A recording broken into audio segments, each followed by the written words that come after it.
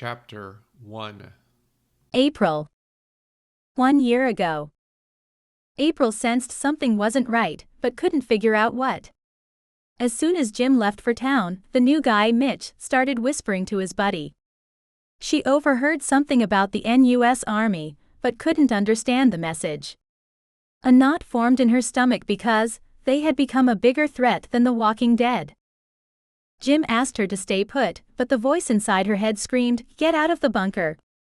She grabbed her bug-out bag as she scurried toward the garage exit. Commandeering an ATV and racing down the mountain to Wearsville Valley became her sole focus. Big Jim would know what to do. As she reached the last corner before freedom, she ran straight into Mitch. Crap, not him, not now. "Where you going, sweetie?" He grabbed her arm, leaving bright red imprints of his fingers in her bare skin. April dropped the backpack, while rotating her arm in a large circle to break free from his grip. "Wow, impressive. Your bodyguard isn't here to save you. It's just the two of us, all alone." The cruel smile twisting his face foreshadowed his evil intent. Mitch stepped forward, gathered her into his arms, and planted a kiss square on her lips. He pulled his head back, breaking the lip contact, and grinned. "Now, wasn't that better than fighting? Let's go to my room and have some fun." April returned his smile and felt his grip slacken. She used the small amount of freedom to bend her neck back and drive her forehead square into his nose. Cartilage crunched, and the blood flowed from his now deformed appendage. He screamed, cursed, and released April. Her head spun from the force of the blow, but she blinked the darkness away. Before Mitch recovered, April delivered a knee to his groin and followed it with an elbow strike to his temple. As Mitch collapsed into a heap, April turned and ran in the opposite direction. If she could make it to the other side of the bunker, she'd be able to use the secondary exit. This door would deposit her on the opposite side of the grounds, far away from the garage with the ATVs, but she would be free of this handsy creep. She would worry about finding a way down the mountain later. This place felt more like a prison than home after this encounter with Mitch. She reached the interior door, threw it open, and raced up 2 flights of stairs toward the surface. The solid exterior door blocked her view of the tree line beyond. April paused and listened for any noises before throwing it open. No sense escaping Mitch's threat and running into the hands of a hungry zombie. Hearing no abnormal sounds, she cracked the door and peered through the opening. Nothing living or dead crossed in front of her, so she pushed through into the cover of the woods. The quickest way to reach the waiting ATVs would be straight across the open field. Based on Jim's training, April knew not to cross through an open area unless you wanted to die. So, she crept through the cover of the trees, around the perimeter of the camp. Within minutes, a ruckus from the far side of camp captured her attention. She froze, looking for deeper cover. A group of approximately 50 NUS soldiers stood near the door she would have exited from if Mitch hadn't assaulted her. One soldier worked around the doorframe. He retreated before a roar like a clap of thunder produced a dust cloud. Then soldiers entered the underground bunker, while half remained behind. Within a few minutes, the other members of the camp appeared. The soldiers forced everyone onto their knees as they screamed at their captives. From her position, April couldn't make out any of the words.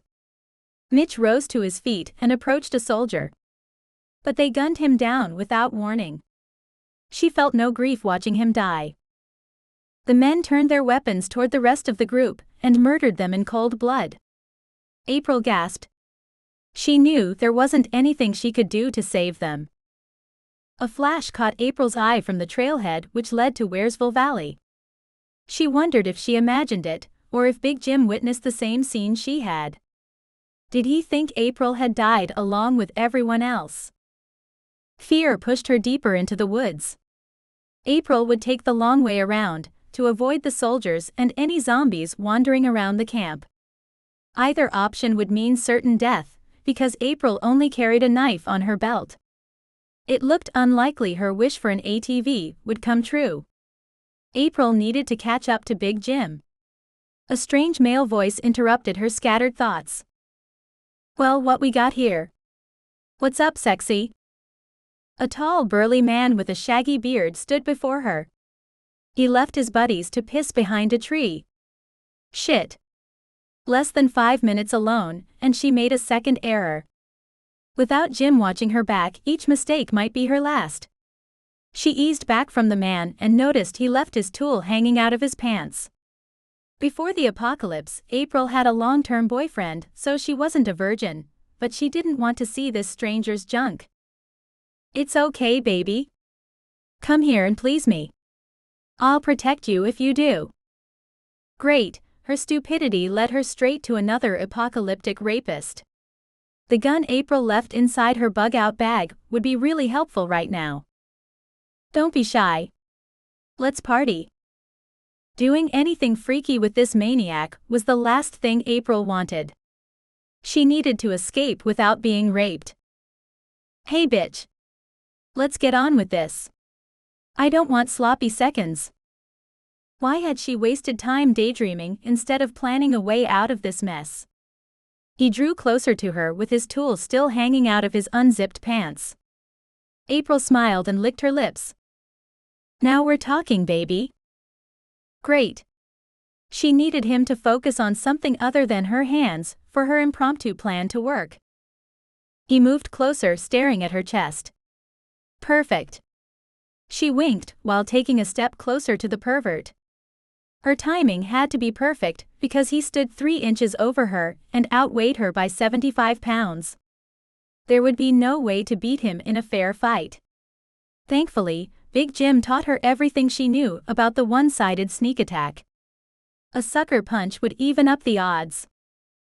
April planted her feet shoulder-width apart and delivered a closed back fist to the pervert's left cheekbone.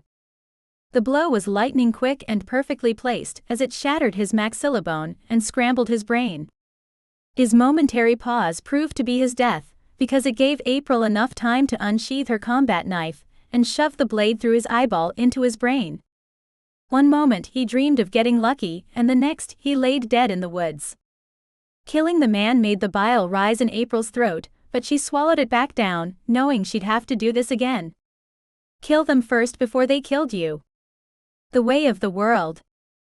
She spun around, looking for any other threats. Luck finally went her way since he was alone.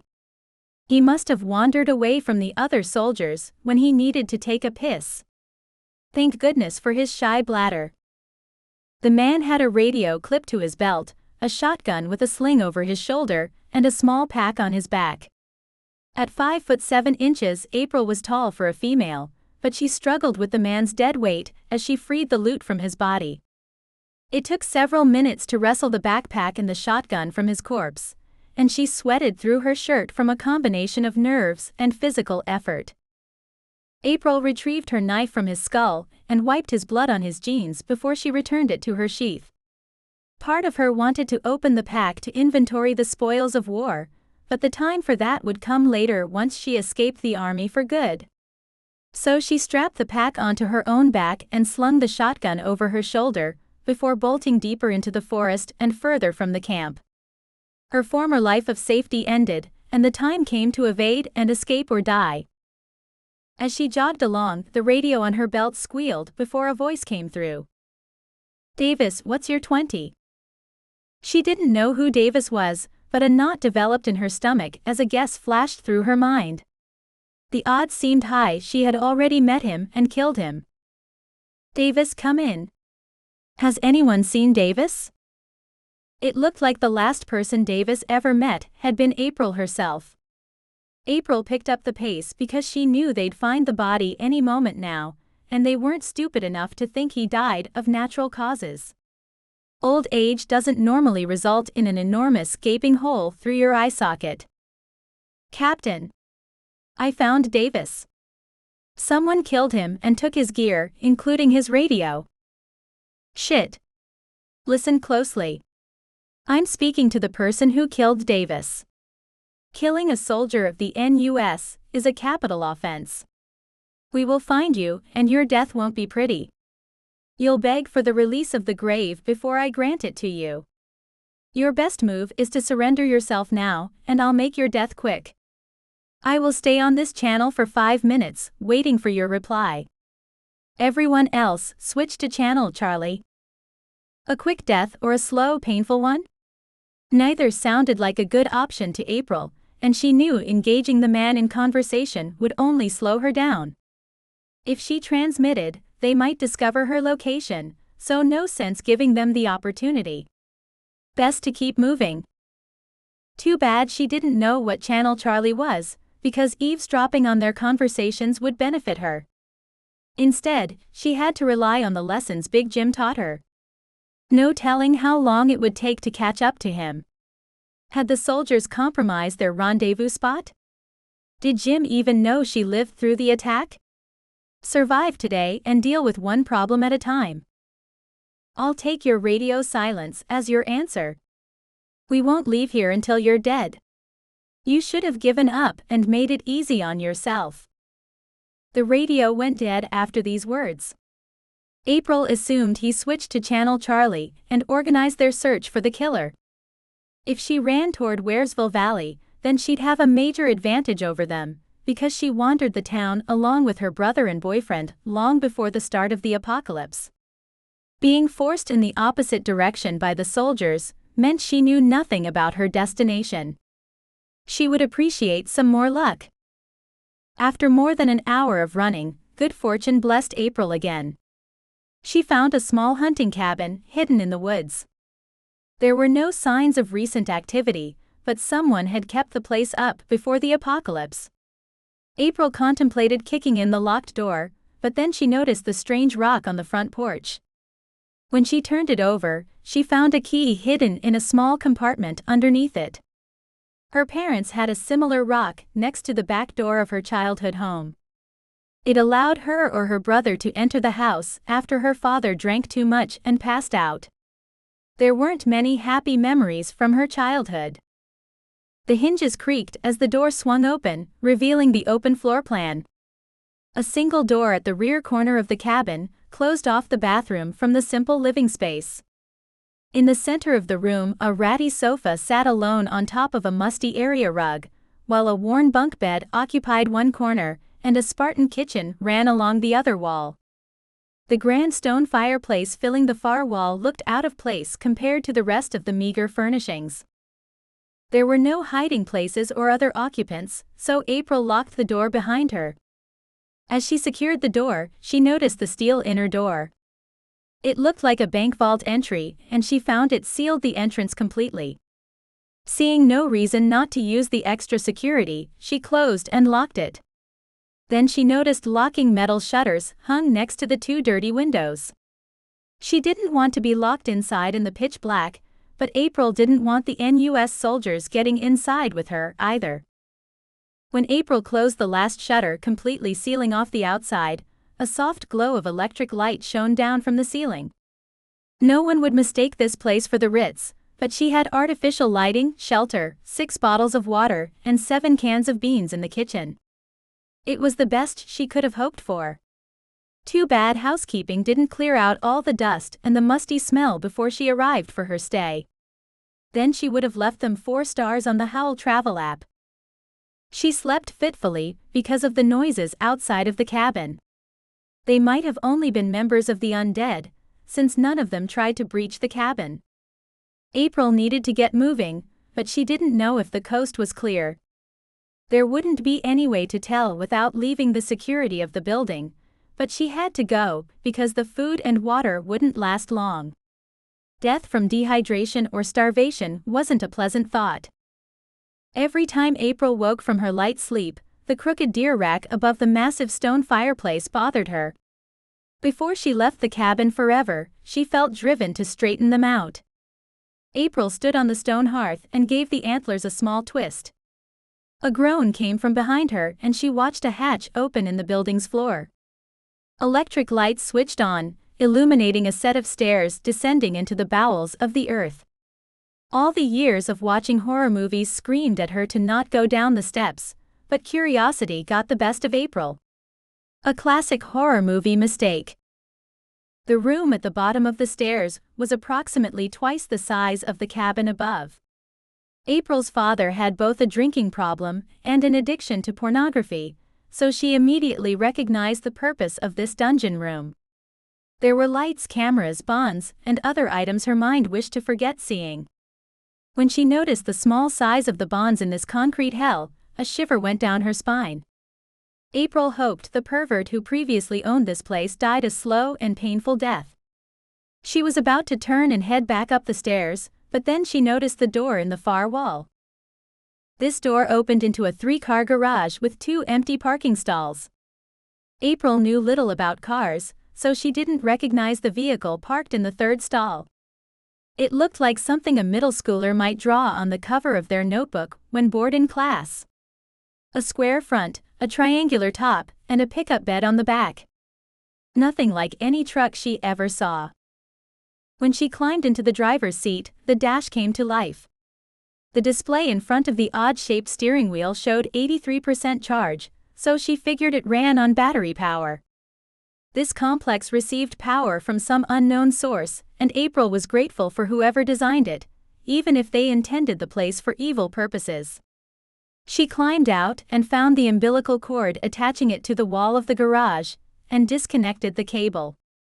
April found her ticket to freedom as she punched the opener button on the wall near the roll-up door. The trail led from the garage and down the side of the mountain to a deserted country road below. This wasn't Waresville Valley, so she didn't know which way to turn. She made her best guess about where the soldiers were and turned in the opposite direction. A soft whine from under the hood and the low rumble of the big tires rolling over the pavement were the only sounds. After 45 minutes of driving, April came to a sign which read, "Welcome to Townsend, Tennessee." With her poor upbringing and a drunk and abusive father, April hadn't traveled to Townsend before. But she knew it had been an extremely small town. It would be a good place to stop and hide out in for a few days until the U.S. Army moved on. A town this small had little in the way of amenities. The center of town held a grocery store, hardware store, a barbecue restaurant, the town hall, and 2 churches. Even in a place this tiny, people couldn't agree on religion. Everything appeared deserted, except for an older Ford pickup truck parked haphazardly in the center of the road. Not wanting any company, April took the next side street and looked for a secure house to hold up in. Give the soldiers a few days, or maybe a week, and they would give up looking for her. Then she could go to the safe house and hopefully find Big Jim waiting for her. Things were looking up. Suddenly the truck screeched to a stop on its own, because a man jumped in front of it. He stood there, waving his arms frantically above his head like a madman. Chapter 2. Dr. Elijah Eli Roberts. 1 year ago. Eli wished he was a man of action instead of a man of science. He knew his way around any medical laboratory or hospital emergency room, but he knew nothing about surviving the apocalypse.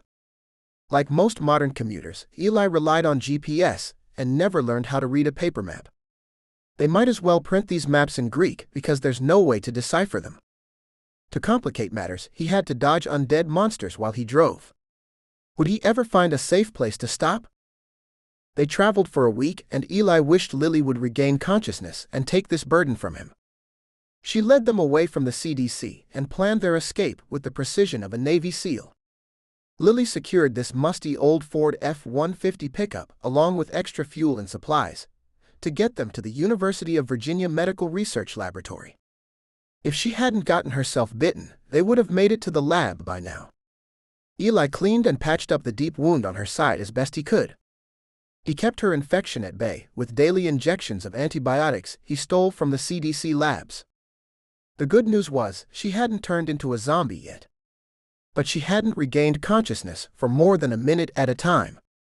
Each time Lily opened her eyes, she showed no recognition of their situation. Wait, hadn't he seen that same road sign before? Exhaustion overwhelmed Eli because he feared stopping. Last time they stopped, Lily almost lost her life and he couldn't face the world without her. He took catnaps in the truck while parked along the side of the road. They would need to stop soon before the lack of sleep drove him mad. Man needed regular rest to function, and Eli approached the breaking point. Where could they rest and be safe? If only Lily would come too and tell him what to do. The landscape turned from suburban sprawl to farmland and then to mountains. He realized he didn't know where they were. Eli noticed the fuel gauge reached a quarter tank and the area appeared clear of the dead, so he stopped to refuel. Lily had gathered a bed full of supplies, but the big truck guzzled fuel like a frat boy at a kegger on a Saturday night. He found one last full 5-gallon jerrycan in the truck's bed. Shit. Where would he find more gasoline? All the gas stations closed over a year ago when the zombies rose to power and exercised their dominion over the world. Lily could solve this problem if she'd only come back to him. Eli wrestled the heavy can from the bed of the truck and poured the precious liquid into the tank. For a man over 50, Eli didn't think he was in terrible shape, but he never took exercise seriously. If he made it out of this mess, he would start working out every day. How many times had he promised himself this in the past? The last drops flowed into the tank and Eli threw the empty can back into the bed. He would need the empty cans if he ever found another supply of usable gasoline. As he climbed back into the cab of the truck, he grabbed the maps. They still looked like a confusing network of spaghetti. Before he twisted the key, he reached over to check on Lily. Her pulse ticked away slow but strong, and her temperature had finally dropped to almost normal. Maybe she would make it after all. It would be a miracle if she lived without turning, but he dared to hope. He reached for the key and looked in the rearview mirror at the same time. After seeing nothing for almost a day, Eli became terrified because a horde of zombies approached them. Shit, he cursed, turning the key. The truck fired, coughed, and then stalled. What the hell? His eyes shot back to the mirror, and he watched the crowd draw closer to the F-150. The old rusty truck had run perfectly ever since their escape from the CDC. Lily would know what to do. Since she remained unconscious and he knew nothing else, Eli turned the key a second time. The engine caught and a cloud of black smoke belched out of the twin tailpipes. He yanked the shifter into gear and stabbed the gas for a quick getaway. This time, the pickup truck jerked and rolled about 20 feet before it stalled again. A peek in the mirror showed the relentless mob of zombies marching toward the stalled truck. Sweat rolled down his forehead and burned in his eyes. He twisted the key for a third time, but this time, nothing happened. Panic set in, and Eli thought the end came for both of them. But then he realized the reason why the truck wouldn't start, and slammed the column shifter back into park. The first two zombies bounced off the back of the truck, trying to figure out how to reach their meal locked inside the vehicle. Fourth time was the charm as the engine roared to life. The black cloud dissipated quickly and the idle smoothed out. Eli tore the shifter back into the drive position and pushed the accelerator to the floor. Both rear tires squealed in protest as the Ford hooked up and they raced away from the oncoming horde. His heart raced along with the old truck and he gasped for breath as if he ran. Of course, Eli didn't normally run, so this was a new feeling to him. Raw terror pushed Eli along the mountain roads toward an unknown destination. He drove way too fast, but he feared slowing down and letting the zombies catch up. Map reading may have been a skill he struggled with, but fighting with the undead would be an impossible task for him to master. Lily made it look so easy before the zombie bit her. The terror of being ripped to shreds kept Eli's foot on the floor, but the big thirsty 8-cylinder engine ended their escape earlier than expected. He coasted the heavy pickup truck into the center of a small town. Without the engine running, the truck had no power steering or brakes. Eli wrestled with the steering wheel and pushed the brake pedal with all his might before the truck came to a stop in front of a church. His parking job would have received a failing grade from any driving instructor, but they arrived in one piece. Where they had arrived was a question Eli couldn't answer. Eli looked around his parking spot, and he found no one living or dead wandering around the town. The church he parked in front of sat at the far end of the town's overgrown green. No other vehicles sat in the street. Another church, a grocery store, a hardware store, a drugstore, and some type of town government building surrounded them. Once he got Lily safely settled, he would explore the town for supplies. All this would be much easier with Lily awake, because physical action didn't suit him. He checked her over once more and found her vitals remained strong, but she remained unconscious. As he climbed out of the truck, he took one of Lily's pistols with him.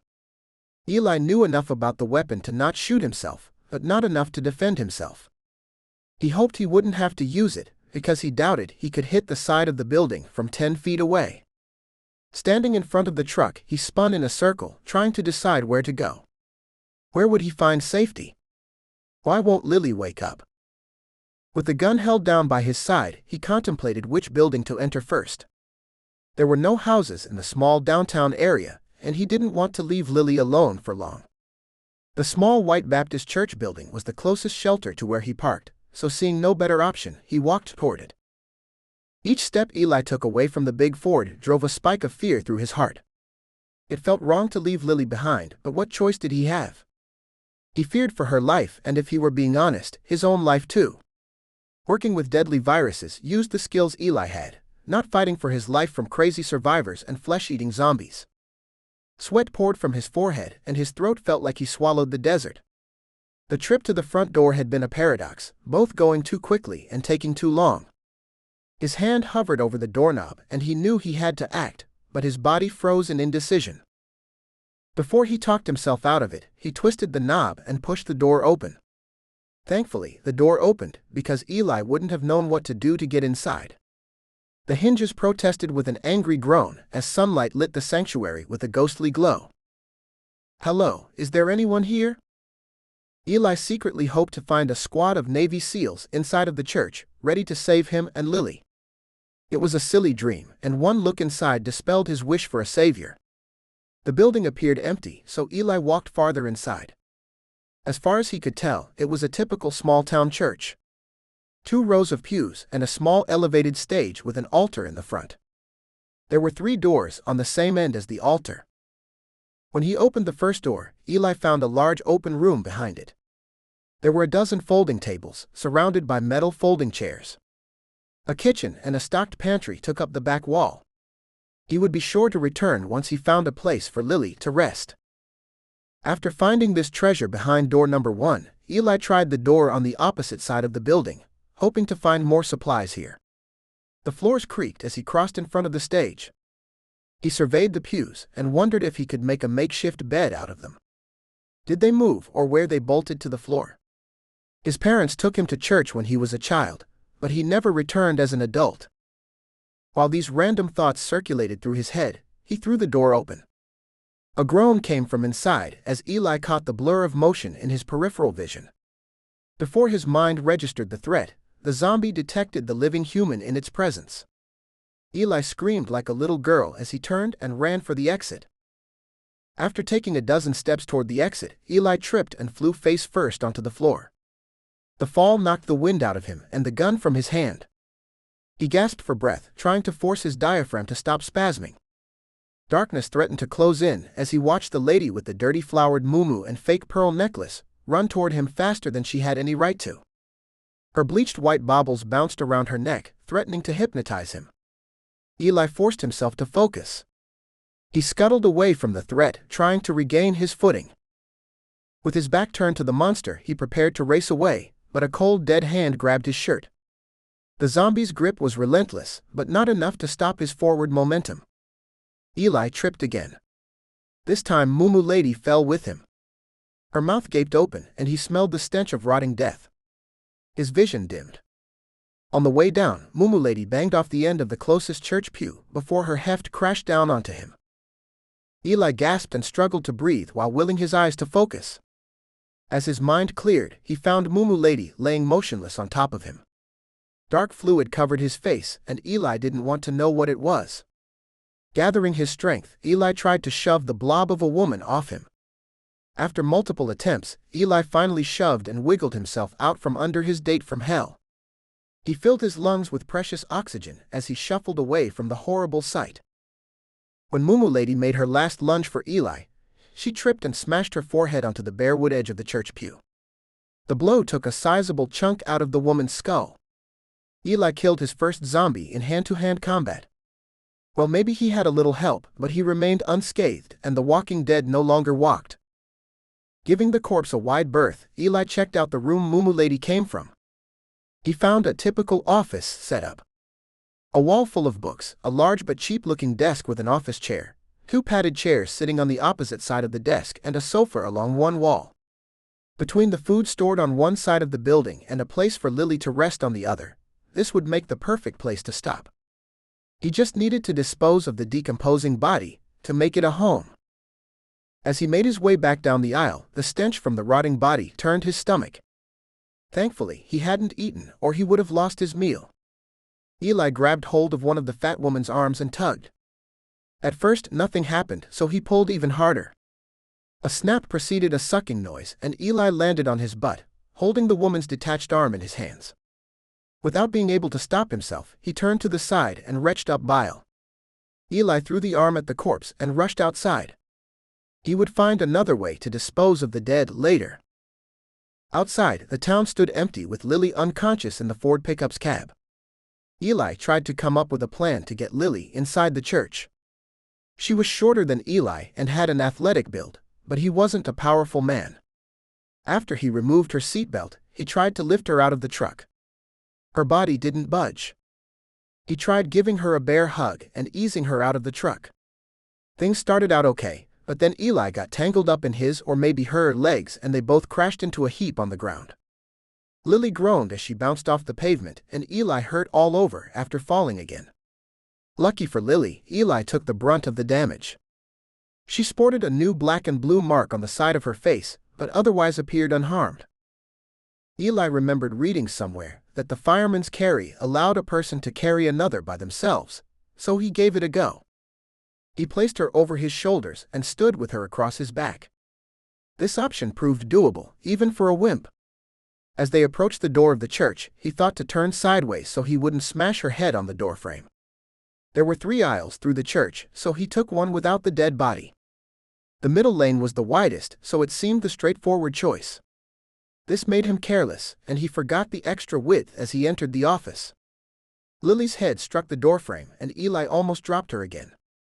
She groaned for the second time, and he cursed himself for his clumsiness. He shuffled to the sofa and eased Lily onto the cushions. Eli gave her a quick exam and found a small lump growing on the back of her head. If he wanted her to regain consciousness, then he would have to stop smashing her head. As he strolled into the sanctuary, Eli thought about dealing with the body, but one glance at the one-armed blob changed his mind. So, he headed into the kitchen to get something to eat. The shelves were full of dry and canned food, but he settled on a bag of potato chips. Their expiration date passed long ago, but he enjoyed the salty flavor. When he finished the bag, you can't eat just one. Eli gathered their remaining supplies from the truck.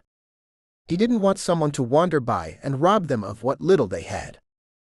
This time, he took the furthest aisle from the body as he passed through the church. No sense getting too close to the corpse until he was ready to dispose of it. When he walked outside, nothing looked different. Still no people or zombies in town.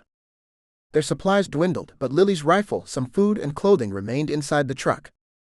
As he gathered these items, he heard a strange noise. Eli looked down the street and saw the unmistakable lines of a Cybertruck driving into town. A young woman drove.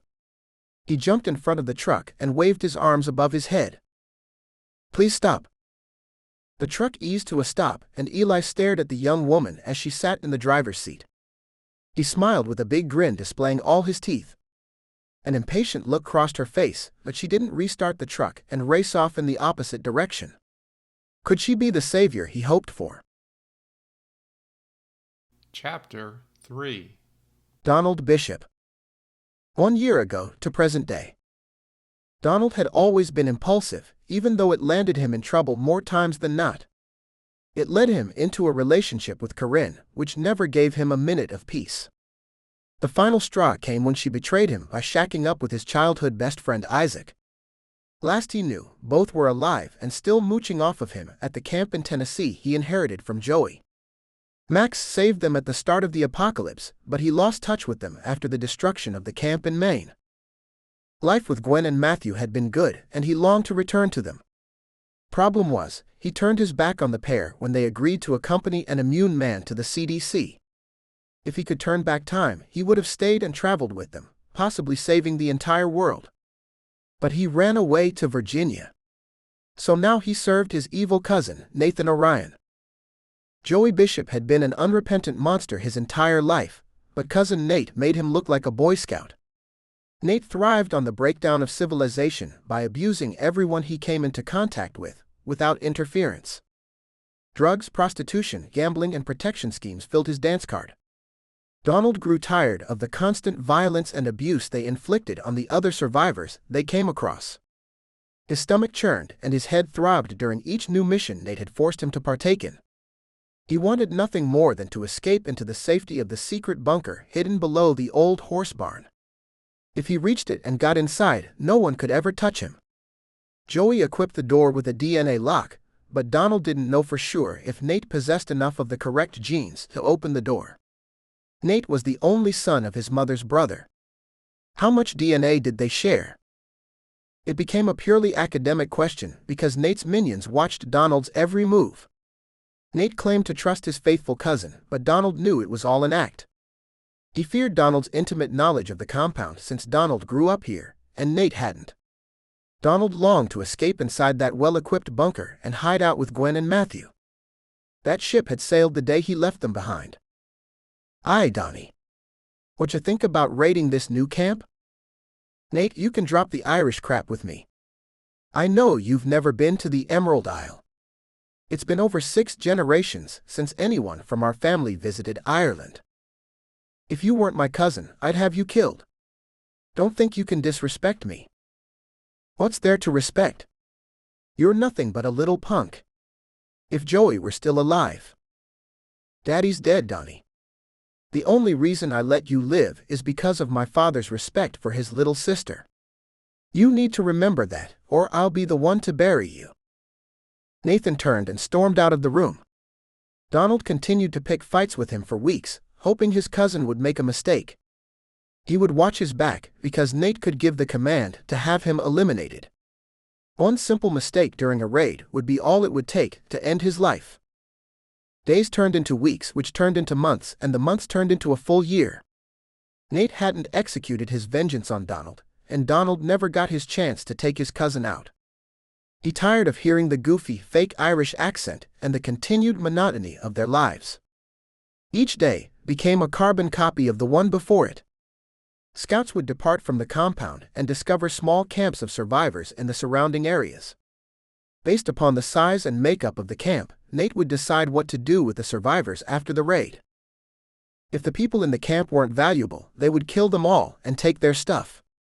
Most often, they would take both prisoners and supplies, promising protection for the rest of the camp.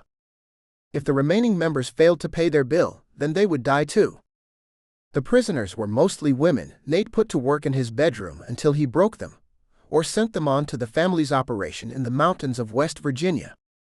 Donald didn't know what happened to these women once they left, but he guessed it wasn't pleasant. If they found able-bodied men with flexible ethics and the ability to obey, then they became part of Nate's growing army. He surrounded himself with tough but stupid men just as crazy as himself. Each passing day made it harder for Donald to get close enough to Nate to kill him. Donald should have acted immediately after the accident he caused to rid the world of Nate's real Irish thugs. Those scumbags had been enforcers for Joey Bishop and were as tough as they were cruel. It took some serious engineering to create an event to rid the world of those 6 men, but Donald pulled it off without suspicion from his cousin. Not that Nate had the intelligence to be suspicious. The sheer number of survivor groups in the area surprised Donald. During his trip from Maine to Virginia, he only found the 2 people who convinced Gwen and Matthew to leave him. It happened over a year ago now, and he regretted letting them walk away from him. He should have played along and killed the belligerent woman and the wimpy man who claimed to be immune to the zombie virus. Then the 3 of them would have been safe and happy living in his bunker. He didn't know if any of the 4 still lived, but he knew zombies still roamed the earth. At the start of the apocalypse, someone nuked Washington, D.C., and the compound sat about 20 miles west of the danger zone. To their south, some nut claimed to be the president of the new United States (NUS), and inflicted his own tyranny on the people in the former Georgia, South Carolina, and eastern Tennessee area. The scouts avoided these areas by sticking to a corridor stretching from Maryland to North Carolina. So far, the NUS left them alone. Rumors circulated about the mob family in West Virginia running a high-class retreat, open to anyone willing to pay the price of entry. One could find gambling, prostitution, drugs, and even human hunting there. These disgraceful men exploited the women and children captured by Nate. They even had a powerful drug made from mushrooms they used to control zombies. Donald didn't consider himself a hero, but he would love to stop these men, even if they were family. He had to dispose of little Nate first. For the last 2 months, Nate left Donald at the compound whenever he went out on a raid. Nate's army grew stronger, and Donald became a liability. Maybe Donald should cool it with all the barbs when they spoke? Nate was simple but not stupid when dealing with his cousin.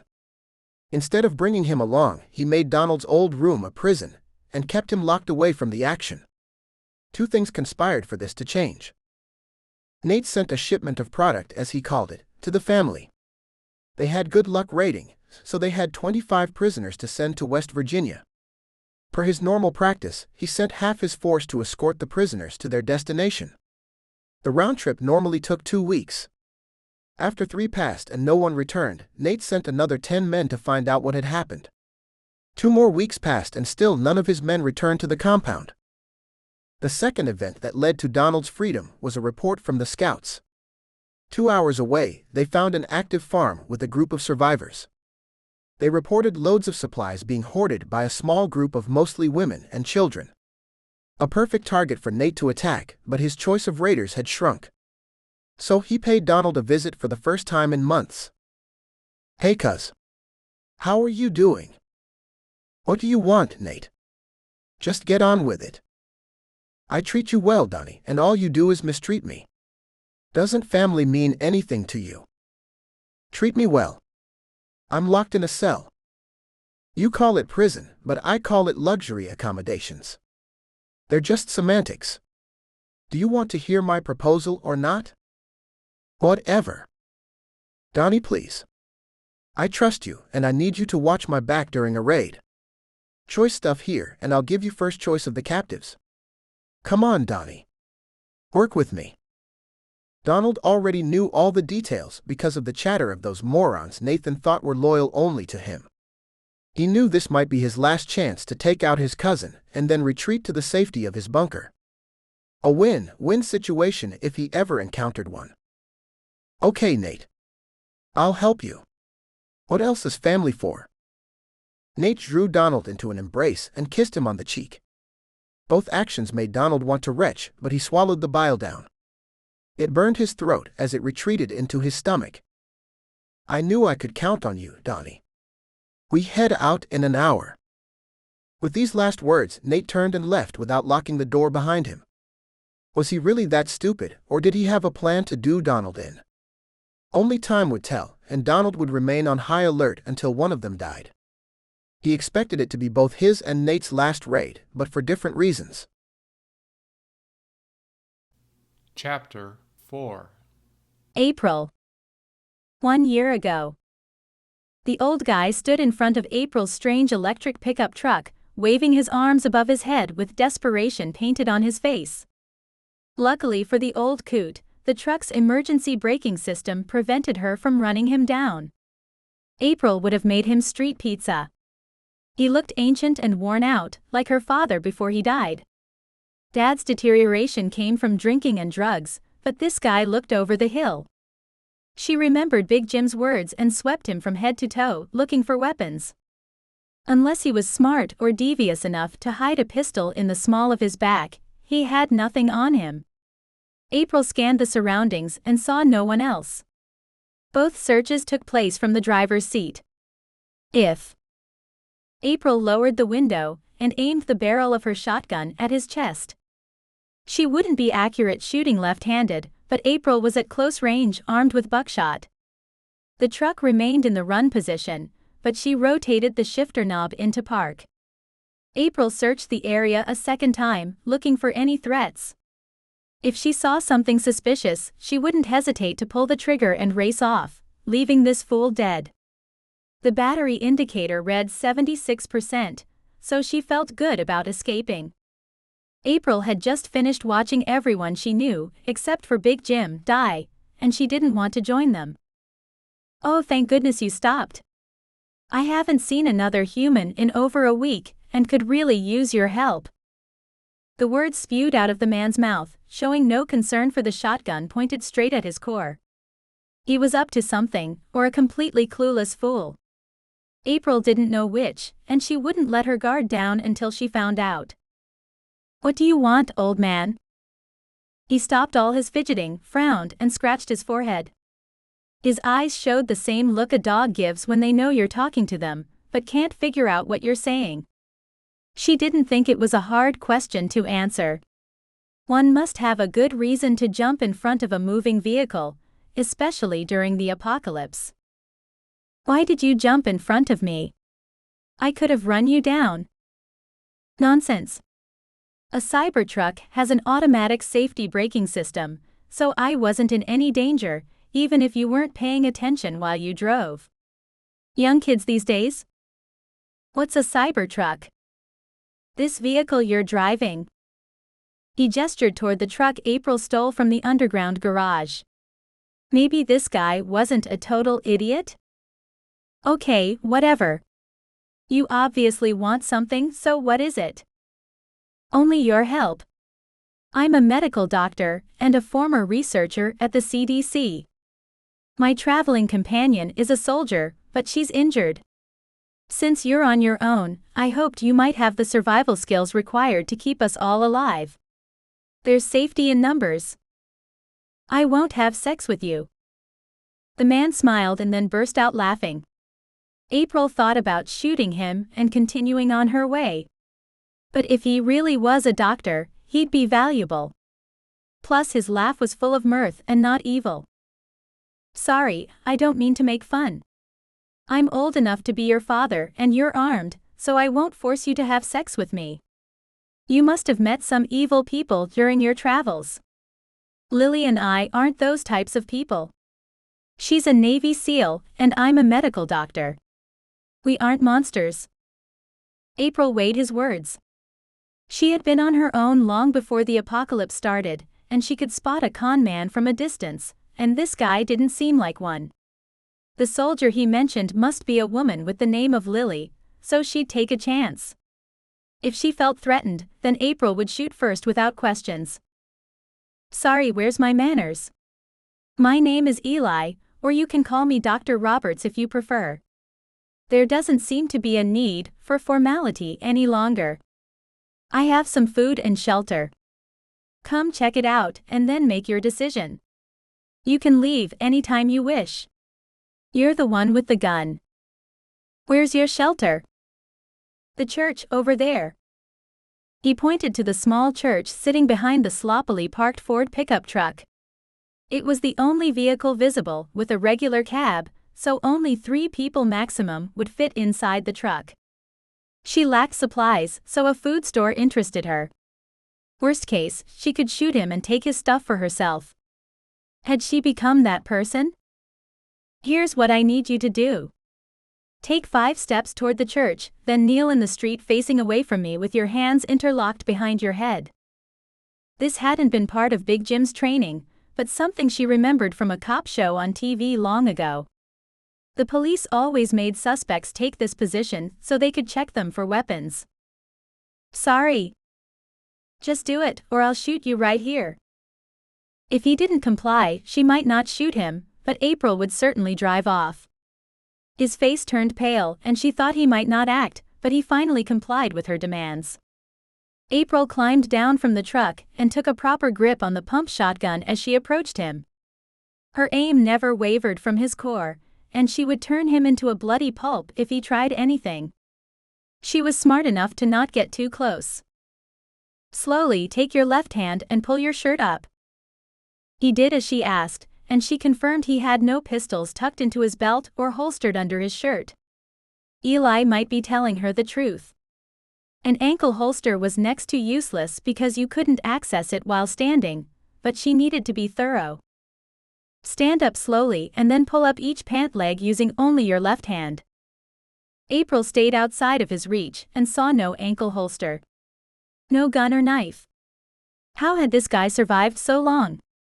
This Lily must be a tough customer. Walk toward the church. Don't stop moving unless I tell you to. Eli strolled straight for the front door of the building like he belonged. His relaxed manner put April on edge, and she continued to scan the area for threats. This still felt like a setup. Once he reached the front door, he opened it wide and motioned for April to enter. Chivalry is dead, Doc. You first. Remember, if there are any surprises inside, you'll get a bag full of buckshot. Eli stumbled as he crossed the threshold, but recovered quickly. She waited until he took 3 steps inside the church before she followed him inside. April swept her eyes across the room and saw no one else. A putrid odor attacked her as soon as she stepped inside the building. Ah! What's that horrid smell? She spoke before thinking, only recognizing the smell of death afterward. April stayed all business and kept the shotgun trained on Eli. He seemed out of his element, but it might only be an act. How could someone so inept survive this long? It's a zombie.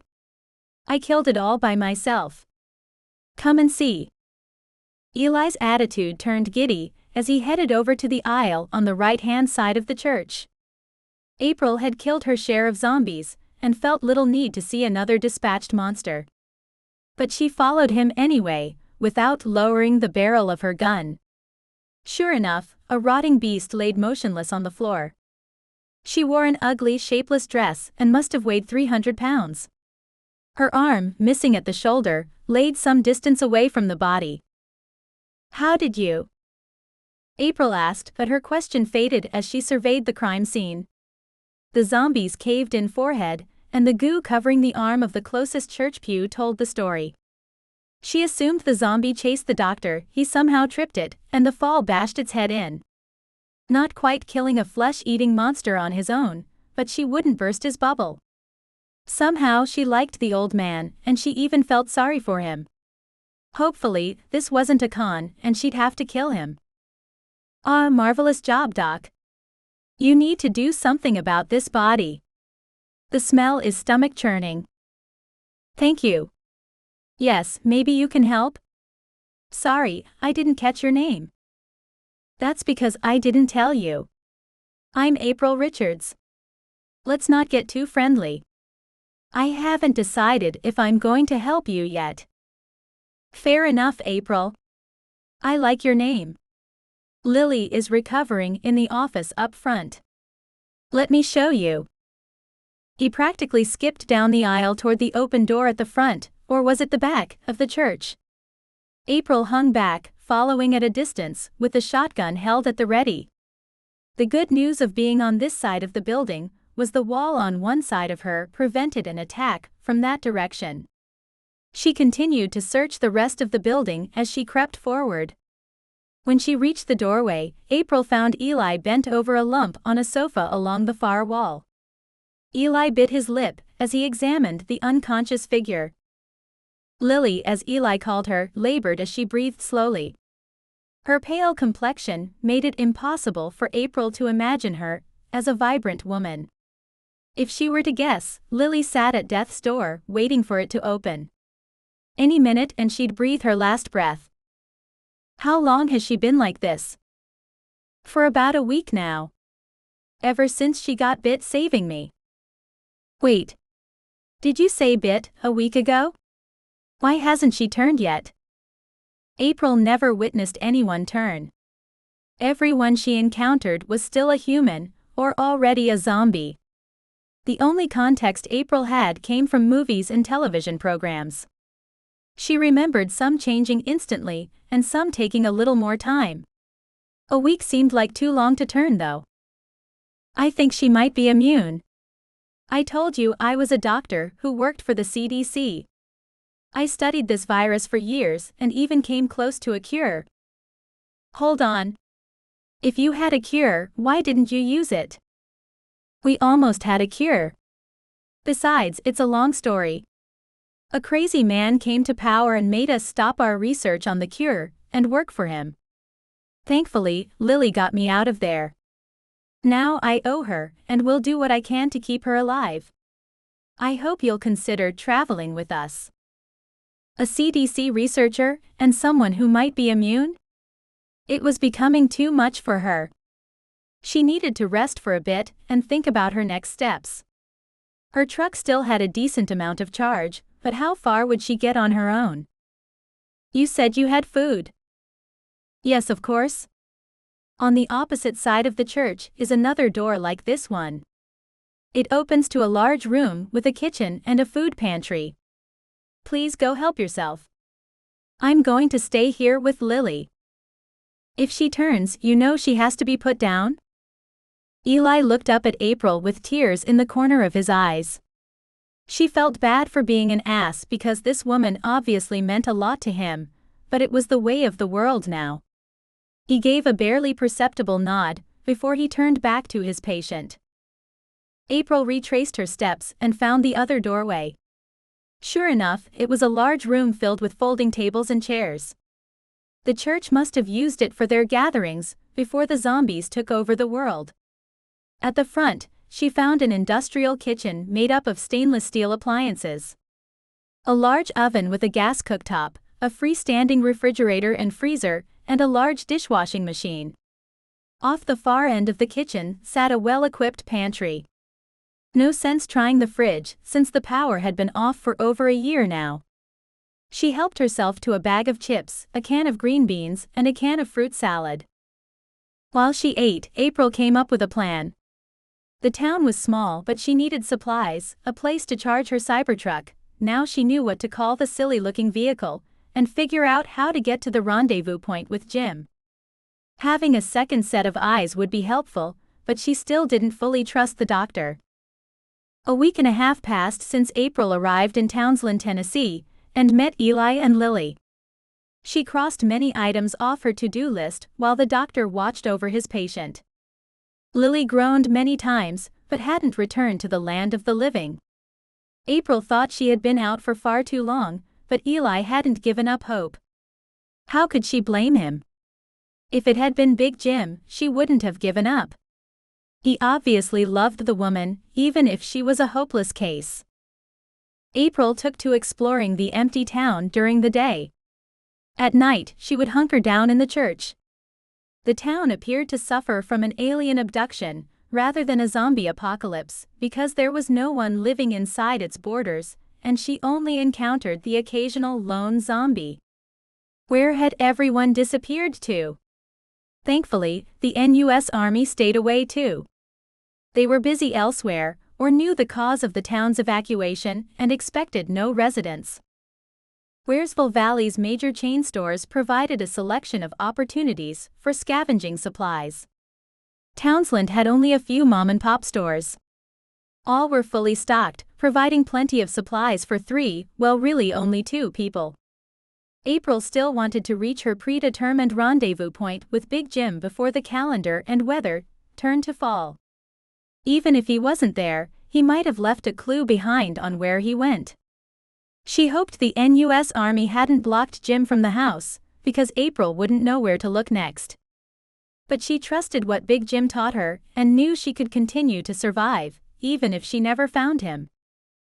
A large 2-story house 3 blocks away from the church with solar panels on the roof allowed April to keep the Cybertruck's batteries charged. What a stupid name for a truck! While rummaging through a single-floor home, April discovered a dirt bike. Her brother taught her how to ride when she was 10 years old, so she used it to explore outside of town. The hardware store had 6 cases of small engine fuel to keep it running. After finding some paper maps and exploring a bunch of trails, April found a way into Wearesville Valley without using the paved roads. This allowed her to monitor the town and know when the NUS Army left the area. They apparently got what they came for, but they didn't ransack the town. Why did they kill everyone in the camp, but not clean the nearest town like locusts? During week number 3, Lily finally regained consciousness. It started with a single moment of being semi-coherent, and progressed to a fully aware state. April liked Lily and could see her toughness, even while she was still physically weak. Eli worked with her each day, trying to help her regain her strength and mobility. They returned slowly, but Lily improved each day. April hoped for more progress because they needed to find a better place to spend the winter. She scouted the house on the hill in Weresville Valley. Big Jim was long gone once she got there, if he ever made it back after escaping the U.S. Army. He told April about the house while they were in the mountain camp. Big Jim stayed in the house after escaping Washington, D.C. at the start of the zombie apocalypse, and they agreed to meet there if things ever fell apart. Everyone at the camp being gathered together and shot seemed like things falling apart. April hadn't been able to reach the home for over a month because of the U.S. presence in town. The place would make the perfect winter retreat for the 3 survivors. It had solar power, a well with clean drinking water, an overnighter wood stove with a supply of firewood, food supplies, and a defendable location with a panoramic view. The perfect survivalist home. They packed everything of value into the back of the Cybertruck, and they headed for their new house. Lily drove the electric pickup truck while April led the way on the dirt bike. The knobby tires weren't pleasant on the paved roads, but the truck wouldn't be able to navigate the trail. It made no sense to leave anything useful behind, and neither woman thought Eli could handle a motorcycle. April would use the dirt bike to gather supplies once secure in their new town. She already knew all the shortcuts and places to hide, after growing up in the area with little adult supervision. Their small caravan rolled into Weresville Valley without incident, and April led them to the house on the hill. She drove up the long twisting driveway with the Cybertruck taking up the rear guard. During her scouting missions, April visited the house to make sure no squatters took up residence, and to determine if it was still habitable. Based upon Big Jim's description, the house hadn't changed since his stay. The solar panels and battery backup were still functioning, the well water still ran, and the structure was sound. They couldn't have hoped for a better place to spend the winter. Once spring returned, they'd be able to continue north and try to find Jim. 4 months ago. Winter passed quickly with no major issues. They encountered random zombies, but always in manageable numbers. Lily showed her resilience as she recovered and furthered April's training. Big Jim's background had been a mystery, but Lily was the first female Navy SEAL, and April admired the toughness this woman displayed. She was both a physical wonder and a master tactician like Jim. Besides the occasional zombie, no living being ventured into town. If April hadn't seen the NUS soldiers for herself, she would believe they were the last survivors. But an army sat somewhere out there, waiting to swallow them up. An ex-Navy SEAL and a young woman would be no match for 50 armed men. They'd need to rely on escape and evasion, just like a downed pilot behind enemy lines. Eli took no interest in anything survival-related. He would help them when asked, but he remained focused on returning to his research. The doctor felt a cure was within reach, especially with Lily's immune blood at his disposal. His research relied on special equipment, and they had no way of securing it for him beyond the walls of the CDC. They couldn't return there because Carl Stevens would have both Lily and Eli killed. April plotted a course north into Virginia, in the general direction where she thought Jim might go. They'd hug the mountains into Virginia, and then turn east through a rural area. Lily liked April's route since it avoided highly populated towns. Fewer people meant fewer problems. At least they hoped that would be true. If they stayed put too long, the NUS Army might return. On a sunny but cool day in early spring, they departed the house on the hill. The Cybertruck led the way, loaded with supplies, while April followed behind on the dirt bike. It served her well, so she wouldn't leave it behind. April considered taking the 1967 GTO Big Jim had commandeered, but it was way too flashy and used too much gas. Not a practical option. She scrounged small engine fuel from hardware and home improvement stores, since the regular supplies of gasoline had mostly turned into sludge long ago. It became harder to find burnable fuel each day. Strapped to the back of the bike were a machete and a .30-06 hunting rifle with a scope. A Glock 19, along with the combat knife Jim gave her, were both fastened to her belt. April felt like G.I. Jane, but she knew Lily carried even more weapons than her. Eli had a matching Glock secured to his belt that Lily taught him how to shoot.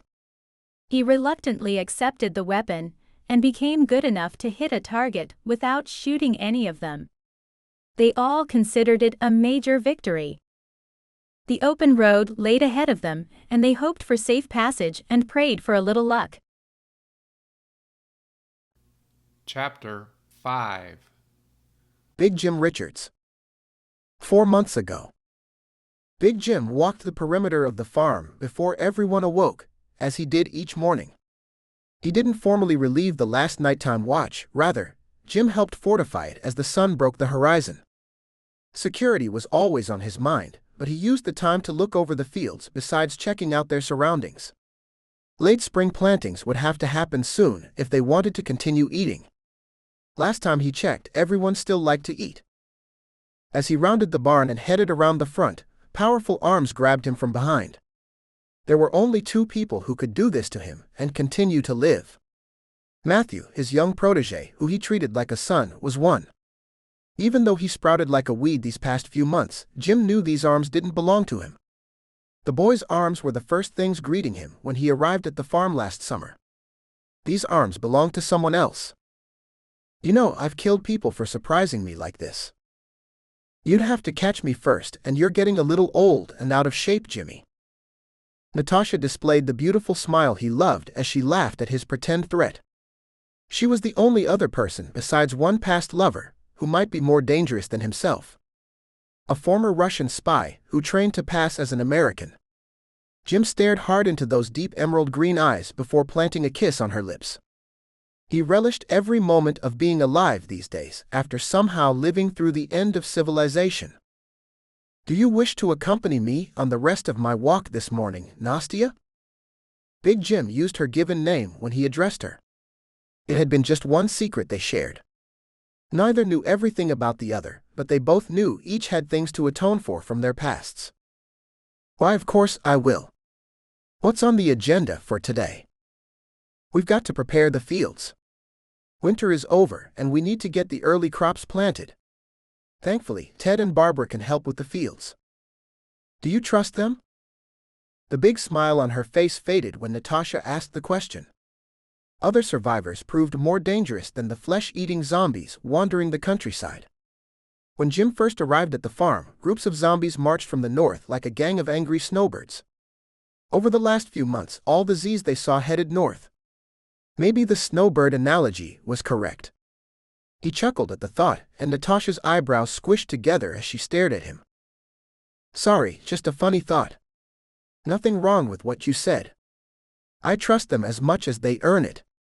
He was on the last watch of the night, and he's still on duty. They helped with the last of the harvest and seem to know their stuff. If they cross us, I wouldn't hesitate to put either of them down. She nodded. He figured Natasha would pull the trigger before he did, if they got out of line. It was a cruel world now, where everyone had to work together to survive. Those who couldn't accept that fact were free to leave and go it alone or die if they crossed them. A simple philosophy for a pair of assassins to live by. The squawk from the radio clipped to Jim's belt interrupted his thoughts. Jim, there's something you need to see here. Come in. Over. Speak of the devil, there's Ted. Jim said to Natasha before pressing the transmit button on the radio. Ted's position at the front of the farm allowed him to monitor anything approaching from the road. They built a platform in an old oak tree, allowing one person the ability to monitor both directions at the same time. It improved their security and allowed them to function with their small crew. What's up, Ted? Some weird-looking truck and a motorcycle headed this way. About a mile out and moving around 20 miles per hour. After hearing the news, Jim and Natasha turned toward each other. Jim noticed the questioning look on her face, and he wondered who approached their farm. Barbara and Ted had been the last living people they had encountered, and they arrived toward the end of the last fall. Even zombie sightings tapered off recently, so this news troubled him. He shrugged as he pushed the transmit button again. How many people do you see? One on the bike and 2 in the vehicle. Nothing else in range. The new United States and U.S. Army wouldn't travel with such a small force. Still, even a few people could mean trouble. Good thing he drilled everyone on these types of encounters. On my way, Ted. Natasha and Diana, take your positions. Remember, we don't know if they're a threat or not. No need to worry about my ass. I got those assholes in my fucking sights. Say the word and I'll fucking shoot their asses. Diana still moved with a permanent limp, but she spoke as colorfully as ever. Jim didn't know what she did before, but she proved to be tough and dependable. She stood 4 inches under Big Jim, but he never wanted to fight her. Even in her now weakened state. Helen saved her life, but couldn't completely restore her body. Don't shoot unless I tell you to, Diana. Shit, Jimmy. Do you think I'm fucking stupid? Don't get your ass shot, big boy. Jim laughed. The stress didn't bother her, and she joked about the danger. It helped that she was secure in an upstairs window of the farmhouse while Jim confronted the visitors. Diana probably would have traded positions with him if she still could. Natasha would position herself in a place where she had a clean line of sight, so Jim would be safe. He carried a Glock in a holster on his belt and a bow slung over his shoulder. Ammo wouldn't last forever, so he used the bow and arrow when possible. Gwen taught them all how to become a dead shot with her weapon of choice. He notched an arrow, but kept it pointed toward the ground as he stepped around the front of the farmhouse. The people on the road would be sure to see him. What they couldn't see was the foxhole dug in front of where he stood. If things went south, he'd jump inside as the firefight started. His only trick would be jumping into the hole quick enough to not get shot. The truck stopped short, and initially the dirt bike did too. They must have stopped as soon as they saw him standing there. His 6'5" frame was enough to intimidate most people, even if he didn't have a weapon in his hands. Jim left the tip of the arrow pointed down, because he knew there were at least 3 other weapons trained on the intruders. At first, nothing happened. 3 sets of eyes stared in his direction, and he glared right back at them. He could be patient when the circumstances called for it. Then the motorcycle eased past the truck and came to a stop about a quarter of a football's field away from Jim. He watched the woman in the driver's seat of the truck motion for the bike to stop, but the rider ignored her. Big Jim wasn't a fool, so he raised the arrow from the ground. If the person on the motorcycle charged him, he'd get the arrow up and released before they reached him. For the first time, he noticed a young woman rode the motorcycle. Not the typical raider, but even kids killed soldiers on the battlefield. After slowly dismounting the bike, she tipped her head to the side as she stared at Big Jim. He remembered seeing the look before, but it couldn't be because she had died almost a year ago. The NUS soldiers gunned her down while she kneeled before them, completely helpless. There wasn't a way to stop them because he carried the same stupid pistol and a similar compound bow, while they carried automatic weapons. The bark of their weapons still haunted his sleep. Jim. The female motorcycle rider said. It came out as a question and an accusation at the same time. At least that's how it sounded to him. Her one spoken word took any doubt of the girl's identity away. Unless he was dreaming or she came to him as a ghost, it was really her. April. How? The tears stopped his words. They came from months of suppressed mourning and from the joy of finding her alive again. Jim dropped the bow and stepped around the hole toward the girl he thought of as a daughter. Somehow, she survived the attack on the camp.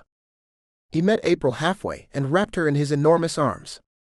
Big Jim didn't want this happy moment to end, but all moments, happy or sad, must end at some point. What were the odds April would have come to his doorstep, along with Lily Nelson? The last time he saw Lily, she left him alone in an oceanfront hotel room they shared after their last mission together. Lily was the woman he wanted to marry, long before he met Melody. Things would never be the same.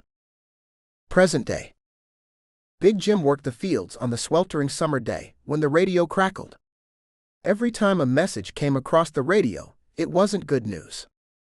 Not once had the message, "Come and eat chocolate cake," ever come across the radio. He guessed this transmission would be the same. Incoming Z's. About 20 from the south. Please acknowledge. Over. Lily Nelson had the current watch, and her transmission displayed her training and experience. The first female Navy SEAL didn't panic when under attack, even when outnumbered. 20 zombies at once was something new because they hadn't seen that many for a long time. 10-4. I'm on my way, Lily. Over. Jim grabbed his bow and jogged toward the front of the farm. The attached quiver held 7 arrows, plus the pistol and knife attached to his belt rounded out his armament. While he ran, others radioed in their acknowledgments and their readiness to fight. They might be a small group, but they had 4 capable warriors, who taught the others advanced survival techniques. This shouldn't be a difficult or prolonged battle, and Jim could get back to his crops. Things became strained since Lily's arrival, so Jim buried himself in activities concerning the fields and maintaining their food supply. When Jim arrived out front, he found both April and Lily in position on the elevated platform. Diana poked a rifle barrel through the second-floor window of the farmhouse. Eli and Helen had worked with her, and Diana limped less, but she would never be capable of running again. She worked hard to overcome her handicaps. The one person missing from the scene bothered Jim. Natasha became distant since Lily embraced him upon her arrival, but he assumed she wouldn't let the group down. No time to worry about her now. He took his position behind the stretched barbed wire and watched the approach of the enemy.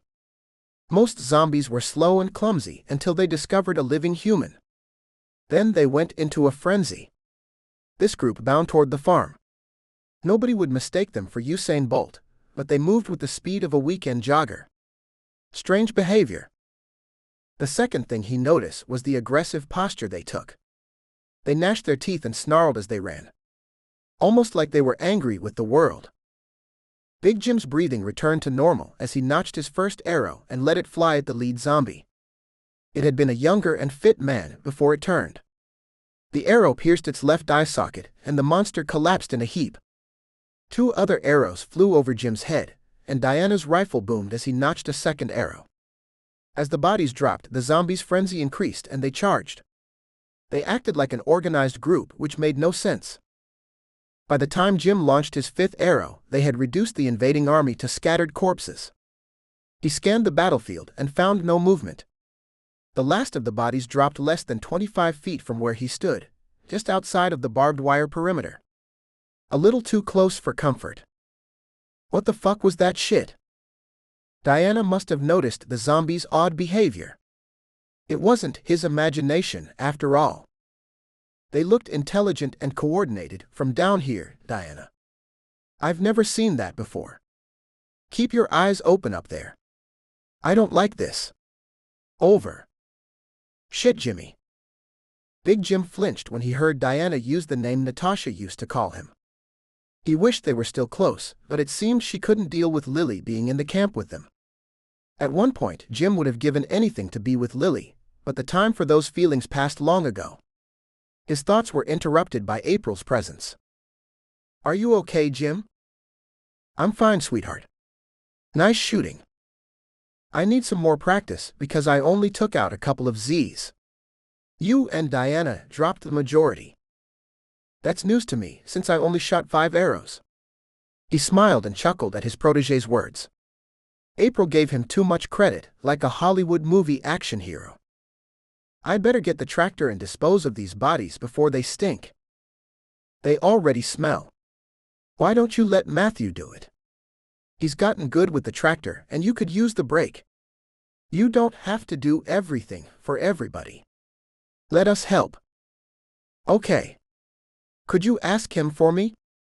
I think he has a crush on you. I'll be glad to. He's a little young for me, though. This time, April chuckled before kissing Jim on the cheek and running off to find Matthew. Jim smiled and waved at Lily as he headed off to find Eli. She returned the gesture as she passed by. He hoped Eli might provide some insight into the zombies' strange behavior.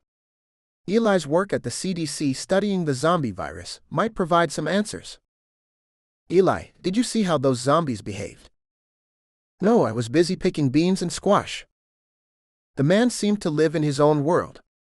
Jim didn't know what Lily had seen in him. Now they too seemed distant, and Jim wondered if the doctor blamed him for their rift. They charged together with purpose as they attacked. It looked like they planned their attack and tried to react when we fought back. Impossible. They're brainless killing machines. Eli stopped talking and stared at the horizon. After a few moments, a grin spread on his face, and his eyes actually twinkled. Then he started mumbling to himself. Could they have done it? No, they're not that smart. Maybe. What if they did? Amazing. Doctor. What are you talking about? Before Lily rescued me from the CDC, Carl Stevens forced the scientists to develop a super soldier compound. What better fighting force to have than one which grows with each attack? Those might have been experimental creatures. Can I get a tissue sample to study? Matthew is about to bury the rotting bodies, so you better hurry.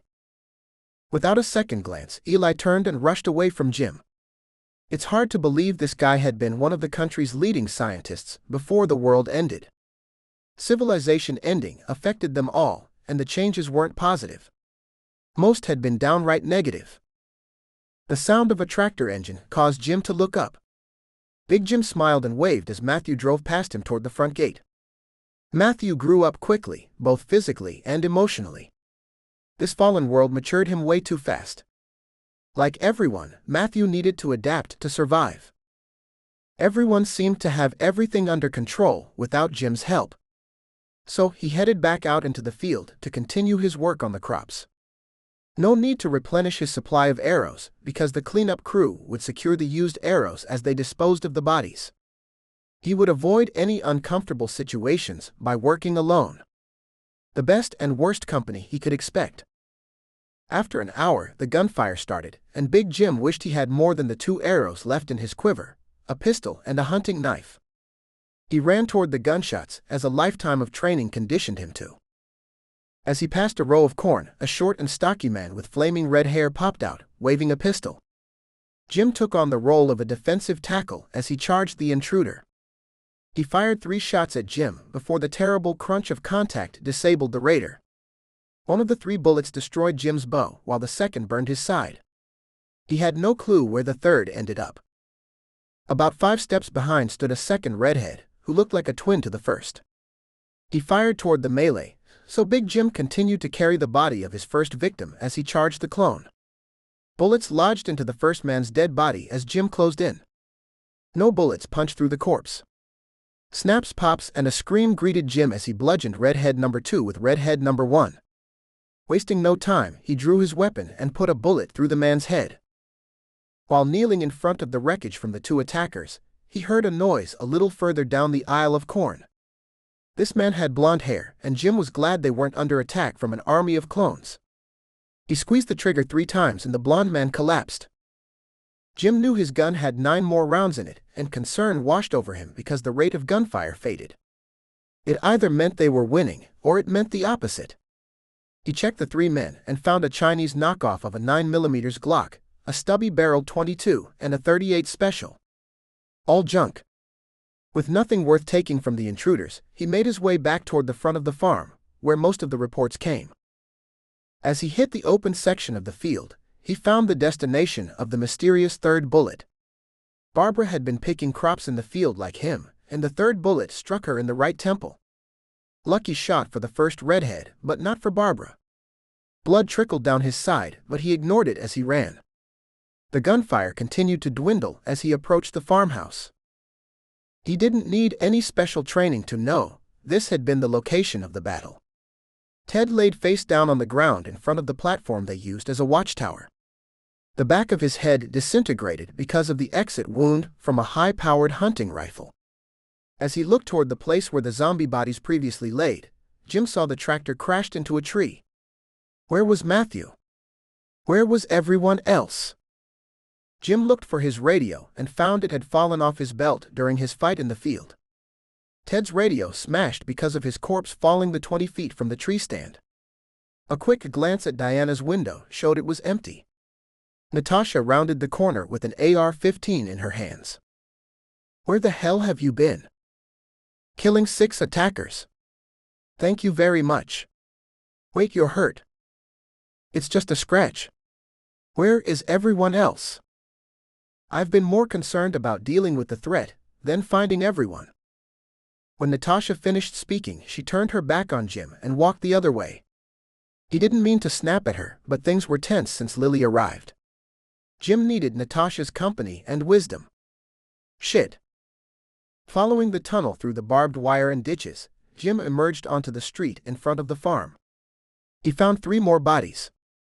Thankfully, none of the 3 belonged to anyone he knew.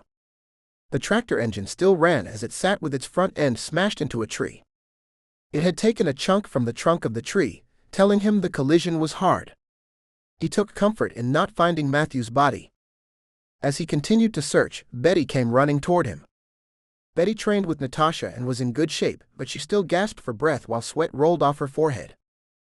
Betty, are you okay? Where's everyone? I'm fine. They took Matthew. Who took him? Donald. Are you sure? Yes. I would not forget him. Where's Lily? She chased them to a truck. She wants to go after them. Shit. Find Natasha and tell her to get ready. We need to get Matthew back. Jim didn't wait for a response before tearing off in the direction Betty had pointed. He quickly caught up to Lily about half a mile down the road. She stood next to an SUV, giving the vehicle a once-over. Jim, they took Matthew. We need to get him back. They had 2 trucks here and left this one. I found a map inside this one showing an X at a point east of here. That's Donald's place. I sent Betty to find Natasha. Lily rolled her eyes and turned away from him. Don't be like that. We don't know how many men he has, so we need her help. All right, whatever. We didn't need her help in the old days. We were younger then, and we had the backing of a team of armed agents. You both need to grow up and accept our weaknesses. She glared at Jim this time. Jim kept striking out all around, but he wouldn't let Matthew down. Donald would pay for this raid of his. There aren't keys in this rig, so we have to head back to the farm anyway. Lily stormed past him before he could respond again.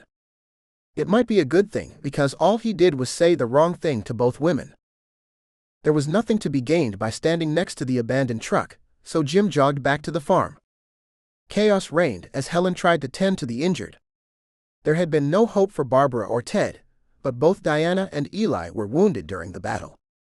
A bullet struck Diana in the neck, which severed her carotid artery. Helen might have been able to save her if she studied as a trauma surgeon, but with the tools on hand, she had been helpless. Eli took a bullet in the ass. He cried like a baby as Helen cleaned and stitched up his buttocks. Lily rolled her eyes and walked away while he complained about the pain. Guess he couldn't do right by her, either. Helen wanted to stitch Jim's side up before they left, but she settled for a quick cleaning and a bandage. This left the score at 3 dead, 2 wounded and 1 missing. Not a good day for the home team. They packed the pickup truck with weapons for 4, because Betty insisted on traveling with the 3 warriors. Big Jim gave in because he didn't know what kind of technology Donald might have guarding the bunker. He wasn't a Luddite, but Betty had the best qualifications of the lot. Matthew and Betty learned about electrical and mechanical systems from Billy, but he died from a stray bullet, just like the unlucky ones today. Let's be clear. When we reach the bunker, I'm in charge. Don't take any action unless I approve it first. I don't want anyone else getting hurt today. Understand? Big Jim spoke while he drove to the X on the map, hoping they'd reach Matthew before it was too late. This time, all 3 women glared at him. Shit. Chapter 6. Donald Bishop. Present day. They left the compound in a 3-vehicle caravan. 2 large SUVs and an unmarked panel truck. Donald rode in the trailing SUV, while cousin Nate rode in the lead vehicle. Nate's plan included a 2-front attack with the 2 SUVs hitting the front while the thugs in the panel truck struck from the back of the farm. They brought 11 armed men total against a force of a half-dozen women and a couple of men. An easy fight for Nate's men with excellent rewards. Nate salivated over the thought of capturing 6 women and the reported food stores at the farm. Donald hoped to find the opportunity to escape and cared less about what happened to the occupants of this farm, or cousin Nate. If only he hadn't run away when he did. Things seemed bad with Gwen and Matthew, but he missed them both now. His hasty actions ruined his life, and he had to live with the results. The caravan slowed to a stop at a fork in the road. They had traveled for almost 2 hours from the compound, but they spent some of that time avoiding obstacles in the road. No one towed away the abandoned autos left alongside, and even in the travel lanes of the road. Strange not running into any dead during the long journey. Maybe they had finally rotted away and gone extinct. Truck 3. Proceed to the right. Circle around the back of the farm and radio once you're in position.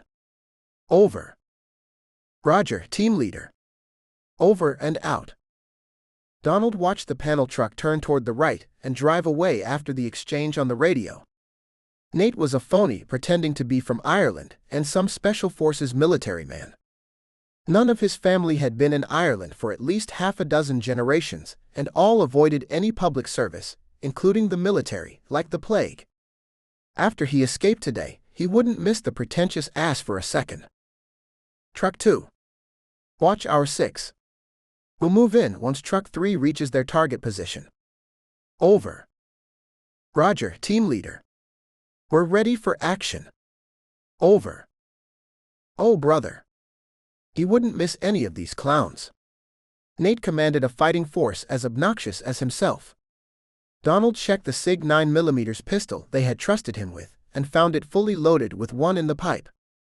A spare magazine gave him a total capacity of 31 rounds, and only 7 targets in his vicinity.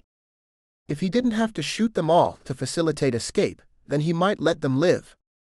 It was always the wrong choice in any apocalyptic book or movie, but he didn't think of himself as a cold-blooded murderer. Team 3 to team leader. Come in. Over.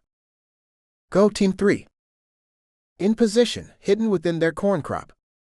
A couple of easy targets in the field, and then we'll be in the camp proper. Please advise. Over. Wait until you hear the first shots fired. Then attack. Let's move out, Team 2. Stay radio silent until we win the battle. Over. 2 sets of Rogers filled the airwaves before the radio went silent. The 2 trucks edged forward down the left-hand side of the fork for a quarter of a mile. They stopped and everyone got out to gather around Nate. He'd get them all killed one day, but Donald didn't plan on being around him that long. The camp is just around the next corner. Once we round the bend, you 2 with the long guns will take out their sentries. Try to minimize the female casualties, since they're today's prize. Then the rest of the survivors are fair game for the rest of you. Understand? There were a few nods and a few "sir, yes sir" replies from the other men. Donald just looked at Nate with contempt, but Nate was too stupid or too full of himself to notice. Okay, men. Head out. They marched down the road in formation, but Donald dragged his feet to remain behind the group. He watched Nate drop back while they walked. Donald didn't know if Nate wanted to watch him or be behind everyone when the fighting started. An idiot and a coward. I don't have to worry about you, do I, Donald? Of course not, Nate. I'm happy to be out of that cell and supporting you in the field again. Nate stared at Donald for what felt like an hour before a smile broke out on his face. Donnie, blood is thicker than water. I love you, cuz. The bile rose in Donald's throat for the second time today, hearing these words from a psychopath. He swallowed it back down to not show any weakness, and it burned his throat as it returned to his stomach. Donald wiped his hands on the pant leg of his dirty jeans, so he would be able to firmly grip the gun when the time came to use it. No saying who he would have to shoot, but he planned on ending the day alive, with Nate dead. While they talked, the men moved 50 yards ahead and aimed their rifles at the farmhouse. Donald noticed several zombie bodies scattered around the roadway. Strange sight, since he saw none during their drive from the compound. The 2 rifles cracked and the gunfight started. Nate seemed to glow at the sound of the battle. Before the 2 men caught up to the rest of the group, a tractor popped out of the woods on the far side of the road. It startled Donald. Nate turned and fired at the tractor. The driver swerved when the bullets flew, and the tractor smashed into a large tree on the side of the road. Donald noticed the young driver as it crashed. Nate walked over to the wreck with his gun pointed at the boy, looking for an easy kill shot. Before he reached the tractor, recognition struck Donald. The driver was Matthew. He wasted no time pointing his gun center mass at Nate and pulled the trigger until his body dropped. Donald looked around and saw one of Nate's men staring at what had just happened. Not giving the thug a chance to act in Nate's defense, Donald pulled the trigger 3 times. He dropped into a heap. The people in the camp fought back effectively, and the other men fell like flies. So Donald went to Matthew's aid and helped him off the ground. He took a blow to the head from the fall off of the tractor, and his eyes appeared glazed over. "Matthew, it's me, Donald. Are you okay?" "Ah. Donald? What happened?" "You've been hurt during an attack. Let me get you to safety." "Oh, okay." As he helped him to his feet, Matthew's legs buckled and he almost collapsed. Donald grabbed him around the waist and held him steady. Man, he grew during the last year. How could he have missed this time with the boy? His boy. "Easy, son. Lean on me and we'll make it to safety." Matthew's head flopped to the side, but he didn't lose consciousness. He must have gotten a mild concussion from the fall. Too bad there wasn't a doctor around, but Donald would do what he could for the boy. Just a little farther. "Hey, Donald. Where do you think you're going?" Donald turned and found one of Nate's men pointing at him. Without missing a beat, Donald lifted his gun and pulled the trigger until the pistol dry fired. No one would stop him from saving Matthew. He missed too much of the boy's life already. The frequency of the gunfire had faded. One side was winning, but he didn't really care which. He needed to get Matthew back to his bunker and keep him safe. After failing him a year ago, he wouldn't fail the boy this time. As they reached the vehicles, Donald looked inside Nate's truck and saw no keys. Donald cursed and then turned toward the second SUV. The driver left the keys in the ignition of this one. Yes. He guided Matthew around to the passenger side of the vehicle and eased him into the seat. "You're going to be okay, Matthew. I'll get you to safety." It looked like he nodded, but Donald couldn't be sure the boy understood his words because his eyes appeared glassy. He'd be fine once they got home to the bunker. Donald got in the driver's side and performed a 3-point turn, directing them back toward the compound. All gunfire stopped, so one side won the battle. Unless they all killed each other. No big deal either way, since Nate was now dead. His men were sure to split up and go their separate ways if they survived the attack. Matthew's head flopped to the side as Donald drove away from the carnage. He hoped the boy wasn't seriously hurt, since he only knew basic first aid, not how to help a victim of major trauma. Even the drunk doctor would be a help, but Donald didn't know what had happened to him. Besides Gwen and Matthew, the rest of the survivors from Maine were probably dead. No loss to the world. Matthew stirred as Donald drove. At first he only moaned and moved his head, but they were human noises and not like the dead. Maybe he would be okay after all. "Matthew, are you okay?" "Ah. My head hurts. Where am I?" The words came out slowly, but Donald could make out the words, so he considered it a good sign. They would reach the bunker together and then be safe from all threats since no one but Donald could get inside. Joey had installed a set of DNA locks keyed to Bishop's blood, and Donald was grateful for his father's foresight. "You were injured in a crash while driving a tractor. I'm here now to help you and you'll be fine." Matthew turned toward Donald and blinked his eyes several times. His forehead wrinkled and he squinted as he looked at Donald. "Donald?" "Yes, Matthew. It's me. I saved you." "But? You left us at that airport. A year ago now. My thoughts are a little cloudy and my head hurts." "I left you there for your own good. It strengthened you. Here you are, bigger, stronger, and alive. See, it worked wonders for you." The unfocused glaze in his eyes turned to fire. "Our good. We almost died after we left there.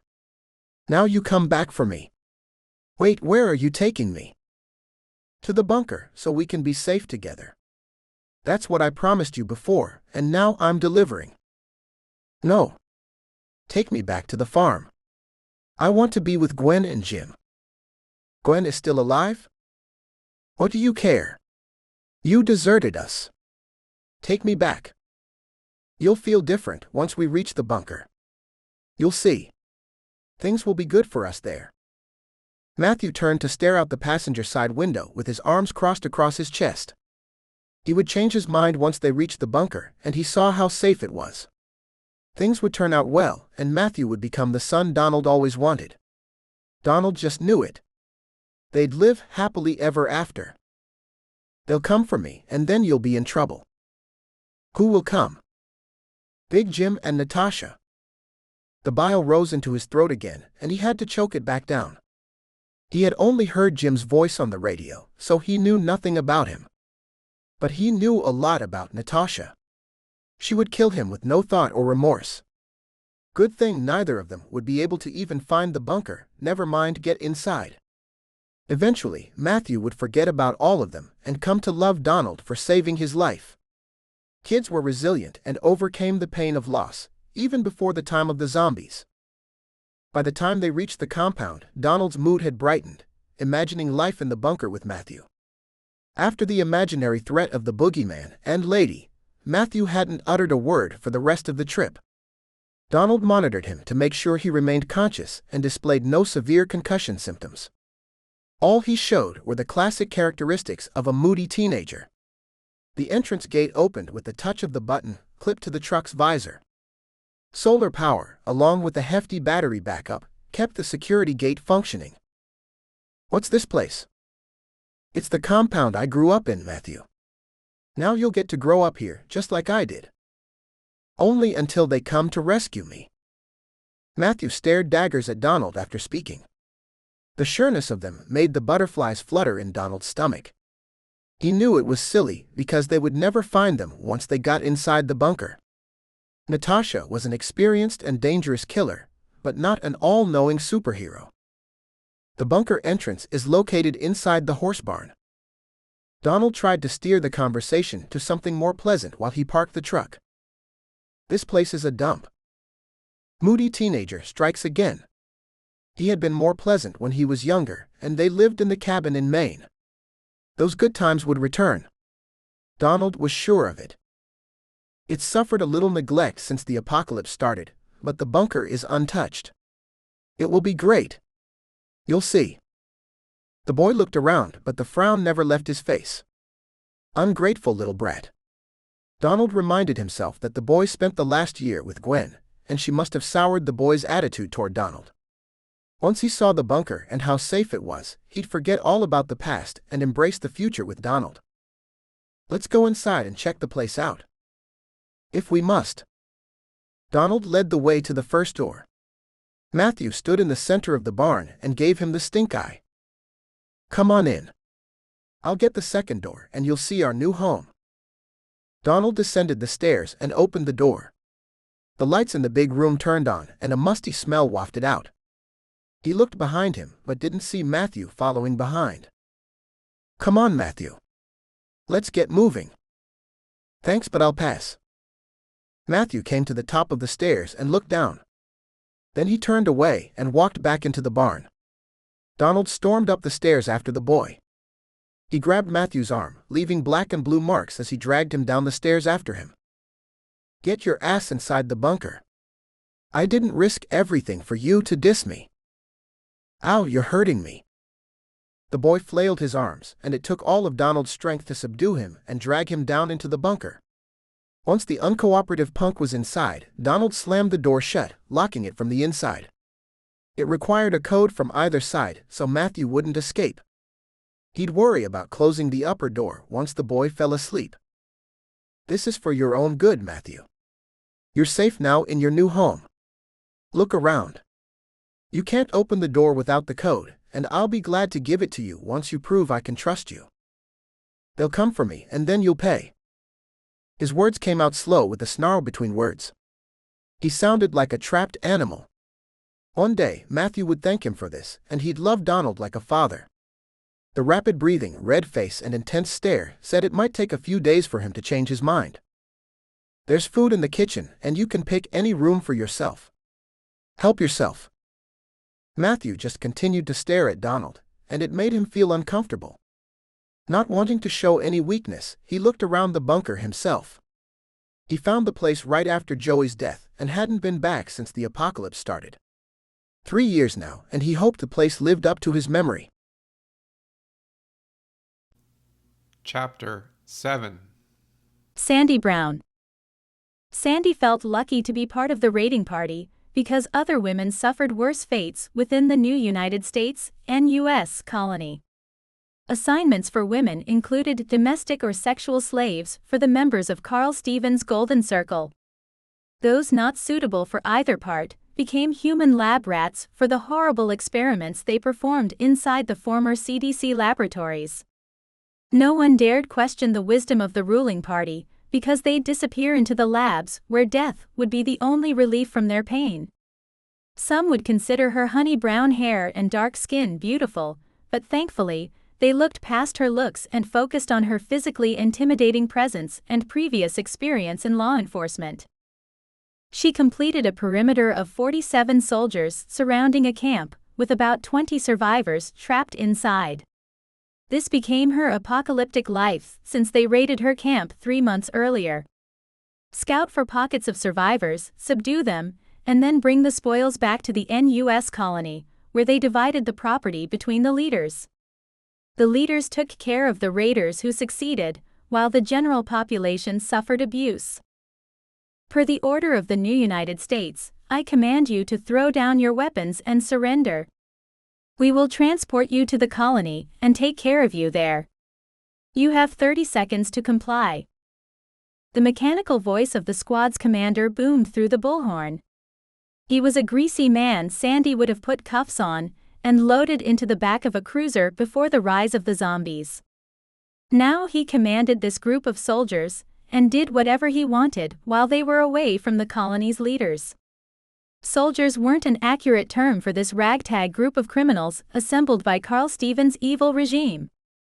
While 4 of the other men in the squad had either military or law enforcement experience, the rest had been selected because of their malleable or complete lack of ethics. The commander was the worst of the lot. An evil man leading an evil gang. Last chance. Come out now with your hands above your heads and we won't hurt you. Otherwise we're coming in and you won't like the results. A branch snapped in front of Sandy and she pointed her M4 at the sound. As her finger tightened around the trigger, a pretty and petite blonde girl of around 17 came into view. She froze and raised her hands because of the barrel of Sandy's assault rifle pointed at her core. Damn, she almost shot the girl. With just one look at this young thing, Sandy knew what she needed to do. Rumors spread of teenage girls being screwed to death even before they made it back to the colony. The commander and these pigs would have a field day with her. She lowered the barrel of her weapon. Go. Head that way and run as fast as you can. Don't stop for anything or anyone. Sandy made a snap decision to let this girl go, even though being on her own would mean certain death in this cruel world. It would be a better end than the torture awaiting her from this crew. The girl kept her hands up with her palms facing Sandy and didn't move, even with the gun pointed at the ground. Come on. You need to go. These guys will kill you if you don't run. She tilted her head and bit her upper lip, but still didn't move. Maybe she was hard of hearing? Sandy readied herself to speak again when the message seemed to finally get through. Thank you. The girl spoke as she turned in the direction Sandy pointed and sprinted away from her. She hoped the girl would get away from this mess undetected, so she could live whatever life she had left. As she disappeared from view, Sandy heard another voice speak. Well, looky here. Aren't you a cute one? You're nice enough to eat. Laughter followed the words proclaiming the girl's doom. Damn stupid girl. Sandy slung her rifle over her shoulder and drew her knife as she slunk off in the voice's direction. She moved fast but carefully as to not announce her advance. Upon reaching the scene, she found the girl on the ground, and one of the slimier men of the crew standing over her. He dropped his pants around his ankles, and pointed a pistol at the girl, instructing her what she need to do to please him. Frigging pig. Sandy's difficulties in life stemmed from times like this when she saw red. It blinded her to the dangers surrounding her, and drove her to an impulsive rage. With one fluid move, Sandy stepped up behind the man and pulled the knife across his throat. Anger fueled her muscles as she practically decapitated the man with her razor-sharp hunting knife.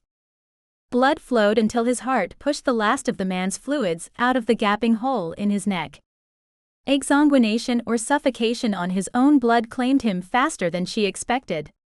There wouldn't be an autopsy, so she would never know his actual cause of death. It made no difference, since dead was dead. He'd make a fun zombie, since his head would now flop to the side as he shuffled about. The girl backed away from Sandy and the bloody mess she made during the melee. She sat rooted by the trunk of an old oak tree. Her face turned pale as she witnessed Sandy's display of uncontrollable anger. As the cloud of rage lifted, Sandy looked at her bloody hands and the heap of scumbag by her feet. Damn, her actions just doomed herself and the girl to death, as enemies of the NUS. They both needed to run away if they wanted to stay alive. Come on. We need to go. Sandy reached for the girl but she cowered away. Blood dripped from Sandy's outreached hand, so she understood the girl's fear. Finding a dry spot on the man's jeans, Sandy wiped her hands clean. Better? If we don't leave, they'll kill us both, so get your ass up and get moving. The girl hesitated for a beat before reaching for Sandy's marginally cleaned hand. She drew the girl to her feet and dragged her away from the rest of the men hiding in the woods. Those left inside of the camp would most likely die, but Sandy didn't care about the outcome of the battle. As they raced away, gunshots rang out as the army fired on the holdouts in the camp. The sacrifice of those left behind would give them the head start they needed. They crashed through the woods like charging hippos, but Sandy wasn't concerned about the noise. Speed would be key to their escape, because the raiders made plenty of racket covering any sound they made. She led the girl back to where they parked the caravan of vehicles. The Jeep Wrangler she arrived in would make a capable, getaway vehicle. They had left one man behind to watch the fleet, and Sandy forgot about him. Sandy ran straight into the surprised guard while he had his back turned toward the woods. The shock caused her to release the girl and fall on top of the smaller man, driving his face into the ground. As she regained her senses, she drove her forearm into his neck, keeping his face planted on the pavement. He struggled, but thankfully they had left the most inept warrior behind, so Sandy stayed in control of the situation. She drew her hunting knife from its sheath and drove the blade through his ear and into his brain. After the terrible sucking sound, he stopped trying to buck her off. With her second kill in minutes, she pulled herself back to her feet and looked for the girl. She stood stock still with her mouth hanging open as she stared at the dead body. Zombies walked the earth for the last 3 years, so this chick must have seen dead bodies before. Damn, Sandy didn't need a head case as a partner. Hey chickie. Get it together and get in the Jeep. It may have been ratty, but it ran well, and could navigate both the decrepit roads and the wooded trails surrounding them. She pulled the knife out of the guard's skull, and used it to flatten the tires on the side of each of the vehicles parked closest to the Jeep. In the perfect world, she'd have flattened every tire, but time was of the essence. This would slow the army down by hours and possibly even days. By the time she finished with the deflation project, she found the girl sitting in the passenger side seat of the Jeep. Sandy turned the key, and the 6-cylinder engine roared to life. The exhaust leaked, so she normally kept the RPMs low to not alert anyone to her presence. Stress made her forget this, and she cringed at the noise. Anyone within a mile would hear the Jeep's engine racing. Maybe those who remained in the camp caused enough problems to occupy the army, and they'd be clueless about their escape? A bit of luck would be nice. There weren't many options for their escape. One road led back to the NUS colony. Traveling in this direction would be worse than death for the two of them. They would hang Sandy after torturing and raping her because of her sedition. The girl would have been better off with the pervert in the woods. If they selected the other way, Sandy didn't know where they would end up. This area was well beyond the territory she kept to for most of her life. After 3 years of neglect, unknown roads were dangerous to travel. Without DOT crews keeping the roads cleared, they overgrew with weeds from the verge and contained abandoned vehicles of all sizes and shapes. It felt like another opportunity for death, but hopefully a slower death than the one awaiting them back at the colony. She pushed the Jeep to 25 miles per hour. It seemed silly for a getaway, but the condition of the roads didn't allow a faster pace. Sandy kept the pace up for over an hour before she spoke. The girl just stared off into space while she drove. "Hey. My name is Sandy Brown. What's yours?" She turned her face toward Sandy, diverting her focus from a random point outside of the truck. The humid summer breeze blew her long, filthy blonde hair, giving her a forlorn appearance. Sandy remained quiet to allow the girl time to respond. "My name is Tiffany Davis. Thanks for saving me." "Hi, Tiffany. So what's your story?" Tiffany turned back toward the open window of the Jeep and stared out at nothing again. Sandy decided not to press it with the girl, since she had obviously gone through something major. Of course, everyone had since the start of the zombie apocalypse. It might be easier for someone older and more jaded by life than for someone as young as Tiffany.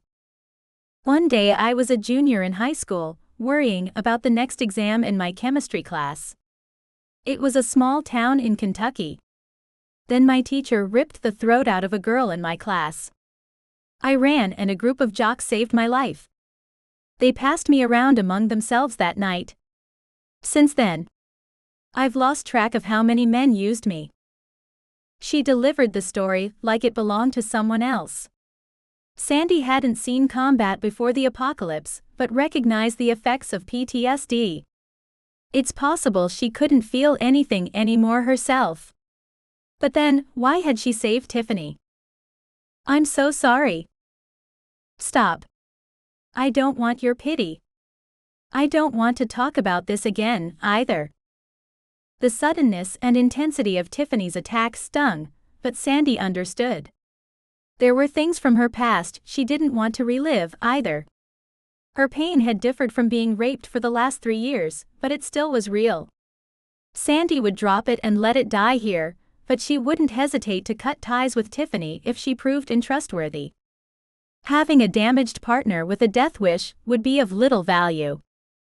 Sandy continued their low-speed getaway drive until the sun started its descent into the western horizon. Even if the crew got their tires fixed, they wouldn't be able to catch them at this point.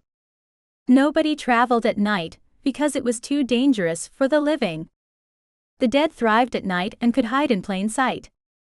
A few hours had passed since their last attempt at conversation. "Keep your eyes open for a place to stop for the night."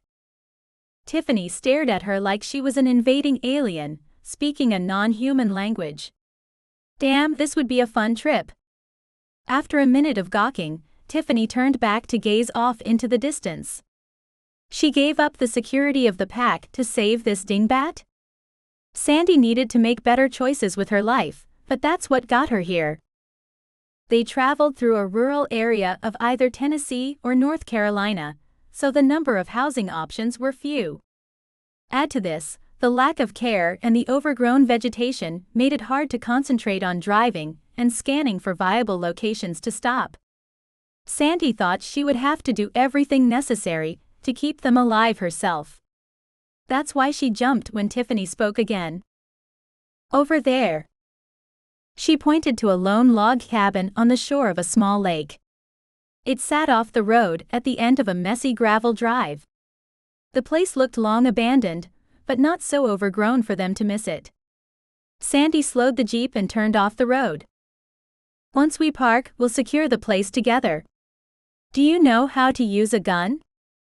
Tiffany shook her head in response. Great, another skill she would have to teach the girl. Hopefully, she was a quick learner because the world took advantage of the unskilled. Okay. Then stick close to me.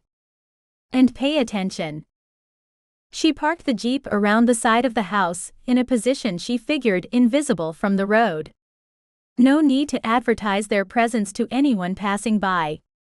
Chances were good that anyone going down the road wouldn't save them. Sandy waited in front of the Jeep for Tiffany to join her. Once she did, Sandy led her on a slow, careful lap around the cabin. Her eyes scanned everywhere at the same time. The dead, the living, and natural predators were all potential dangers they had to watch for. Mountain lions and rattlesnakes lived in this part of the country. Either would be just as dangerous as a zombie.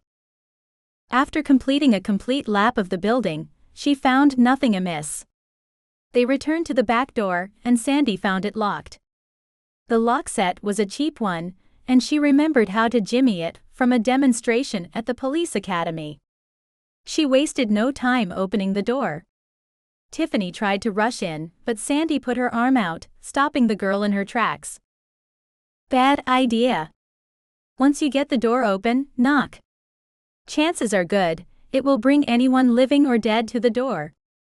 Then they're easy targets. Understand? This time Tiffany nodded, so Sandy took it as a step in the right direction. She hoped the girl would catch on quickly for both of their sakes. Sandy knocked on the doorframe with her hunting knife while calling into the house. Sure enough, a zombie shambled toward the racket. With a fluid move, Sandy stepped inside and thrust her hunting knife through the monster's eye socket. The body collapsed.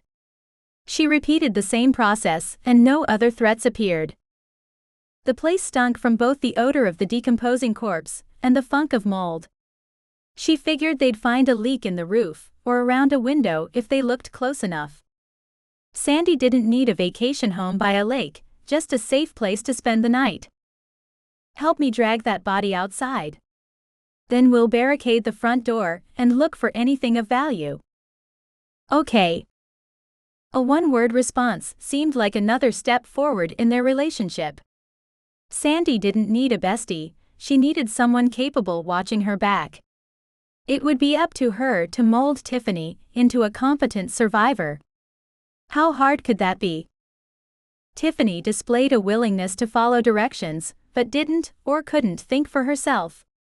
She followed all of Sandy's commands to a T, as she followed her like a lost puppy dog. After they evicted the former resident's body, they searched the house for any useful stuff. The small pantry closet in the crude kitchen held several cans of vegetables and soup. All were well past their expiration dates and a few rusted, but one couldn't be too particular anymore. They warmed 2 cans of tomato soup from the newest and least disgusting cans for dinner. Not gourmet, but it would keep them alive for another night. Before it gets dark, we need to discuss an overnight watch. I don't need much sleep, but I do have to get some. I'll take the first watch and then wake you around 2. Then you can watch until dawn. Does that work for you? You trust me? Is there a reason I shouldn't? She stared at Sandy with the eyes of a wounded child. Since she must only be around 19 now, that's what she was, a child. The girl blinked several times before she nodded her head. Great. Get some rest and I'll wake you later. Tiffany curled up on the musty-smelling sofa in the corner of the small living room, while Sandy sat in the recliner in front of the only window. They found an old double-barrel shotgun in the bedroom, along with a box of shells, so Sandy inspected the weapon. It was a simple gun and would function even after neglect. Sandy would teach Tiffany how to use it when they had time. Even this ditz should be able to shoot it. Tiffany's breathing changed, showing she had fallen asleep. The occasional snoring from across the room was the only noise Sandy heard during her watch. 2 in the morning came quickly, and she woke up Tiffany to take her place. She assured Sandy she could fulfill her duties until dawn. Then she would wake her up, and they would get underway. Tiffany didn't seem like a threat, but she came across as an airhead. So, Sandy locked herself in the bedroom on the back side of the cabin to get some sleep. She told Tiffany to knock on the door at dawn and don't fall asleep while on watch. It took her only a few minutes to fall into a dreamless sleep. The weight of the last few days demanded restoration of her broken body. It felt like only minutes, but when she opened her eyes, the mid-morning sun shone through the window. Damn, the girl didn't wake her up. But what had? As she replayed the question, Sandy remembered the sound of 2 gunshots, and then an engine. What? She jumped up from the bed and her head swam, driving her back onto her butt. The swaying faded, and she grabbed the M4. Before she could open the door, Sandy had to push the dresser to the side.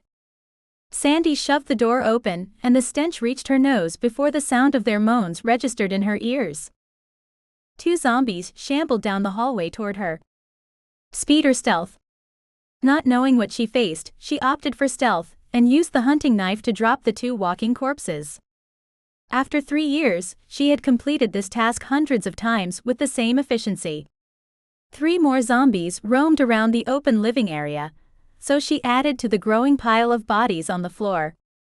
As she continued her search, she found no sign of Tiffany, but she found the back door of the cabin wide open. Scattered throughout the yard were a dozen wandering zombies, but the parking space holding the Jeep now sat empty. Damn, the stupid girl screwed her. Chapter 8. Sean Burke. Sean thrived on being the boss again. He led a crew of tough men who robbed the weak, collected protection money, and sold illegal substances. It was a glorious life of women, drugs, and money, but it all came crashing down after his last arrest.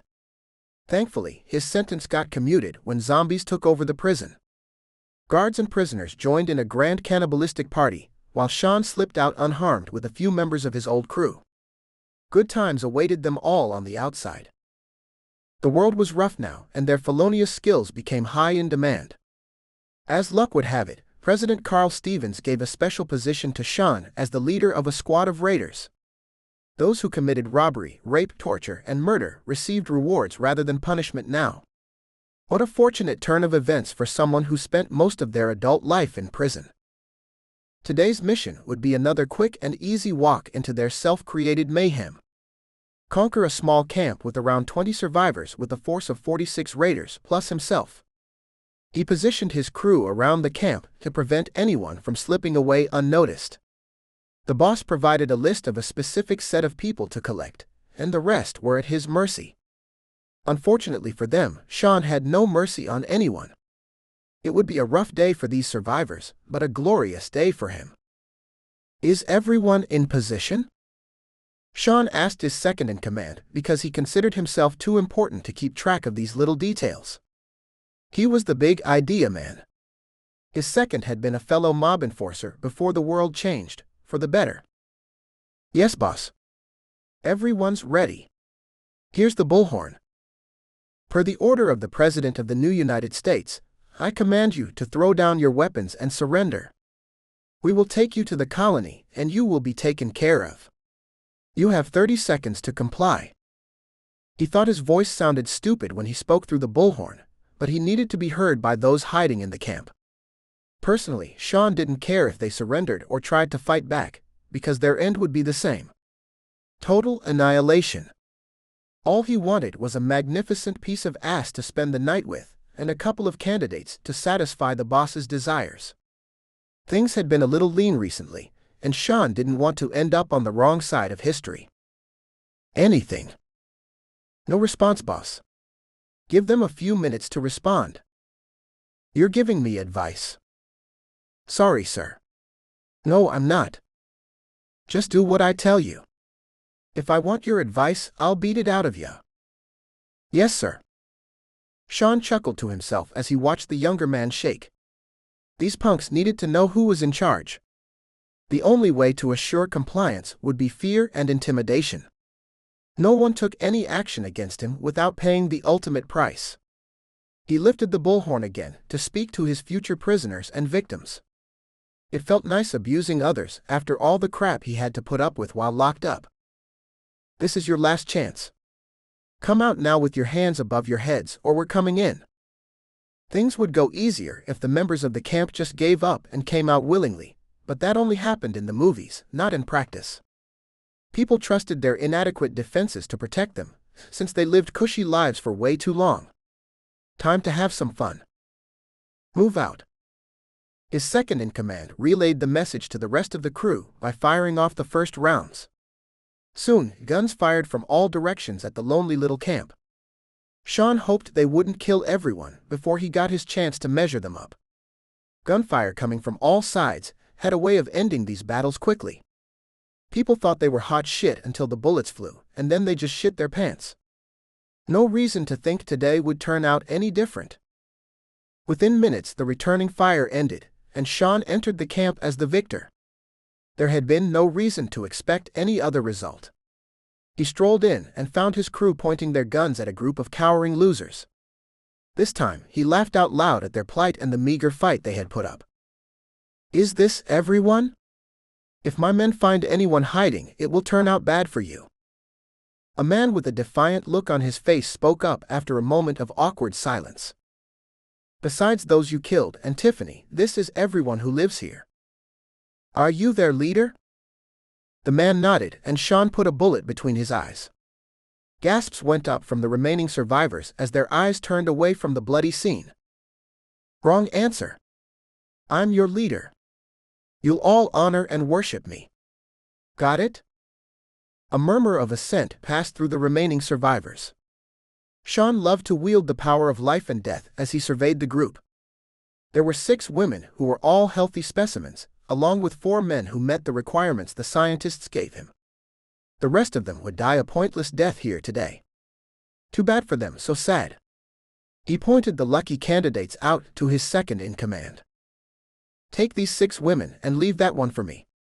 Those 4 men go back to the colony, too. The rest of them use for target practice. Yes, sir. His men acted, pulling away the 10 survivors he selected, and then shooting the rest of the group. Sean would enjoy the night with the woman he picked, and then let the rest of his men have a go at her. He guessed 4 or 5 of the women wouldn't make it through the night. That's the price of war. Did we lose anyone during the battle? Sean asked his number 2 after the cacophony of disposing of the excessive survivors quieted. I can't get a hold of Max or Tim on the radio. The bitch isn't responding either. Who the hell is Tim? The guy we left to guard the trucks. Shit. That little punk. Send 3 men out to the vehicles. They can start bringing them closer and can check on the 2 missing men on their way. Yes, boss. That woman had been a pain in his ass ever since he met her. A former cop who caused him nothing but trouble.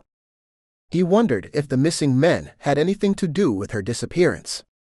Sean questioned why she was part of his crew, but the boss didn't want to hear his concerns. No questions, just do your duty as commanded. One day he'd gladly do her in, and she knew it. Possibly why she disappeared. They'd know what happened soon enough. In the meantime, he'd check out the loot they captured. Nothing in the camp to brag about, some food, a few weapons, and 1 old pickup truck. A good meal from the spoils, a good time with the women, a little rest, and then they'd return the rest of it to the colony. He hoped the men would get him a reward, because they fit the specifications to a T that the CDC scientist gave him. Ex-jock types who hadn't lost their conditioning over the last 3 years. What the plans were for them, he cared not one bit. What rewards he received for bringing them in was all that mattered. Boss. There's a problem. What now? Max and Tim are both dead and the Jeep is missing. Shit. He fit the pieces of the puzzle together. They found the bitch missing, along with the Jeep and 2 of his men left dead. She would pay dearly for these crimes of hers. His new woman would have to wait for his return. A sad day for her, but they'd enjoy lots of time together soon. Bring me a truck. There's a problem there too, boss. What problem? Someone flattened the tires on all the vehicles. He kicked over a table holding a collection of captured canned goods. How dare she do this to me? Anger threatened to overcome him, and he needed to regain control before he acted irrationally. Think, Sean. That dude mentioned some Tiffany chick. Bring him here to me. He was the guy you shot between the eyes, boss. Rage threatened to push Sean over the edge, and if he fell, he knew there'd be no coming back to sanity. He shoved his number 2 out of the way and stormed toward the remaining survivors. They cowered at his approach, and this would normally make his day, but not today. Someone mentioned Tiffany. Where is she? Shoulders shrugged and people studied the ground. He needed answers, not more problems. If you don't tell me where she is, I'll start shooting you one at a time until someone does. She ran out the back of the camp when you first arrived. The smallest of the former jock men spoke.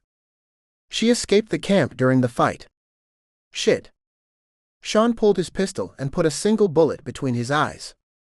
Shoot the messenger and all that shit. He'd still have 3 specimens for the CDC researchers.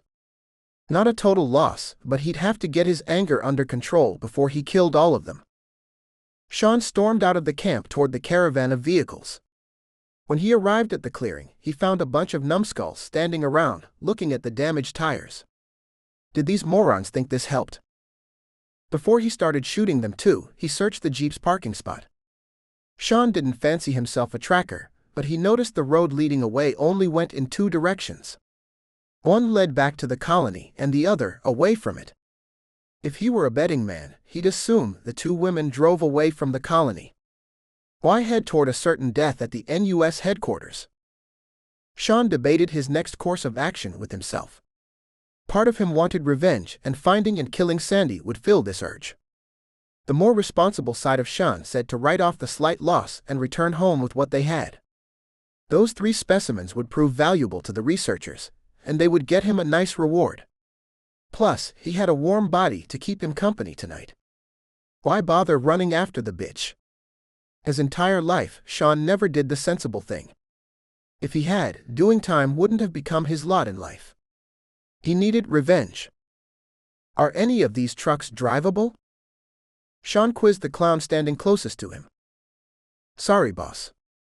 She slashed 2 tires on each vehicle.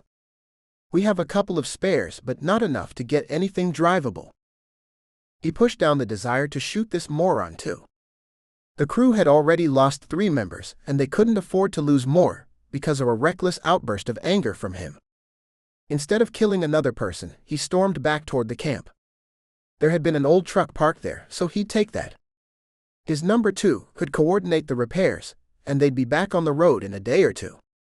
This would give him time to find Sandy and have some fun with her. Get the trucks fixed. I'll be back before you're done. Keep the prisoners safe. We can't afford to lose anymore. Got it? Sean saw his number 2 nod as he jumped into the old pickup truck. It had seen better days, as reflected in the rusted panels, and the odometer reading over 250,000 miles. He twisted the key and the truck coughed, sputtered, but then roared to life. The gears ground as he pushed the shifter into first gear, and the truck lurched with screeching tires as he dumped the clutch. Her head start couldn't have been that much, so he was confident he would avenge these deaths of his men before nightfall. The death of the 4th male specimen laid solely on Sandy too, and she would pay a price. After he had his fun with her first. Sandy would beg for a quick death before he finished with her. Sean couldn't wait. Chapter 9. Sandy Brown. Sandy slammed the back door to stop the influx of zombies. The stench from the corpses made her stomach churn. She kicked the closest body, but the pain drove home the foolishness of her action. By any measure, Sandy was screwed. Time to suppress the rage and figure out how to survive. Slow and deepen your breaths, girl. Get it together. Her pulse dropped enough to allow her mind to function again, rather than explode. Too many times in her life, Sandy exploded without considering the consequences. This time, it would mean her life, and she didn't want to die just yet. Take inventory of the situation first, and then make a plan. She had her backpack, hunting knife, sidearm and rifle. The zombies inside were dead, but their rotting corpses stunk. Outside wasn't so good, with a dozen zombies still roaming the yard and her ride gone. They had stopped in the middle of the woods, so who knew how close the next neighbor was and if anything left inside would be worth taking. Opening the backpack, Sandy found 3 spare magazines for the M4, 1 for the pistol, 4 MREs, 7 protein bars, 5 pieces of beef jerky, 2 changes of clothes, 3 bottles of water, and her canteen. Not bad, but they wouldn't last forever. Her easiest option would be to wait out the wandering zombies. Once they lost interest, they might leave, or they might just hang out until something captured their attention. Zombies could wait a lot longer than her. The water would run out quickly inside this building in the summer's heat. That's if the stench from the 5 rotting bodies didn't make her sick first. A second option would be to go out guns blazing. She had over 100 rounds of ammunition for the rifle, and that should be more than sufficient to kill 12 zombies. Even if she contained it to 12 shots, the noise would draw unwanted attention to her location. These zombies came from somewhere close by, and she didn't need to add to their numbers. If Sandy were a superhero, she'd defeat them all with hand-to-hand combat. Battling a dozen zombies alone with only her hunting knife seemed like a stupid idea, even to her. The thought of being ripped apart by their yellowed, rotting, and broken teeth sent a shiver down her spine. She remembered the stars of The Walking Dead covering themselves in zombie guts, and then walking unnoticed through a horde of the dead. Sandy decided not to take advice from a television show when her life depended on it. The prospect of being ripped to pieces while covered in zombie guts ended the thought. Damn, what should she do? The slow, jerky movements of the dead lulled her brain into a sense of security. Deep down, Sandy knew her situation was dire. She needed a way out before the zombies sensed her behind the flimsy walls of this cabin. If they worked together, they'd get inside in no time. Damn it. There had to be a way out of this mess. Tiffany had better hope they didn't meet again, because Sandy would kill her. She left Sandy behind for dead. Karma had teeth, and Tiffany would get payback, even if Sandy didn't deliver it herself. But it would be sweet if Sandy got the chance for revenge. Sandy searched the kitchen for a workable solution to the problem at hand, which was staying alive. In the small broom closet she found a mop, broom, dustpan, and a roll of duct tape. The back porch was small but had a sturdy railing, and 5 steps leading from the door to the ground. An idea hit her, so she broke the broom end off of the handle and used the duct tape to secure her knife to the end. Liking what she saw but not 100% satisfied, Sandy separated the mop end from the handle. She used her knife to shape a point onto the end of the stick, and then used the tape to fashion a grip for both poles. This gave her 2 spears, each about 5 feet long. Now she needed a barricade to prevent all the zombies from charging at the same time. Absent having sandbags, she figured the next best thing would be the 5 corpses scattered inside the house. Sandy was tall and athletic, but dragging 5 adult-sized obstacles composed of dead weight wouldn't be easy. She started with the body closest to the back door. Sweat poured down her face as she tugged on the arm. The body budged, but then a sickening sucking sound preceded the arm disconnecting at the body's shoulder. The dislocation caused her to crash backward onto her butt, with a loose, rotting arm held firmly in her hands. She leaned to the side and puked on the floor. Damn, that's gross. Tears formed at the corner of her eyes, but she pushed them back down deep inside. Stop, she was a survivor, damn it, not a crybaby. The same closet had a package of clothesline rope, so she used it to fashion a sling she could pull the body with. Her muscles flexed and burned from the effort, but the body slid across the floor toward the door. Slowly, she dragged it to the top of the outside stairs and gave it a shove. It crashed to the ground and provided a partial obstacle at the bottom of the stairs. Looking at her handiwork, Sandy thought this plan might work.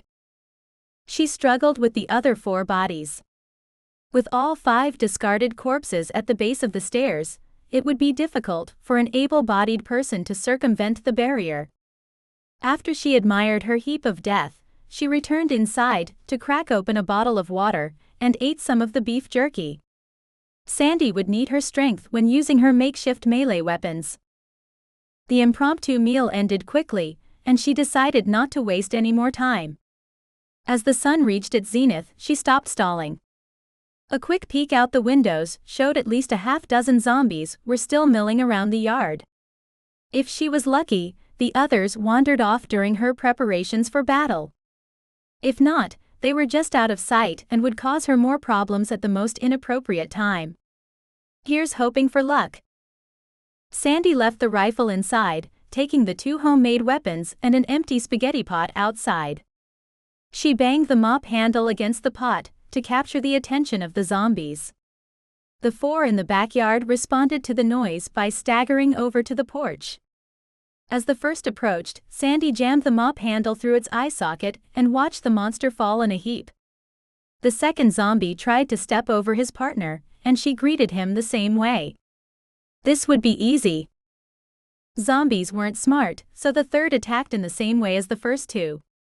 Like a knight of the round table, Sandy thrust her spear toward its head.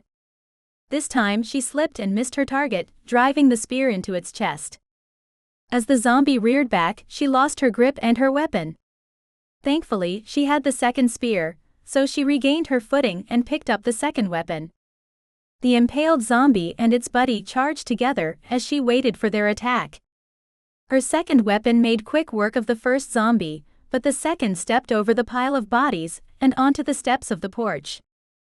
All the weight proved too much, and the small porch ripped away from the house and threw Sandy onto the hard ground below.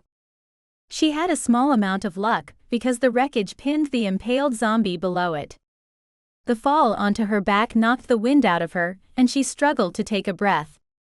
All the noise caused another 5 zombies to come to the party. Her diaphragm spasmed and stars danced around the sides of her vision while she watched 5 sets of mouths snap in her direction. This hadn't gone as planned, and she wished for the M4 she had left inside. The first zombie pounced on her before she caught her breath. Sandy lifted her legs and deflected the attack. Its body fell to the side, but the next one came right behind the first.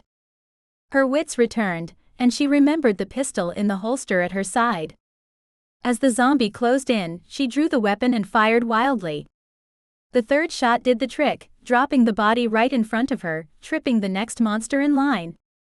She struggled to her knees and dropped the next 2 zombies with 5 shots.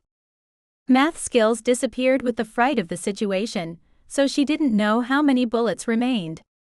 With careful aim, she blasted the 2 zombies on the ground, who became tangled when they fell, trying to attack her. She regained her feet and surveyed the damage. There were no other zombies in the backyard, but the open back door of the house stood out of reach because of the missing porch steps. Damn zombies! Her only option would be to head around the front of the house and enter through the front door.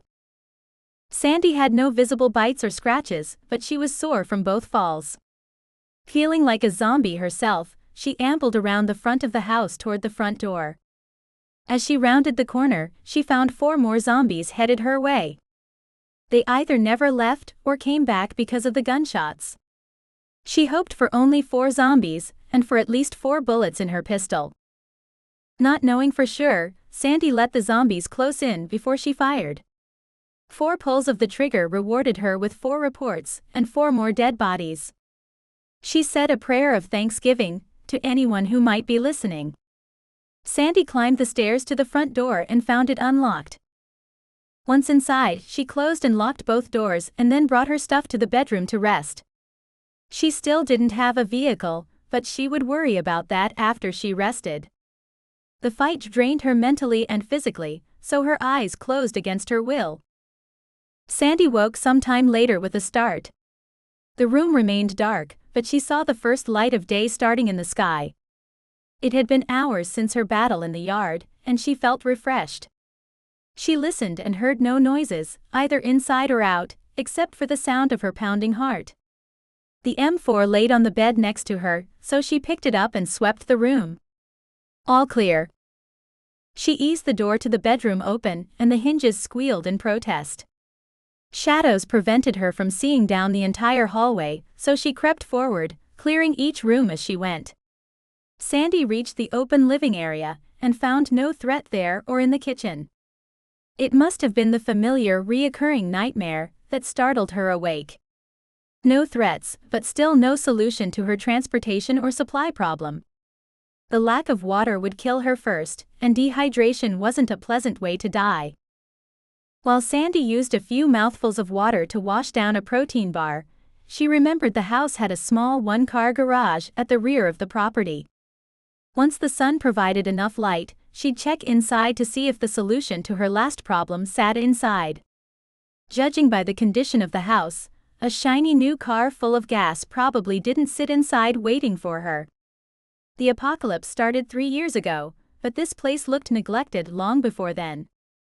The hinges on the barn-style doors complained loudly as Sandy pulled them open.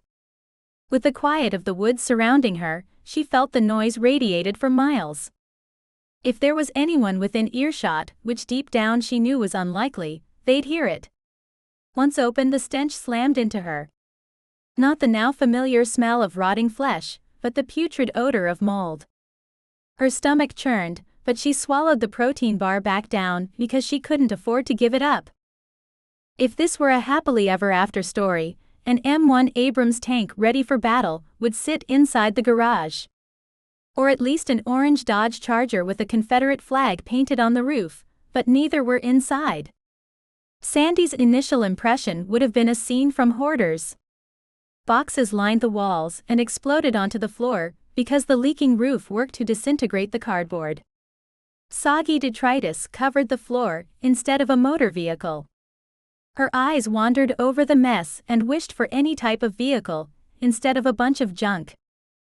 With drooping shoulders, she prepared to turn back toward the house, when she saw a department store cruiser bicycle parked in the back corner of the garage. Sandy braved the piles of junk to recover the bike, and discovered a hand air pump laying next to the bike.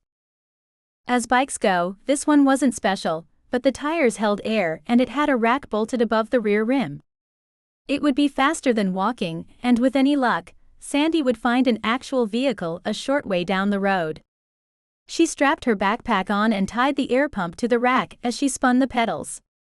The ultimate definition of traveling light. Sean Chapter 10. Burke.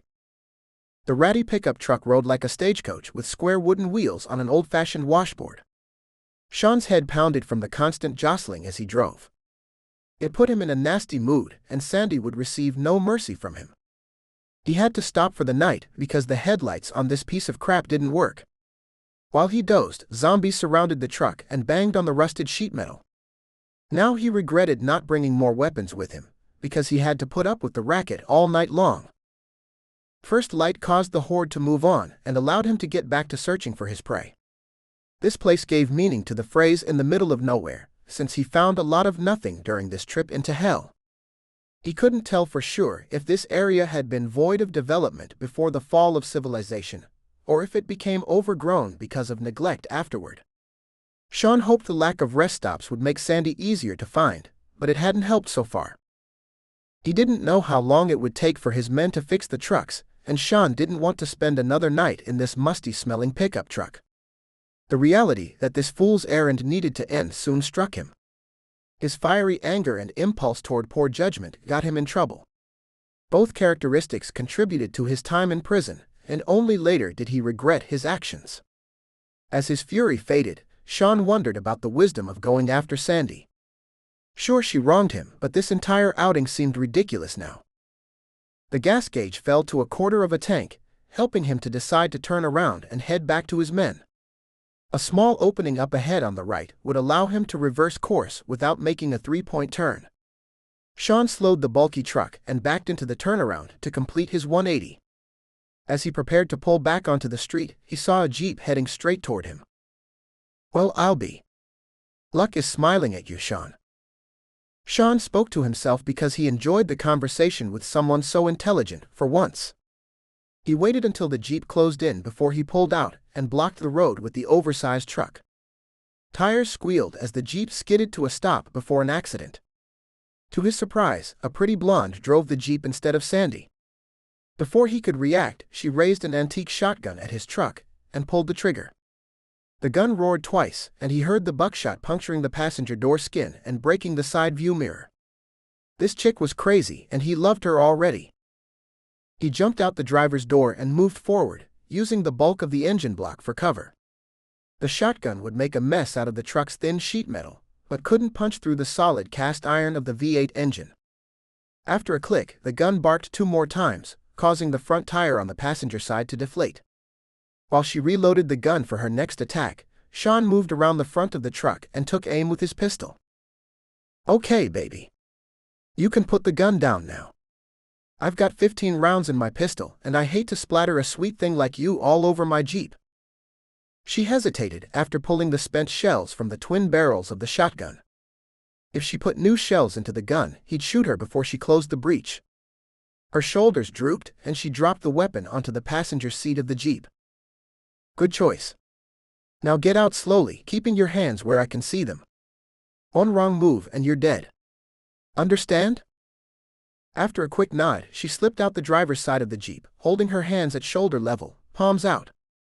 He noticed a tremor shook her body. Sean would take no chances because she already proved herself dangerous. "Please. Don't shoot me. If you do what I say, I won't. Turn away from me and interlock your hands behind your head. Then kneel." She stared at Sean without moving for a few moments. He worried he would have to shoot her and waste a perfectly good woman, but then she complied. Sean moved behind her and tied her hands behind her back. What a proud moment, subduing a perp, just like the cops did to him before they locked him away in prison. "Good choice. Where's Sandy?" "Who?" "The chick who stole this Jeep from my men. Tall, dark skin with haunting eyes." "Where is she?" "I killed her and took the Jeep for myself." Sean couldn't help but laugh. This girl had spunk, but he didn't believe for a minute she killed Sandy. "Okay, let's pretend I believe you. What's your name?" "Tiffany. Zombies came overnight, so I took the gun and the Jeep before I killed the chick. Even if she survived my attack, the zombies would have gotten her by now. She kidnapped me from my camp, and I wanted to get back to my people." He saw a plausibility to her story, or possibly wanted to believe it, so he could make it back to the convoy before dark. Either way, Sean could tell his men Sandy was dead, and they'd believe it since he had the Jeep. Plus, Tiffany would make a good spoil. Why not take her for himself? "Okay, I'll take your word on it, and this will be the last we speak of it. Tell no one else what you told me and you might get to live. I'm going to put you in the front of the Jeep, and we're going to go. Don't do anything stupid or you'll regret it. Understand?" Tiffany nodded and then cast her eyes onto the ground. Utterly defeated, exactly how he liked his women. He loaded her into the Jeep and secured her to the passenger's seat. Being just and merciful, he tied her hands in front so she'd be more comfortable. If he could break her spirit, then she might get to ride without bonds one day. The engine in the Jeep fired and ran smooth, unlike the crappy pickup truck. There was just enough room for him to sneak the agile Jeep around the hulking vehicle before heading back to Tiffany's camp. She ran all this way, only to be recaptured by the leader of the crew who captured her camp. Strange but poetic justice just the same.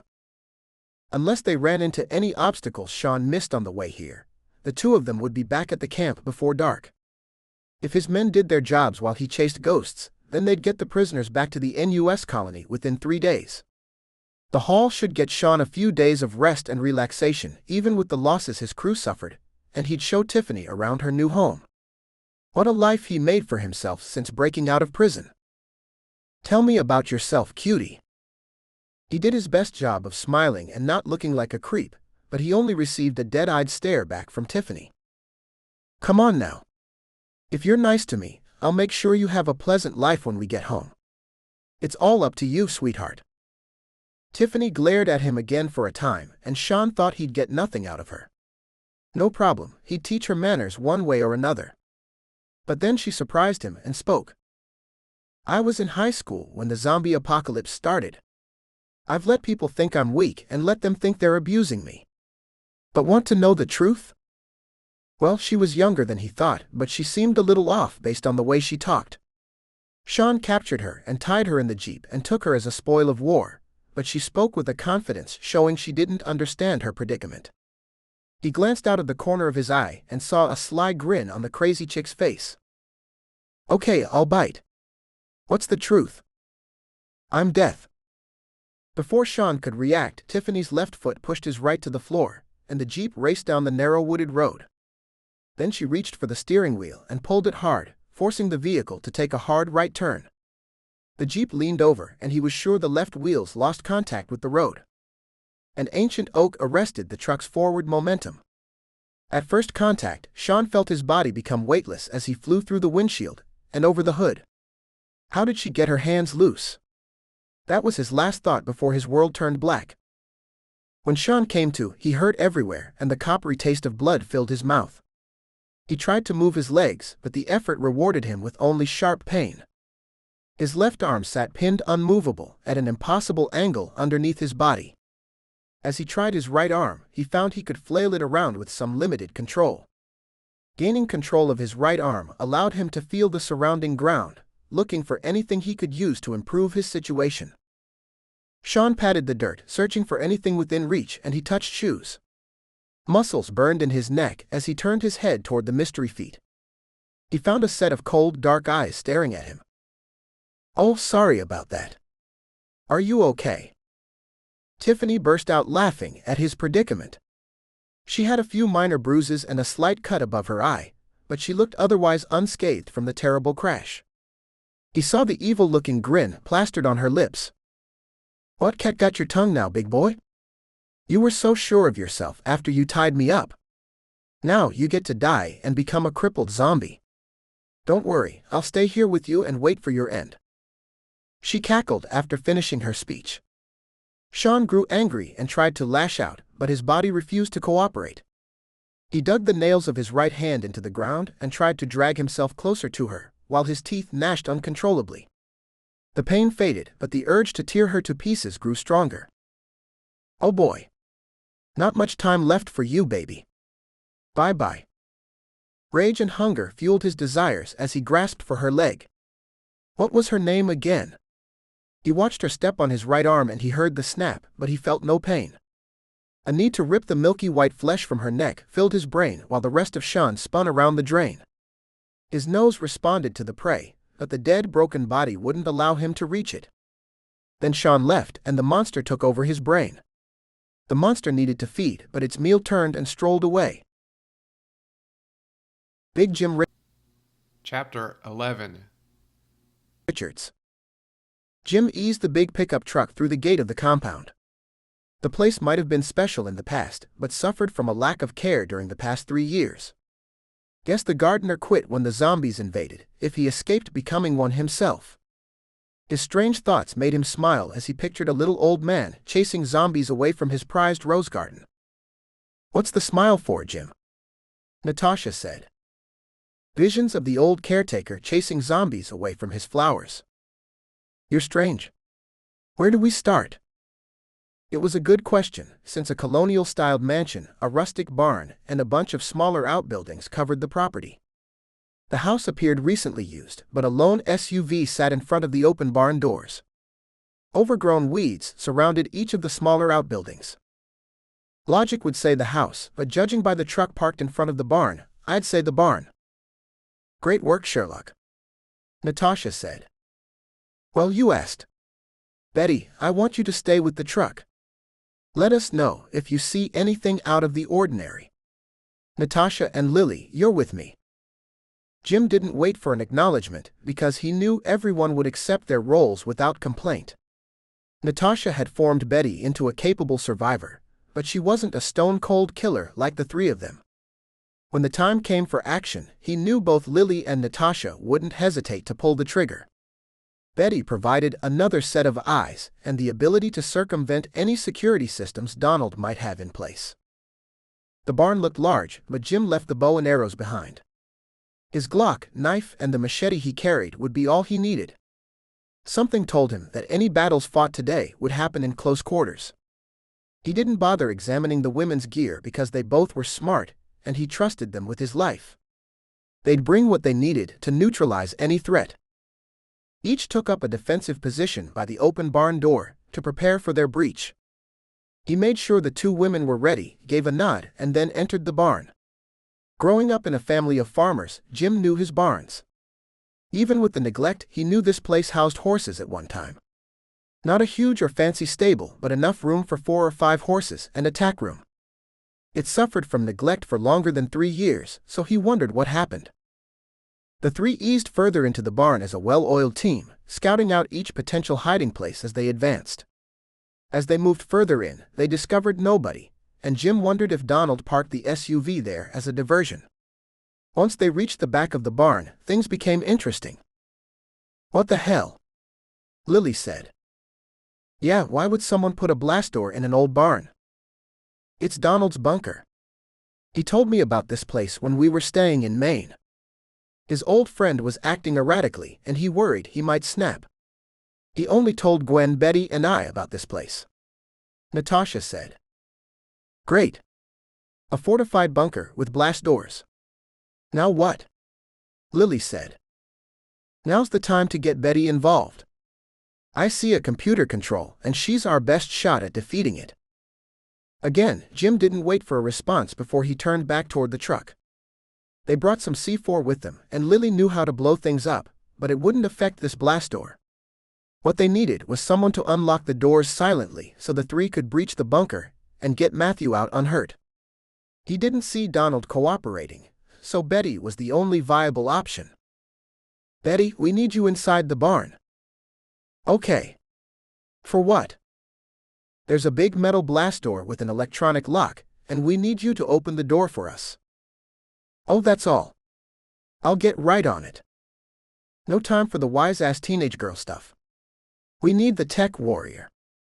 Don't forget who's locked inside." He watched the look in her eyes change as the serious nature of his words set in. Betty nodded and strode into the barn carrying her toolkit. When she reached the door, she ran her fingers around the doorframe and then around the glowing controller. Within seconds, Betty removed the cover from the electronics and set about finding a solution.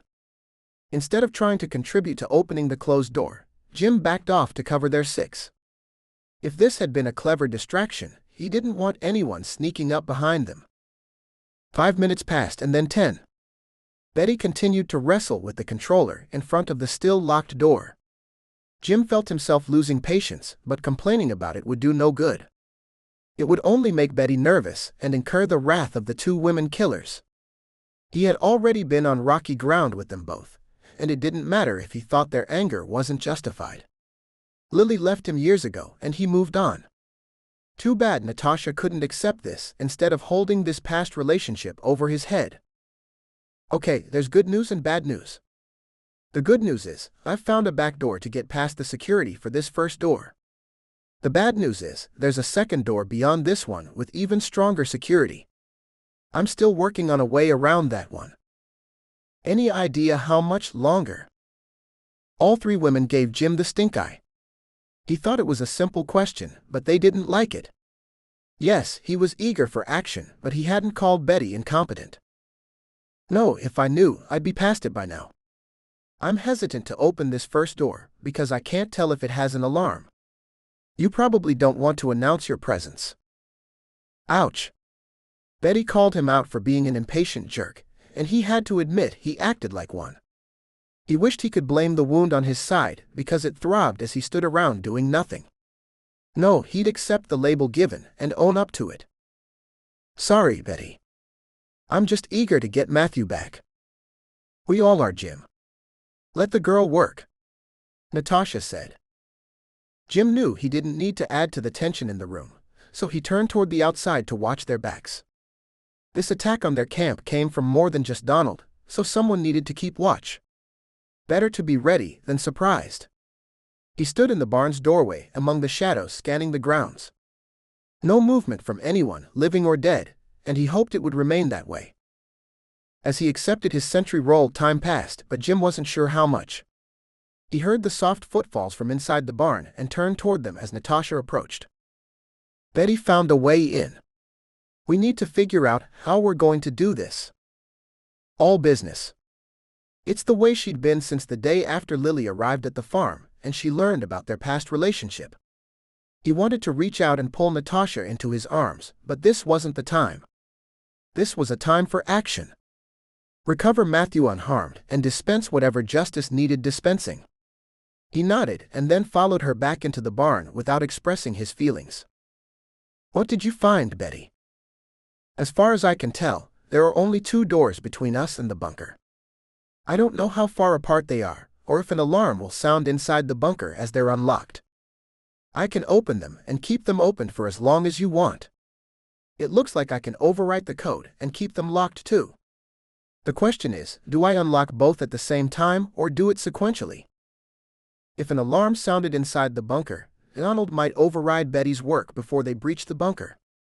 Tough choice, especially since they didn't know what laid behind this first door. It might be a small airlock, or the doors could be a mile apart from each other. How would he design a fortress? One door sealing off the entryway and then a second further along to close off the bunker. Yes, that makes sense. Then more than an airlock, but much less than a mile. More like the bunker he had been staying in with Max in Tennessee. Since Donald's father built this place, I'd assume it's like the bunker in Tennessee. The entryways there had a door at the top of the stairway, and then one at the bottom, allowing you into the bunker itself. How long of a stairway? 2 stories, give or take a few stairs. The 3 of us should be down within 30 seconds. So hit door 1, give us 10 seconds and hit door number 2. Make sense? Yes. Both women replied. The 3 readied their gear and prepared to head into the unknown. Jim would lead, with Lily following behind him and Natasha bringing up the rear. Betty would remain at the top as both a lookout and to make sure the doors stayed unlocked. He looked at the 3 women and found each ready to go. Betty, now. Jim gave the signal and the door eased open with a sigh. The bulky door moved slowly, so Jim forced himself through as soon as his large frame fit. Both women were tall and fit, but both were smaller than him, so he saw no reason to look back because he knew they'd follow.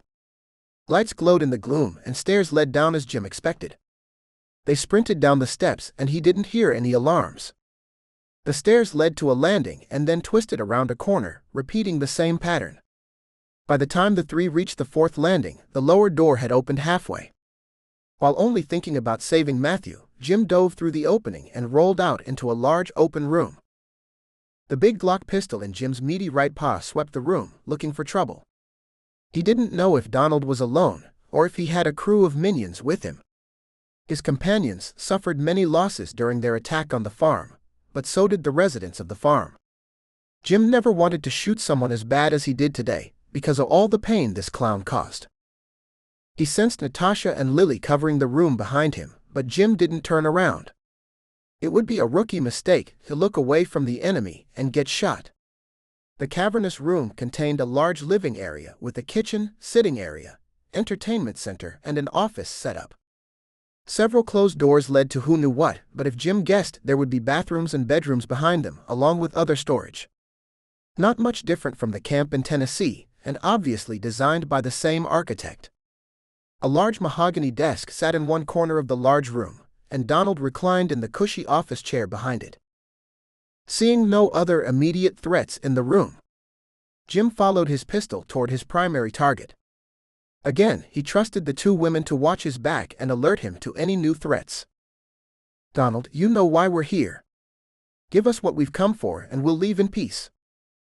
His gun barrel never wavered because Jim had killed many people in his past, and wouldn't hesitate to pull the trigger now. Most times the deaths had no meaning to him, but killing this guy to get Matthew back would fill him with joy. With the gun trained on Donald, the man cackled like he watched the funniest comedy of his life. Not the typical reaction of a man threatened by death. As the laughing started, he sensed Natasha rush past him with her own gun trained on Donald. Partial T. What the hell is so funny, Donald? You're about to die. When Natasha fell back into swearing in Russian, Jim knew she was about to lose it. He needed to defuse the situation before Natasha killed him before they found Matthew. Before he could draw the words out, he sensed a blur on his opposite side. We're getting nowhere here. I can make him talk. Lily's time as a CIA operative made her statement true, but she would kill Donald just as casually as Natasha would. They needed to find Matthew first, and then they could dispense apocalyptic justice. He hesitated for a second to gather his thoughts, and another voice joined the conversation from across the room. Jim, Natasha, Lily. I knew you'd come for me. I told him to bring me back to the farm because you'd come, and all three of you would be pissed. Donald's laughter erupted anew. He was the only one having a good time, or perhaps he had completely lost his mind. Either way, the first part of the mission accomplished, Matthew recovered. Now to dole out the death penalty on the murderer. Matthew, go with Lily upstairs. Betty is waiting for you there. Natasha and I will be up in a minute. Jim, no. Don't kill him. If you kill him, you're no better than him. Lock him down here and make him live alone. Letting him live is worse than death. Jim realized the apocalypse turned Matthew into a mature man rather than a child. His desire was to put a bullet through Donald's skull because he caused them so much pain. But maybe Matthew was right. Are you sure, Matt? He's caused so many problems for us. Yes, I am, Jim. Donald is a weak little bully. Let him live in his own pain. Don't make it easy for him. Jim noticed the laughing ceased and Donald's complexion turned pale. Death would keep him from causing any further issues, but locking Donald away would accomplish the same result. You should listen to the boy. How are Max and my ex Corinne doing, Jim? Donald's quick recovery and the sudden change of subject surprised Jim. He didn't understand Donald's endgame, but he wouldn't give in to the foolishness. Why should we let you live? Lily asked the question Jim wondered about himself. Besides Matthew asking for leniency, there wasn't a good reason to pardon the criminal. I had nothing to do with the attack on your farm. It was my cousin Nate. When I arrived back at my home, he had taken over and took me prisoner. Besides, I killed Nate today and saved Matthew. That should be worth something. Natasha pulled the trigger and her bullet passed less than an inch from the side of Donald's head. Jim knew she missed on purpose, sending a message to the arrogant man sitting before them.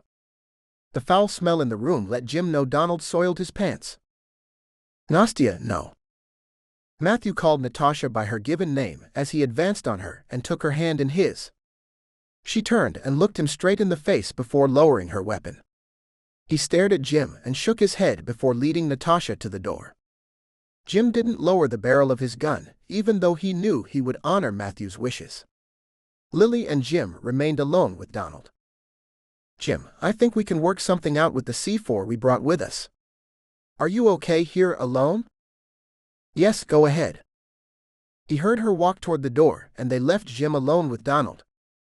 Pulling the trigger and ending it all proved to be a powerful force, but he had grown to love Matthew like a son. Jim realized doing the right thing took more strength than allowing revenge to rule. Thanks, buddy.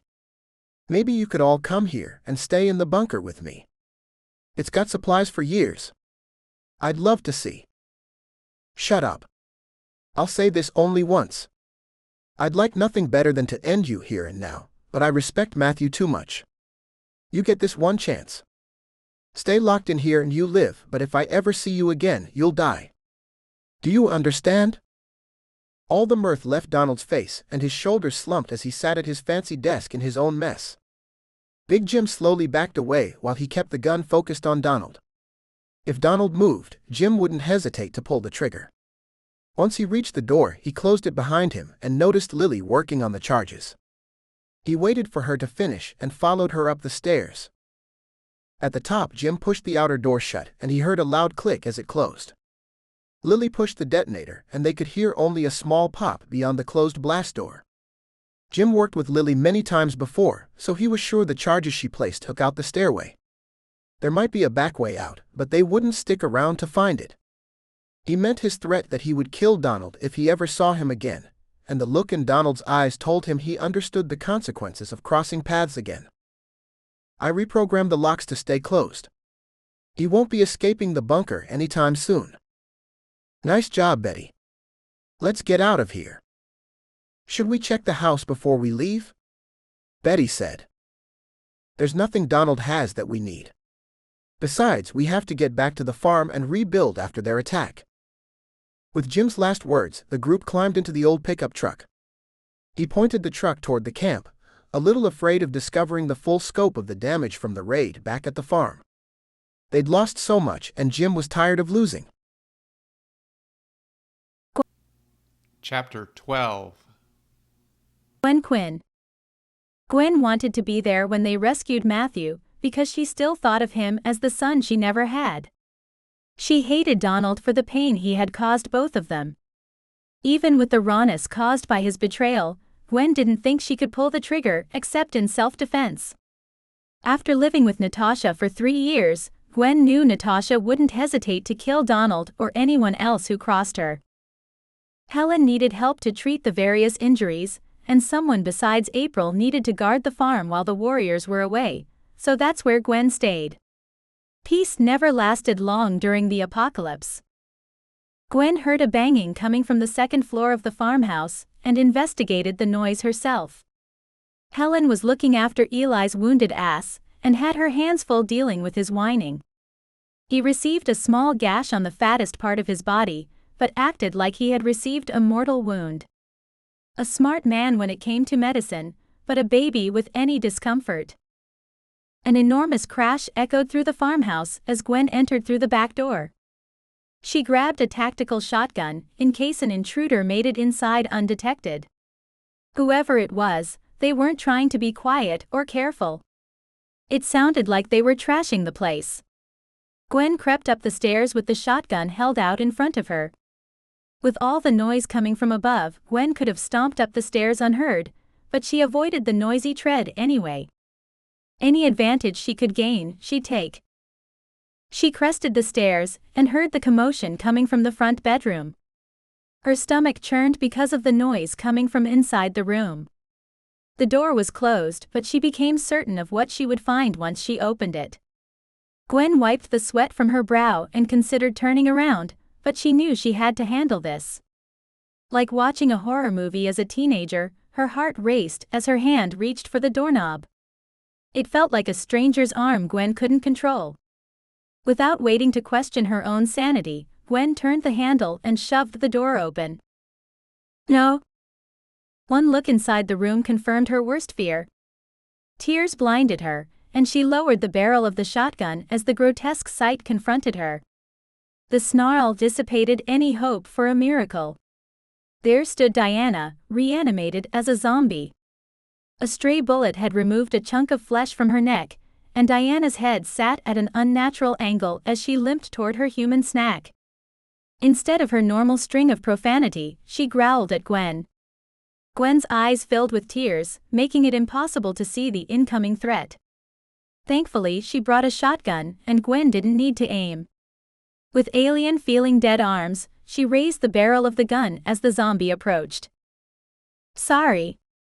Diana. Boom boom boom. The short shotgun roared within the confined space, and the growling stopped. Gwen dropped to her knees and wept in front of the corpse that had been her friend. Another senseless death. She never heard them approach, nor did she know how much time had passed, but both April and Helen stood in the room on either side of her. Time stopped after she pulled the trigger. April, make sure it's dead. Helen said. On it. Gwen, sweetheart, come with me. This time, Helen spoke to Gwen as she lifted her up off the floor. Helen led her down the stairs and outside to a chair sitting in the shade. Gwen sat, but stared off into the distance at nothing. Helen ran back into the house, and Gwen wasn't sure if she had spoken or not before leaving. Time passed, and Gwen still hadn't been sure how much before Helen returned. Here, drink this tea. It will help you relax. I'll take care of everything. You just sit here and rest for a while. Helen placed a steamy cup in Gwen's hands. Gwen took the cup and sipped the scorching liquid. It tasted bitter, but she felt the tightness in her muscles lessen. She took another sip and nodded her thanks to Helen. I'll be back in a bit to check on you. Try to get some rest in the meantime. Thanks, Helen.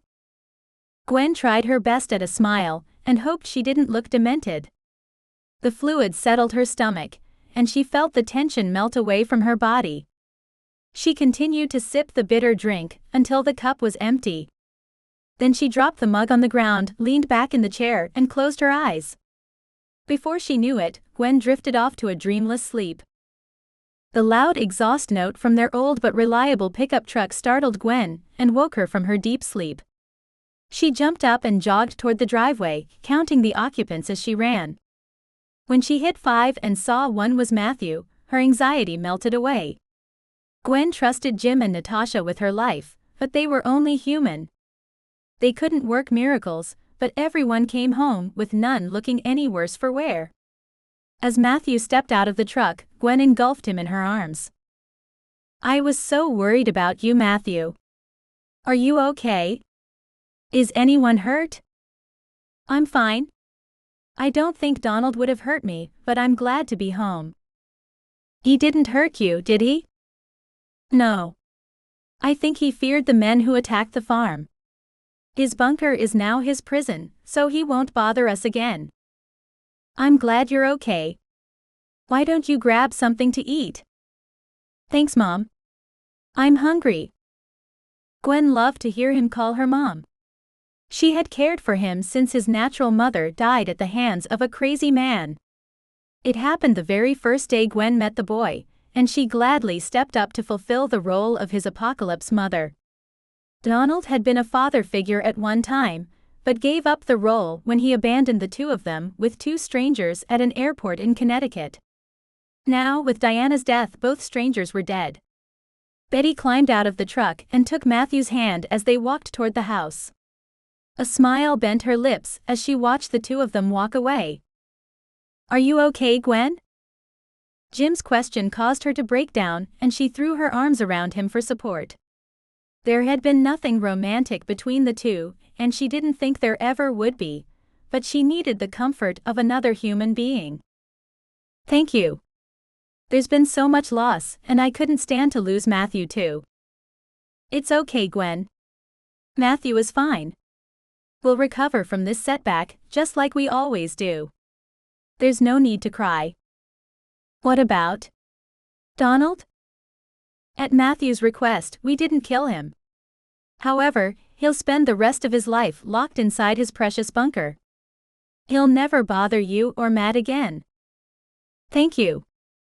Once Gwen finished crying on Jim's shoulder, she noticed the bloodstain on his shirt. He suffered a wound during the attack, and only allowed Helen to patch him up before running off to save Matthew. "You need to have Helen look at that wound." "Yes, Mom." They shared a hearty laugh together at his mocking. "I've been hurt worse, and I plan on surviving this minor scratch too. Thanks for your concern. I'll have her patch me up, and then we'll get busy rebuilding the farm. No rest for the wicked." He flashed a huge smile before heading toward the house to seek medical treatment. She knew he was right about the no rest comment, because their group became smaller, and the work increased because of the 2 attacks they suffered today. Gwen wished for a break, but deep down she knew there wouldn't be one. One day they might rebuild civilization, but until then, it was surviving one day at a time. The weather, human raiders and zombies were constant enemies who tried to destroy them. Everyone needed a break before the constant fighting killed them all. At least she felt some relief knowing Matthew was okay, and Donald wouldn't be back to bother them again. It still hurt because she thought he loved her, but now Gwen saw him for the monster he was. Donald used to cry at night because he feared becoming like his father, but his actions proved his fears were a premonition of what he'd become. Time to put Donald out of her mind once and for all, and get back to the work of surviving. Chapter 13. Sergeant Brian Hughes. Brian Hughes joined the Connecticut National Guard to help and serve the people of his state and country. Since the start of the zombie apocalypse, he bent to the whims of a crazy dictator. General Frederick Wood had been the adjunct general of the Connecticut National Guard at the start of the apocalypse, but he either lost his mind or became drunk on power. The general secured and protected the property surrounding the shopping areas of Manchester and South Windsor when the apocalypse first started. It had been a smart move because of the well-stocked warehouse stores located nearby. They exterminated the zombies and kept the peace among the surviving civilian population. Brian admired the general's plan and thrived on the order created by their efforts. People flourished in the green zone as defined by the general and protected by the ragtag group of soldiers and former law enforcement officers. He was proud to be a professional soldier serving a wise and capable leader. Then the general found a new set of advisors and things changed. Instead of diplomacy and security, they played the game of risk in real life. See who could capture and hold the most territory, just like the child's game. Except this game meant life and death. This change started after the battle on the highway. Brian and his men tracked a refugee from the skirmish and returned to a different world. He didn't trust the men he met upon his return, and he knew to trust his gut. The new regime regularly sent scouts out to the surrounding areas to find pockets of survivors. Then they dispatched squads of soldiers to overrun the camps and capture the spoils. They divided the captured survivors between productive to society and those who weren't based upon the general's guidelines. They conscripted those lucky enough to be declared useful to service, along with any supplies they captured. If you didn't make the grade, you received a single bullet between the eyes. No trial and no mercy, just a date with death. It sickened Brian to carry out the orders they demanded. In the days of civilization, these men would face a trial for war crimes, but this became a way of life. Sergeant Hughes wanted to run, but saw firsthand what happened to others who went AWOL, and he didn't want to die. He held out for the day when his opportunity for a new life would finally come. Brian's squad returned to base after another successful raid in eastern Massachusetts. The commanders worked them methodically northward, capturing and killing everyone in their path. There were 6 squads of soldiers plus a scout group taking part in the attacks. With each incursion, their techniques became increasingly aggressive. This time, the major commanded Squad Number 1 to drive a semi-truck tractor straight through the gates of the camp. No initial contact with the survivors and no asking them to surrender. General Wood praised the major's ingenuity and bravery, even after wreaking the truck. No one dared mention the fact the major hadn't been part of the raiding party entering the camp. He only arrived afterward to receive all the glory of the victory. They pulled 4 tractor trailers full of supplies from the camp, along with 76 able-bodied survivors. There wasn't any mention of the 63 survivors declared expendable and killed, left to rot where they fell. This treatment of human life turned his stomach, but what could one man do to stop it? If he tried to change the status quo, then he would declare himself expendable. Since he had been a real soldier before the apocalypse, he enjoyed some power and freedom, but not enough to question General Wood's tactics. When he reached their headquarters, Brian would drink until he passed out, and then wake up with a different nameless party girl sharing his bed. It was the coward's way to live, and he knew it, but he didn't have the strength to do anything to change it. He became a weak man that he couldn't even stand to be near anymore. Today's woman had long stringy blonde hair in need of a wash, faded tats, bags under her eyes, with each rib visible through her pasty skin. She snorted and snored on the pillow next to him, rattling the cheap furniture in his studio apartment. Brian thought she was an addict who probably still used a powerful drug made from mushrooms growing in caves south of Connecticut became popular inside the camp. Rumors spread about the drug being strong enough to affect zombies too, but he didn't believe the BS. As Brian's thoughts wandered through all the possible STDs he might have contracted last night, a knock brought him back to the present. His mouth felt like he swallowed a desert and his head pounded as he moved. He didn't need this shit so early in the morning. The clock read 10:42 as he passed it, so the hour wasn't as early as he thought. A dirty pair of gym shorts made up his uniform because Brian didn't want to provide a show for the neighbors. Most of them were fellow soldiers like himself, but he wanted to maintain some dignity. Brian jerked open the door and spoke before he even saw who graced his doorway. "What the hell do you want?" Taking a step back and staring at Brian with his mouth open was the general's fat aide. The man disgusted Brian, and not because he lacked the discipline of a military man. They were 3 years into the apocalypse and many people went without food, but this guy still had a large punch. Fatso had to be eating more than the normal ration, and he gained this luxury by being close to the general. "Ah. The general would like to see you." "What for?" "It's a need-to-know meeting, sir. When you need to know, he'll tell you." Brian wanted to punch the pig in the face, but he didn't want to sign his own death warrant. The last time he came face-to-face with the general was after his squad returned from New Hampshire. What did he want now? Why did he wait so long to contact him again? Turning from the door, Brian saw the lump in his bed. Shit, he'd have to deal with this chick too. He grabbed the musty-smelling sheet and ripped it off the bed, revealing the skanky naked blonde woman. She started and sat up with a confused look on her face. Brian pointed to the door where Fatso still stood, unmoving. "Get out. Now." Blondie jumped at his command, picked her clothes up off the floor, and stormed out of his apartment, naked. He wouldn't see her ever again, and he didn't care. How had he become such an ass? A man even he despised. "When will you be ready, Sergeant?" Brian glared at the fat man and then slammed the flimsy door in his face.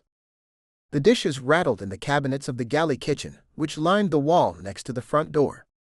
A bottle of local moonshine with a couple of mouthfuls of clear liquid left inside it sat on the counter. He looked for a clean glass and saw none, so he lifted the bottle and downed the whiskey. No sense facing the general without a warm feeling in his stomach.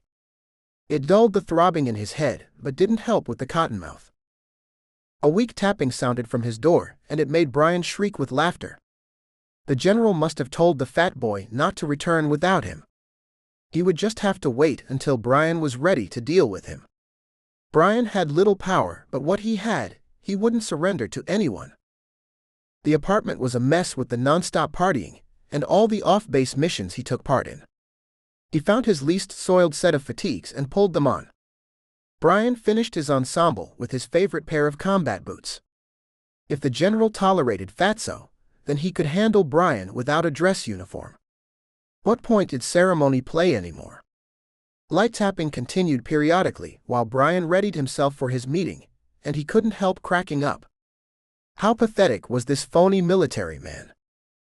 Brian ripped the door open and bounded out into the hallway, causing the blimp to jump backward and trip on his own feet. He laid on the floor like a beached whale, and Brian couldn't hold back the laughter. "Get off your ass and take me to the general." It took a lot of grunting and groaning for him to hoist his bulk up off the floor. Sweat poured off his forehead as he led the way to the jeep parked by the curb. Not military issue, like most of the equipment they use these days. That's why Brian clung to the last pair of boots he wore. It reminded him of the days when he was a real soldier and not playing war with a group of insane posers. The ride to the headquarters took about 5 minutes, and Brian lost some of his bravado the bottle gave him. He wished for another drink, but would have to do without. For now, at least. Lardbutt dragged himself from the driver's seat and then turned back toward the jeep. Brian sat bolt upright in the passenger seat, waiting for the blimp's attention. He finally figured out Brian hadn't budged, and he turned to look back with a frown on his face. "Private, you're not walking away without opening my door, are you?" "Ah. No, sir." He waddled back toward the jeep to get Brian's door. Before he reached the handle, Brian jumped out of the truck and almost made Fatso trip again. Brian smiled but swallowed back the laughter this time. He didn't fear playing mind games with this fool, but didn't want to match wits with the general. General Wood was a brilliant man at one time. Time and the zombie apocalypse made him cruel and reckless though, and Brian didn't want to be on his shit list. Heavy breathing chased Brian to the front door of the former office building, which now held the general and his minions. He stopped short of the door and waited for the private to catch up. Once he did, he opened the door for Brian, after some more huffing and puffing, like a good little soldier. If the private wanted to pretend to be a proper warrior, then Brian would abuse the blimp while he played. Without waiting for Fatso to catch up, Brian stormed straight to the general's door and barged in. The interaction with Wood's minion gave him a dose of bravery, or it might have been stupidity. He couldn't be sure, and what difference did it make anymore?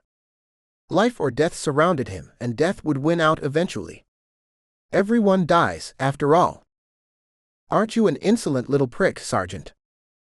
Brian stood and stared at the general. He hoped his eyes communicated the hatred which had developed for the man he once respected. All this senseless and endless fighting to gain nothing except a little more glory for a former hawk. General Wood spent decades in a clean, cushy office sending soldiers to their deaths, and he continued the trend now during the zombie apocalypse. Things needed to change. The private staggered to the open door and leaned on it for support as he tried to catch his breath. Wood shook his head before he spoke again. Private, you're dismissed. Don't have a heart attack in my office. I don't want to deal with the body. He took an unsteady step away from the opening and drew the door closed behind him. The only thing keeping the private alive were capable soldiers like himself, while Lard Butt sat in comfort outside the general's office, risking only a paper cut while downing extra rations. The only thing keeping you alive, Sergeant, is the fact you're one of my last soldiers. Not one of the many pretenders mooching off of me. Your attitude could make me reconsider your future. Yes, sir. That's better, son. I've received intelligence about some opportunities to recruit both north and south of us. The camp to the north is the one your men discovered after we defeated the invading army. It has grown since your visit and is ripe for picking. I'll be taking a company of soldiers there to assure our victory over these barbarians. You'll take a platoon south and meet with the LRP who scouted the area. Engage when prudent and return the bounty to camp. You'll receive a provisional promotion to lieutenant, and I'll allow you to name your own NCO for the operation. We leave at first light, so give the drink a break tonight. Yes, sir. Dismissed, Sergeant, Lieutenant. It surprised Brian the general would leave the safety of the camp, but 200 soldiers would watch over him, even if most were pretenders. The general wouldn't be riding out front like a commander of the cavalry. He was a seasoned soldier and as slippery as a greased snake. Brian would have about 40 men of questionable skills and loyalty backing him up as he walked off into the unknown.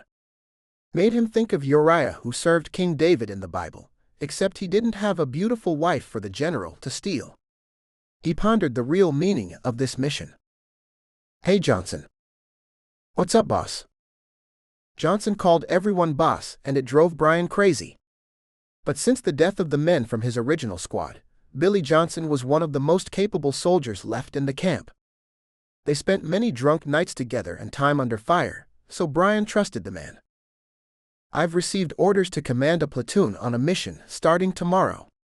I'd like you to be my second in command. Wow, you're moving up the chain of command.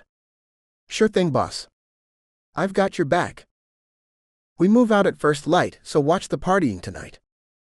Billy smiled, showing off his yellowed and crooked teeth.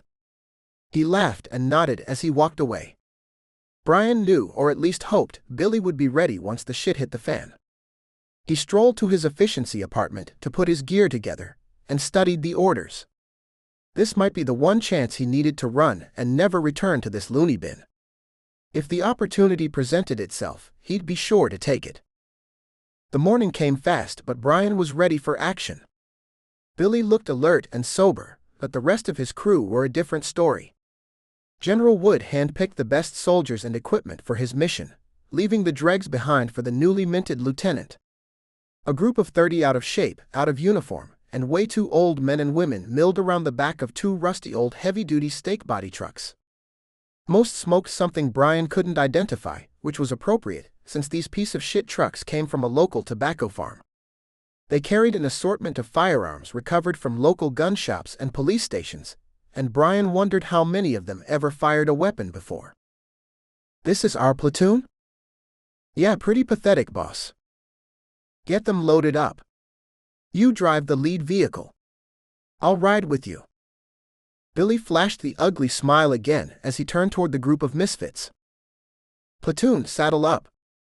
Blank faces turned toward him, but no one climbed into the trucks. Oh brother, this would be a miserable mission. Get your asses into the damn trucks, you morons. This time, Billy's rough words drove them into action. They crawled up into the wooden-framed area and sat on the makeshift benches lining the beds. Once the last person took their seat, the 2 commanders climbed into the cab of the lead, heavy-duty GMC truck. Someone painted it a deep hunter green, which faded from all the summers used in the fields. The big diesel engine coughed and sputtered before roaring to life. Billy pushed the shifter into gear, and the truck lurched as they headed out to meet the LERP squad and engage their unfortunate target. Chapter 14. Daniel. Peace reigned in the Republic under Daniel's rule, but he wasn't foolish enough to think another war didn't loom on the horizon. They rebuilt their food supply, increased security, and made allies throughout the region. These positive changes came after they rid themselves of the plague of Amy. Everyone rejoiced when Jerry brought the news of her demise. Since that day, Jerry manned a forward watch location approximately 20 miles south of the main camp, along the state highway leading into town. Jerry's watchtower, along with 6 others scattered throughout the area, prevent armed insurgents from attacking the camp without some advance notice. They had been more organized than some of their smaller allies, and many of these unprepared camps fell to raiding parties. A key partner colony in Massachusetts reported being attacked 2 weeks ago, and had since been unreachable. Daniel sent out a small scouting party to check on them, but deep down he knew what they would find. Too many friendly radio contacts south of their location went dark recently, and Daniel didn't like the implications. Could these raiders be heading their way right now? Would their defenses be strong enough to repel their attack? Daniel. Sorry to bother you, but the scout crew is on the radio, and they'd like to talk to you. A young man who Daniel never met stood just inside the door of his office. This was the curse of continued growth, not knowing each member of the community. He dreaded this conversation, but he wouldn't show weakness in front of this unknown boy. Thank you. Sorry, I don't know your name. It's Jamie, sir. Nice to meet you. You too, Jamie. I'll be there in a minute. Please let them know. Yes, sir. Daniel worried Jamie might actually salute him because of his formal air, but thankfully he only turned back toward the door and left him alone. Amy would have punished anyone who didn't bow down and worship her, but Daniel hated the formality. He believed in empowering the masses and letting them reach their own potential. It sounded hokey but served him well so far. When he reached the radio room, he found Jamie, another man he didn't know, and an older woman who he met once but couldn't remember her name. Wow, maybe the stress of leadership had affected his memory? To avoid any awkwardness, he nodded to the other 2 operators and sat at the table next to Jamie. Sir, would you like the 3 of us to leave the room while you speak? Jamie sure liked to call him sir. He smiled to himself at the absurdity and formality the boy used when talking to him. I assume the 3 of you are cleared for outside communications. Correct? Yes, we are, sir. Okay, then use the discretion you'd use for any other communication with the outside world. Roger, sir. Daniel tired of the sir thing, but he didn't want to quench the boy's enthusiasm. Spending the day in the radio room was boring, but someone had to monitor the airwaves. The intelligence they gathered, listening in on other people, proved invaluable. He took the mic from Jamie and put on a big smile, hoping he didn't look like a phony or a crazy person. Go for Daniel. Daniel, it's Tommy. As we expected, someone attacked the camp. They busted through the front gate. Left bodies scattered around the grounds, along with random zombies roaming inside the walls. Some even look fresh. Roger. Any sign of who attacked them? None I can see, but the attack came from the living for sure. They picked the supplies clean and left the semi-tractor they used to drive through the gates. It suffered major damage, so most likely it doesn't run any longer. There is a set of plates from Connecticut on it. Are there any survivors? Only a few undead ones. We'll take another lap of the grounds, but I don't expect to find anything else. Roger. Return to camp once you're satisfied with your search. Daniel out. Gotcha, boss. Unless you hear from us again, you can expect us back in 3 days. Tommy out. Daniel forced another smile upon his lips and gave the 3 radio operators a nod as he exited the communication room. This news shook him to the core because it confirmed his fears that an unknown armed force closed in on their location. Who were they? The clues had to be there, and he missed them. Think Daniel. If he solved this puzzle, he might save their lives. He walked along a wooded road, trying to reason through everything he knew. The Republic made its alliances through mutual beneficial agreements, not by conquering the weak. Several smaller camps south of New Hampshire had fallen recently. Each reported an incoming attack and then total silence. This had been the closest camp for them to investigate, and the first they confirmed destroyed by raiders. Since the truck driven through the gates had Connecticut plates on it, this new group might be from there. What other reason would there be to drive a truck from Connecticut for an attack in northeastern Massachusetts? Daniel knew they had to be prepared to defend themselves against attacks from both the living and the dead. His engineering education prepared him to solve problems, and he knew getting rid of Amy wouldn't be the last challenge he ever faced. As he neared the garage building on the far side of the camp, Daniel checked on their progress. This double-deep building, with 3 extra tall roll-up doors and 20-foot ceilings, provided the base to build many of their mobile weapon systems. A school bus sat in the middle bay, with a half-dozen workers tending to it. He didn't know if only one bus left in the garage was a good sign or a bad sign. Daniel tasked them with creating a baker's dozen of these weapons, which they'd scatter along the roads leading to the camp. "Hey Danny. Are you slumming it today, coming way back here?" Rod Jones, another former engineer and friend of Daniel, was a monster of a man standing 6 feet 6 inches tall and weighing almost 300 pounds. He had a typical dad bod, going to seed after finishing a career in high school athletics.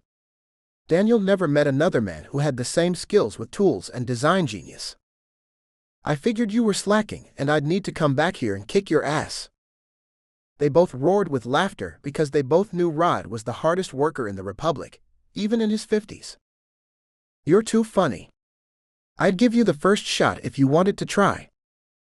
"Sorry, I couldn't resist. How are the buses coming?" "This is number 13. We completed the other 12 and they're in position. Come take a look at this one. These were your idea after all." Daniel admired the workmanship. Each weld was perfect and they had taken care of executing each detail. What once carted kids to school now would be deadly to anyone in the vicinity. As you can see, there are 5 55-gallon drums pointing out this side of the bus, along with 3 5-gallon pails pointing out the back and the other side. Each is loaded with razor-sharp shrapnel with an explosive charge behind the projectiles. The drums have 3 detonators. 2 remote and 1 proximity, while the pails have dual proximity detonators. Anything in the destructive zone will be shredded. If someone approaches on foot, the proximity sensors will take them out. They're regular death machines. "Great job, Rod. When will this one be done?" "We'll have it in place this afternoon. There's just a couple of details left to finish." "I feel better seeing you in charge." "Thanks, Danny. Don't worry about a thing. Once these babies go off, everyone in camp will know." Daniel stuck out his hand to shake, but Rod grabbed him up into a big bear hug. He felt the air being squeezed out of him and never wanted to be on the side of Rod's wrath. "Take care of yourself. The stress of leading is making you look tired." "Thanks, Rod." The man clapped him on the shoulder with hands the size of oven mitts as Daniel walked away. This made him feel better, but he had to admit he still felt like crap with the weight of leadership weighing him down. He didn't want to make wrong decisions and have people die because of them. Of course he knew he had to decide, and people would die no matter what choices he made. To buy himself some time to think, he took the long way back to camp. This path would take him 3 miles around the back of the camp, up the mountain, and then back inside the grounds near the front gate. Plenty of time for him to calm his nerves and enjoy the sunshine. 2 things he found little time for these days. Anytime you go for a long walk and it rains, it always happens when you're at the furthest point from home. There's no going back or moving forward without getting soaking wet. Today turned out to be one of those days, but nothing fell from the sky. When he reached the farthest point from the camp, the sound of explosions ripped through the air. He couldn't be sure how far away they came from because the sound radiated forever up here in the mountains, especially now with the end of civilization. Daniel had never been in great shape and the stress of leading caused him to miss out on workouts, but he broke into a jog. Since he didn't want to slip and break his neck on the rocky path, it would more accurately be called a fast walk than a jog. As he rounded the corner, another explosion ripped through the air. It distracted Daniel, and he looked up rather than down at the soft spot on the trail. His feet slid out from under him and he crashed down onto his back, knocking the air from his lungs. He gasped for breath as another blast let him know a third improvised explosive device detonated. Panic set in, and Daniel found it hard to breathe. He willed his lungs to cooperate while listening to the cacophony of detonations and small arms fire. They were under attack, and he was stuck gasping for air out in the woods instead of leading the defensive forces. Daniel might as well be AWOL. Blackness crept into the side of his vision, so Daniel knew he had to do something quickly. He pulled himself into a crouched position and tried to slow his breathing. After a few minutes, the darkness faded, and his ability to breathe returned. As he pulled himself up, he realized the gunshots had slowed and the explosions stopped. This might be a good or a bad thing, depending on how his people responded during his absence. There was no way to know for sure without returning to the camp, so he headed in that direction while observing his footing. Both his chest and back ached from the fall and from being winded. Better to not repeat the accident. Before reaching the end of the trail, Daniel turned off onto another route. His original direction would have deposited him by the front gate of the camp, and, depending upon the outcome of the battle, that might not be such a good idea. This spur route would put him behind the building with his office in it, out of sight from anyone at the front gate. As he rounded the building, Daniel heard voices but couldn't decipher the words. Not wanting to run into a trap, he peeked around the corner to see who the voices belonged to. A dozen men in fatigues were being held at gunpoint by the soldiers of the Republic. Whoever attacked them hadn't faced a fighting force like theirs. Not only did everyone train to defend themselves, regardless of age, any potential invaders had to fight uphill, which gave the Republic a distinctive advantage. Ah, Daniel.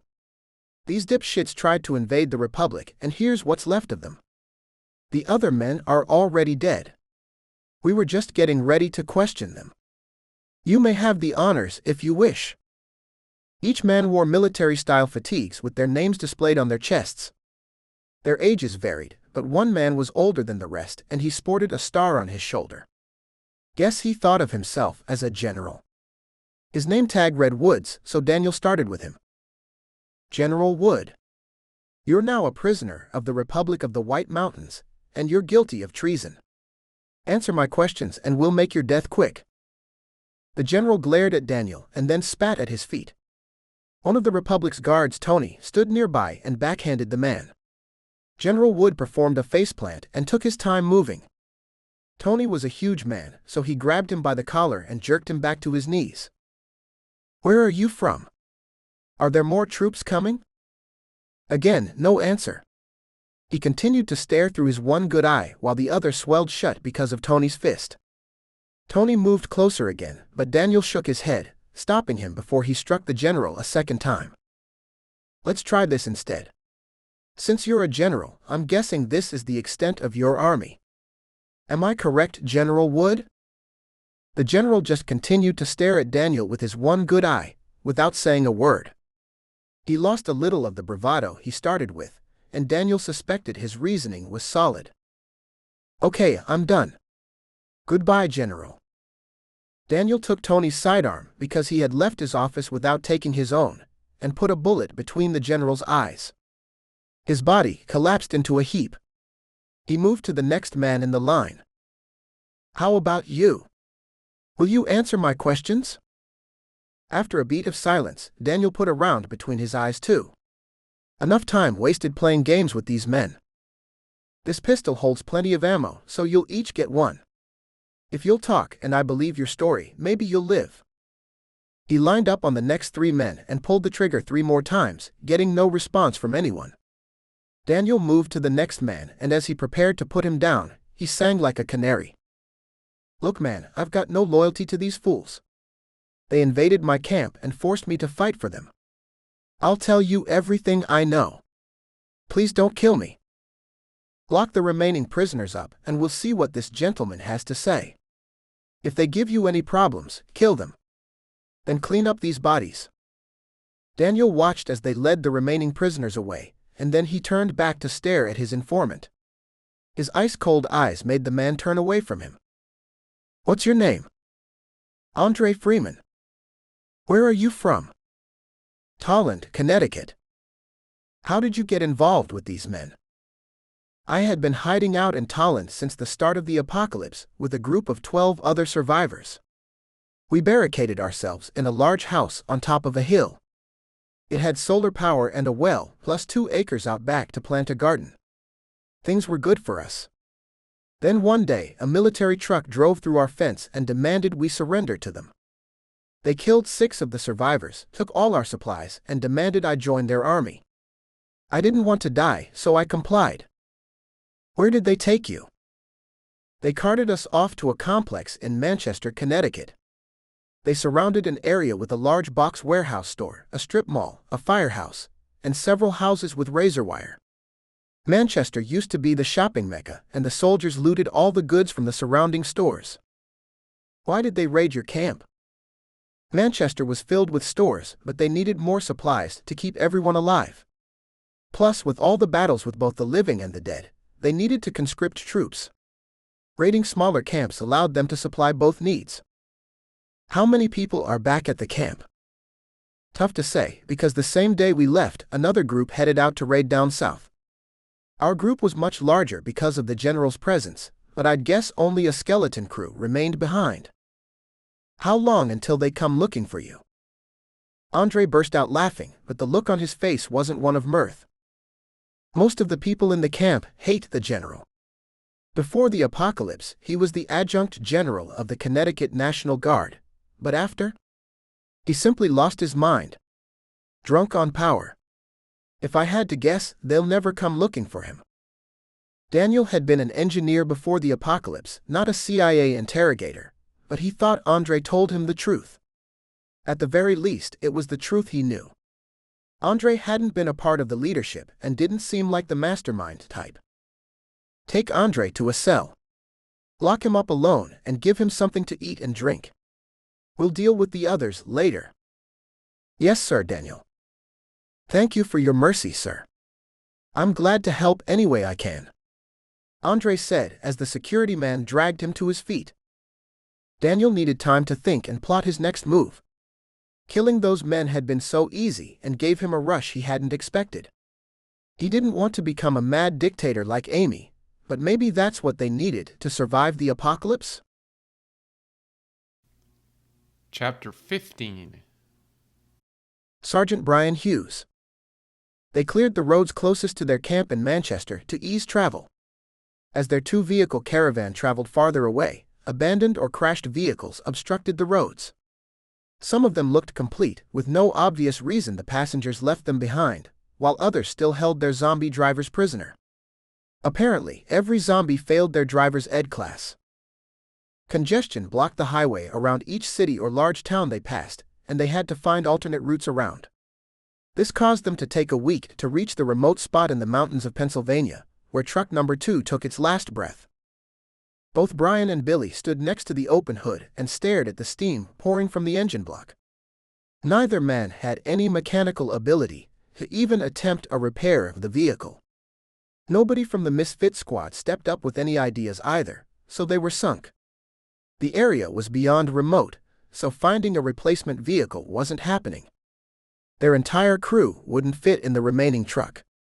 100 miles, plus or minus a few, still separated them from their rendezvous point with the LERP squad. "What do you think?" "We're screwed, boss." "Yeah. Too far to hump it and no auto club to call for a tow." Billy snickered, and it caused Brian to smile. He scanned the horizon, hoping the answer would magically appear out of thin air. While his mind struggled to find an answer, Billy broke the silence. "Did you hear that, boss?" He had shut the outside out while thinking, so Brian hadn't been listening. But now he heard it. Zombies make this odd combination of moaning and keening, which gets louder once they sense prey within reach. These shrieks filled the air all around them, coming from both ends of the narrow mountain road where they parked. "Billy, we need to get the hell out of here." "What about all the soldiers and the supplies in this truck, boss?" We need to move them and figure out how we're going to haul everyone. Brian considered Billy's questions, but then he noticed the crowd of zombies shambling down the crest of the hill toward them. Too late. The horde picked up speed as they saw the humans and moved at a jogger's pace. Get in the truck. We've got to move. The two trained soldiers responded to the threat by retreating to the safety of the large GMC truck cab. Unfortunately for the untrained misfits, most had no clue what to do. Some froze, a few ran for the surviving truck, and others took random potshots at the approaching horde. This drove the monsters into a fury, and Brian watched as his incompetent soldiers fell, while he climbed into the cab of the truck. Teeth gnashed as they ripped the soft flesh from the unlucky misfits, and the gunfire faded quickly. Billy turned the key, and the truck coughed before the big diesel engine sang. The transmission ground as he shifted the truck into gear, but forward motion rewarded them. As they entered the road, Brian noticed a group of zombies charging up the hill to get their part of the eating frenzy. With no other options available to them, Billy buried the accelerator and aimed for the weakest link in the oncoming crowd. The big truck jolted as it crashed into the gang of bodies at 35 miles per hour. Brian heard a scream and watched as two people flew from the stake body as the truck bounced. With any luck, the fall knocked them unconscious before the surviving zombies tore into their flesh. Watch the road, Billy. We can't afford to crash. They continued racing down the twisty mountain road at over 40 miles per hour. In normal conditions, this wouldn't be too fast, but for this big, heavy, ancient truck, it was practically a death wish. Being torn apart by hungry zombies seemed a worse death than crashing and burning in an auto accident. Neither option sounded great to Brian. Thankfully, they didn't experience either death that day. Once they were about 10 miles away from the attack, they stopped to examine their losses. When they departed the camp in Manchester, there were 30 soldiers riding in the two trucks. Now only 8 misfits remained, along with the 2 commanders. How did they lose 22 soldiers in one zombie attack? Now he knew for sure the general sent him on a suicide mission. Now what, boss? We're low on supplies and manpower. What choice do we have? We meet with the scouts and then figure out what's next. This sucks, boss. Billy ground the gears as he shifted the truck and directing them back onto the road. Brian shared Billy's assessment, but he saw no other options. It took them a week to get this far, and they'd have to drive back through the horde if they returned. He wanted to run away, but he never expected his escape would be this difficult. Maybe the general and his tactics weren't as bad as Brian thought? They made it through the night and the next 2 days, sustaining no further loss. Billy pulled the truck into the parking lot of their predetermined rendezvous spot. Slow travel made them 3 days late, and they lost the long-range communication set on the broken-down truck. Brian hoped the scouting team would still be here waiting. Of course, they might have fallen to zombies or other enemy forces by now. What do you think? I don't know, boss. Would you wait around for 3 extra days? Orders are orders. You know we'd obey them, even if they made no sense. That's when the military existed, boss. Now it's just plain chaos. No organization or discipline anymore. Billy turned the big truck around, pointing the nose toward the exit, before he shut the noisy diesel engine down. The constant clanging gave Brian a headache, and he cherished the quiet.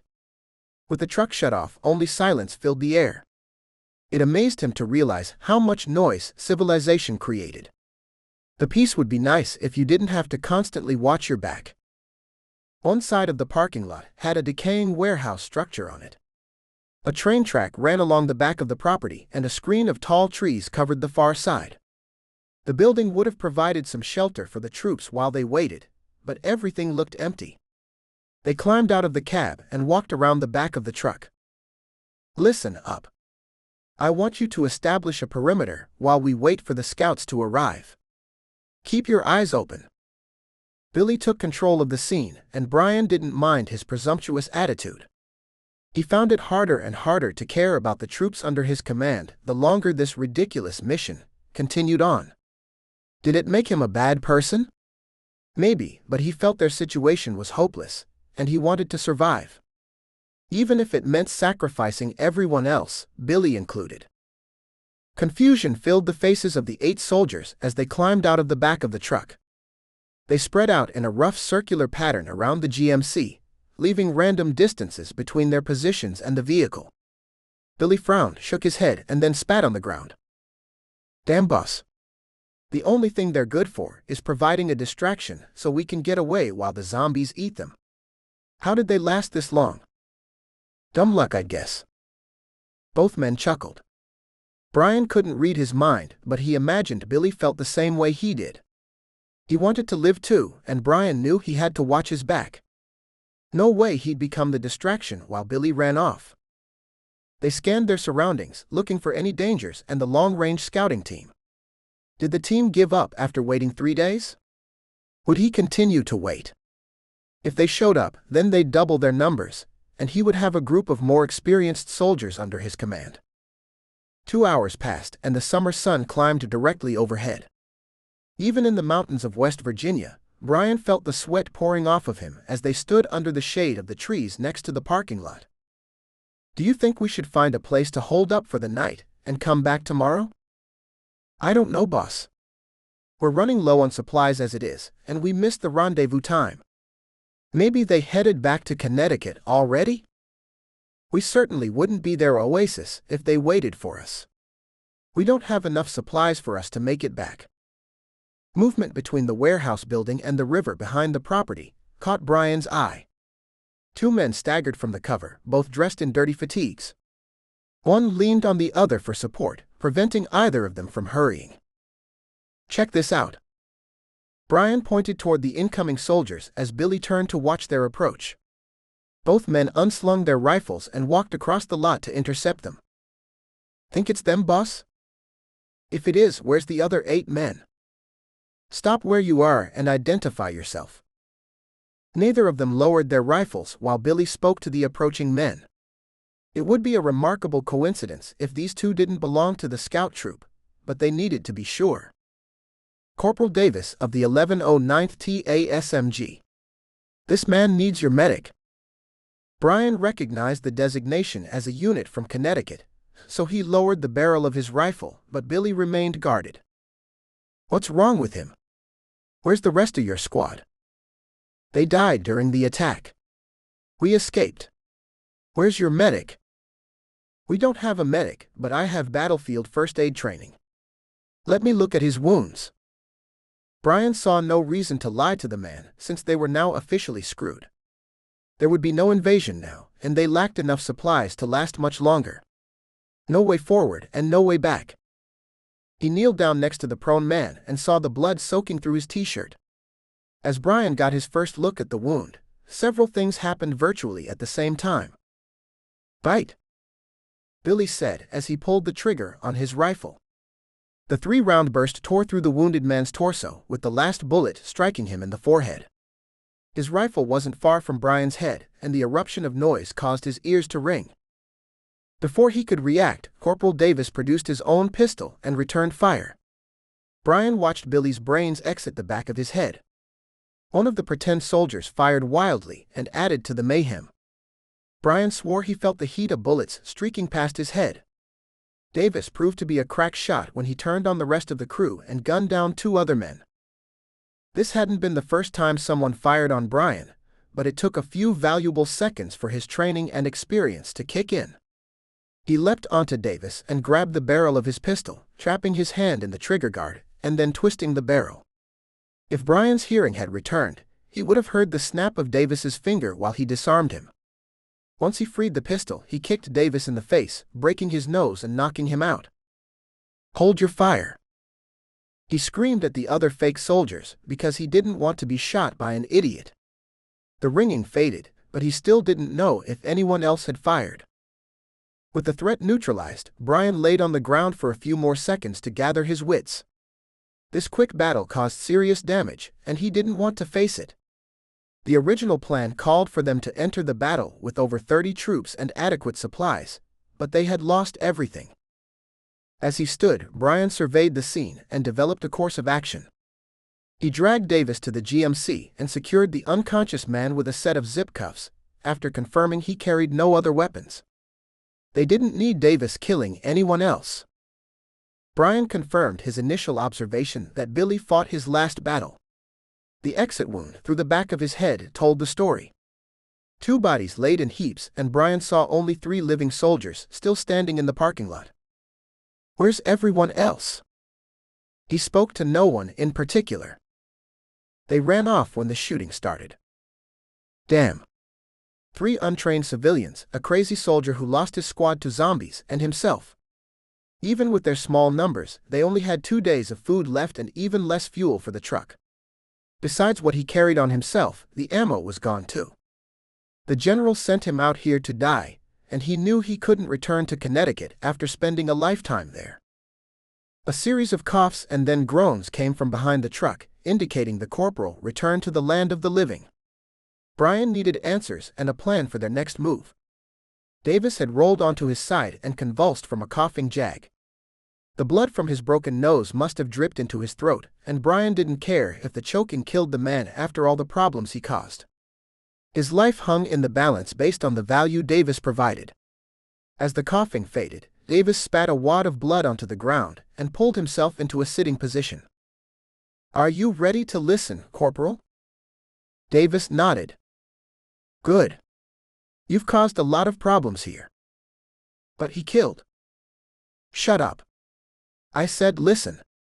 Unless you want a new hole in your head, then you'd be wise to do so." The corporal glared at Brian, and he saw the man would kill him given the chance. Brian would make sure to not give him the opportunity. "You killed a good soldier along with some useless men. But I can't be picky right now because of the limited resources. You're going to take me to the camp we were supposed to invade, so I can check it out. Then I'll decide what to do with you. If you're going to kill me, then just get it over with. Don't tempt me. Get on your feet and get in the truck. If you try anything stupid, you'll die."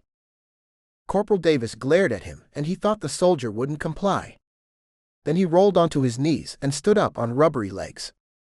Davis staggered to the front of the truck and stumbled into the cab of the big truck.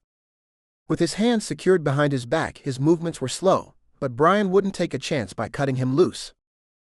"Everyone, get in the truck." "Everyone?" Funny, there were only 3 fake soldiers left. The sergeant felt guilty taking them to their deaths, but they faced worse on their own. Which death would claim them first was the only question. "Okay, Davis. Where to?" "The camp is about 12 miles from here, southwest. Take this road south, and when it dead ends, turn left. You can't miss it." Brian followed the directions and found the route as explained by the corporal. There was nothing to talk about, so no conversation occurred during the hour drive. The roads were passable, but Brian navigated around the broken-down, crashed and rotting vehicles left behind. As they got closer to the camp, the roads became clear, so the sergeant knew this group had to be organized. It made sense to clear the debris from the roads closest to where you lived. "If you pull off here, then we can hike up that ridge and have a bird's-eye view of the camp. If you go any further, they'll see us coming and then we'll all be dead." It might be a trap, but Brian saw no other options. He only had 3 incapable soldiers, so a frontal invasion wasn't an option, but he needed to know what lay beyond the hill. They had only 1 tank of fuel left for the big GMC, and then they were out. An easy target for them to loot would be a godsend. "Okay, I'll stop. You'll go first, so if it's a trap, you're dead." Davis chuckled. It pissed Brian off. The corporal thought this was some kind of joke, but he still needed him. He swallowed the anger because it wouldn't serve anyone. In fact, it would get them killed. The sergeant opened the passenger door and dragged the prisoner out of the truck. "Get moving, Davis." "Sir, yes, sir." Davis continued to cackle as he regained his footing and headed toward the woods. "I don't suppose you'd consider releasing these bonds. It would make it easier for me to navigate the trail." This time, Brian chuckled and pointed at the path. "Well, it was worth asking." Davis staggered onto the trail as he led the way up the hill. Brian didn't know if the head trauma from his kick or the man's hands tied behind his back made his movements so erratic. Either way, he didn't care. As long as he survived, what difference did it make? His time of service to his country and others died long ago, and self-preservation became his new moniker. About halfway up, Davis tripped and fell face first onto the ground. He didn't move, so Brian grabbed him by the collar and yanked him up. A stone cut a jagged line across Davis's forehead, and his blood oozed down his face. With a wild look in his eyes, he spat a wad of blood on the ground and then giggled. The laugh reflected madness rather than mirth. Davis turned and continued up the hill while he continued to snort. After another 5 minutes of walking, they reached the summit. The far side dropped off as a cliff face, giving them an unobstructed view of the valley before them. Brian couldn't have dreamed of what sat before him. A large main building ringed by several smaller buildings, with all of them enclosed behind a 12-foot-high wall ringed with razor wire. It made the camp he had lived in back in Connecticut look small and unprotected. On top of the largest building sat a lighted sign that read, "Casino." Smaller signs placed lower on the building were lit in similar garish manner said, "Girls, Sex, Drugs." Only the rock and roll sign seemed missing. Armed guards manned a large entry gate, while men and scantily clad women roamed the grounds between the buildings. He guessed the use of the smaller buildings, based upon the foot traffic moving between them. Even if all the soldiers had survived and had sufficient training, they wouldn't have been able to overrun this camp. Brian stood and stared open-mouthed, trying to decide what his next move should be. A crash off to his right drew him back to the present. Davis must have decided the time to escape came with Brian's distraction, but a wrong step caused him to plummet off the side of the cliff. Cracking and popping sounded while his body bounced off the rocks and came to a rest a couple 100 feet below. The noise sounded like thunder from where Brian stood, so he crouched down in case anyone looked up from the camp below. They were too far away, or the noise within the casino's grounds drowned out the corporal's death dive. When he turned back to the building, Brian watched 16 armed men as they climbed into 2 black Cadillac Escalades. He wondered where they might be heading and decided he needed to find out. The sergeant double-timed it back down the hill toward the GMC. As he reached the truck, he found the bed empty. Where did the last 3 men go? No time to care if he wanted to follow the men leaving the camp. The GMC had one last tank of fuel, so Brian hoped they weren't going too far. He reached the main road and saw taillights off to his left, so he ground the gears as he shifted into second gear and followed. Chapter 16. Tiffany Davis. Tiffany walked away from the wrecked Jeep as the broken zombie growled and gnashed its teeth behind her. She couldn't help but laugh at the predicament of the foolish beast. At one time she had been the victim, but now Tiffany would make everyone pay. The weak little sheep died. When the situation required it, Tiffany could put on the old disguise like a comfortable old sweater to fool the world. Then her true self would come through. Death and destruction would follow behind. The man with the glowing red eyes promised Tiffany her revenge. With the Jeep out of commission, she needed another ride. Who knew how long the raiders would wait for their comrade? Each of those invaders needed to die, along with whoever sent them. Tiffany worked hard to build the trust of the members of that camp, before making them disappear one by one. Her innocent smile calmed any suspicion, until it became too late to escape her wrath. Like the spider to the fly. The summer sun turned her bare shoulders pink as Tiffany strolled down the country lane. She regretted killing the slob in the middle of nowhere, because her feet hurt. Overgrowth encroached on the road, but none of it provided any shade.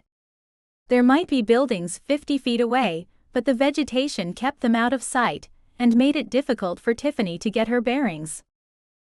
Another mile passed by before she finally found an old farmhouse. It looked neglected, so she hoped to find the place empty.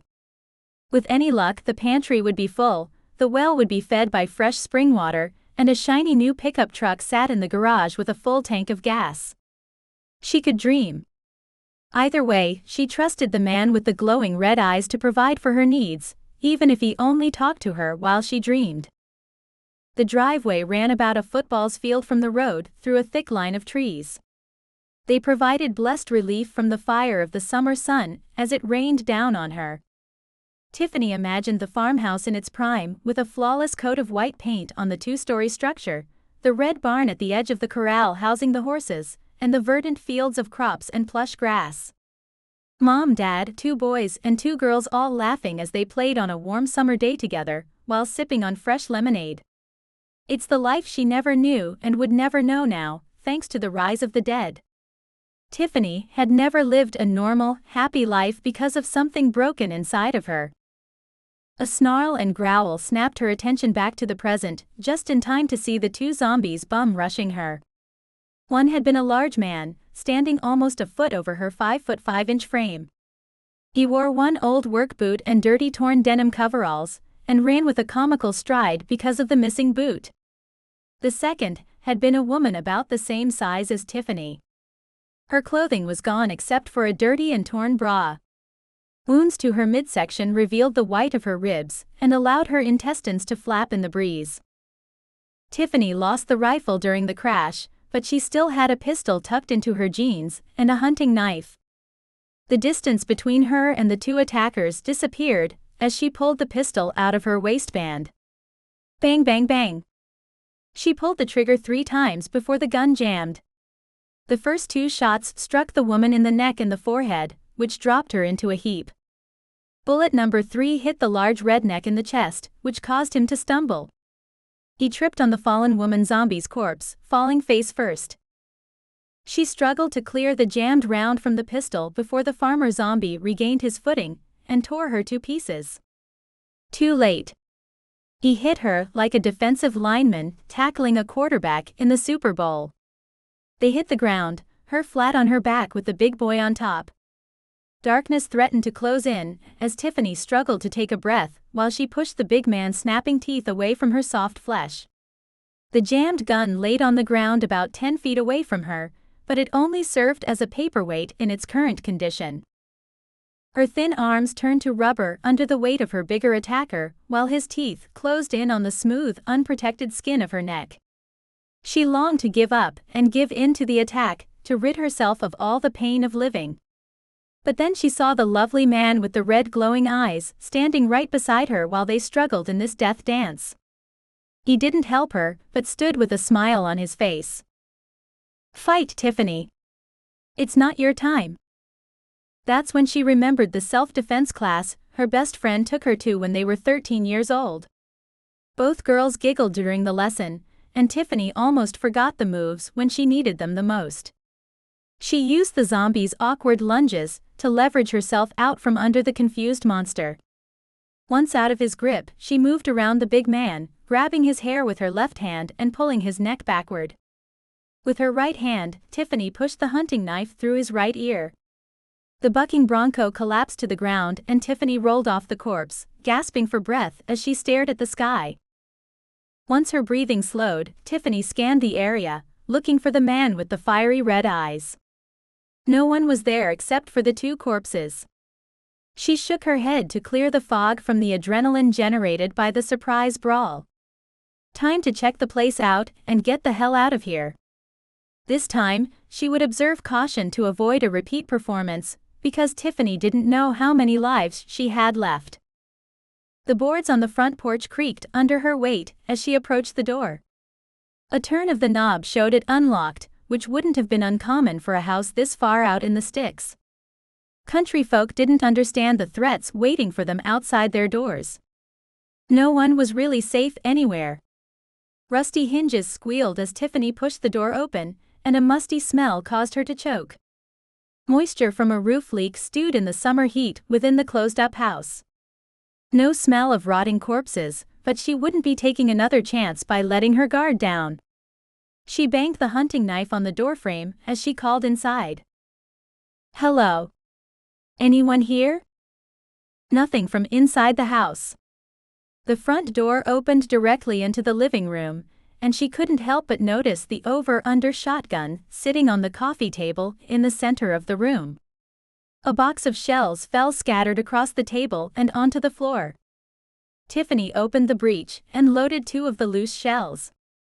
Then she stuffed the rest of the shells into the pockets of her jeans.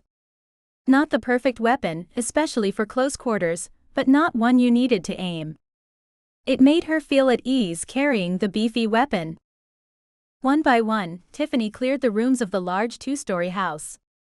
The two zombies who greeted her outside were the only residents she found. Her dreams didn't come true because the pantry held little.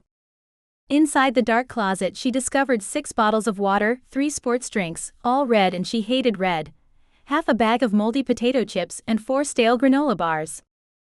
Hunger and thirst made her less picky, so she made the best of what limited resources she found. After a quick break for refreshments, Tiffany checked out the barn. With any luck, she'd find the transportation she needed to return to her camp. She needed to return before the attackers pulled out, so she could pursue them and make them all pay. The barn looked as neglected as the house, but she hoped it held a running pickup truck. A big noisy pickup truck was required transportation for every farmer or farmer want to be in America. Even those who lived on less than a quarter acre in a suburban neighborhood drove one. All the emissions from those big V8 engines probably brought the zombie plague upon them all. Tiffany stood before the large barn door and tried to push the door open. The roller, which sat on the large metal track above the door, refused to budge. She pushed with all her might, but it wouldn't move. So close but so far away. Around the side of the structure, she found a hinged door locked with a padlock. Stupid hillbilly left the front door of the house unlocked, but locked the barn door. Messed up priorities. With nothing to pry the lock open with, Tiffany raised the barrel of the shotgun and fired at the lock. The padlock appeared to not have a scratch from the blast, but the buckshot ripped a hole in the door around the hasp. Cobwebs crisscrossed through the barn's interior, illuminated from the light coming through the open door and the small dirty window above the large sliding barn door. Her dream of finding a shiny new pickup truck with a full tank of gas died. A rusty farm tractor sat in the center of the floor space, looking unmoved since long before the start of the apocalypse. Whoever lived here hadn't used this tractor for farming for a decade or more. Not useful to anyone anymore. Tiffany moved further into the barn and found her ticket to freedom parked in the back corner. A mid-80s Honda dirt bike leaned on the large timber support along the back wall. The memory of the 250cc motor screaming while she rode a motorcycle that could have been its twin flooded her brain. Her mother married Bert when Tiffany turned 14. Bert's son Jamie became her stepbrother the same day, and Tiffany hated them both. Nobody would confuse their home with the Brady Bunch.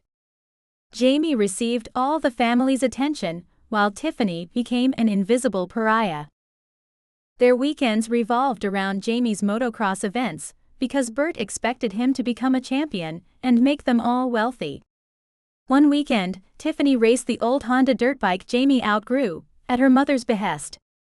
Even with the latest and best equipment, Jamie couldn't ride to save his life, and Tiffany won the race.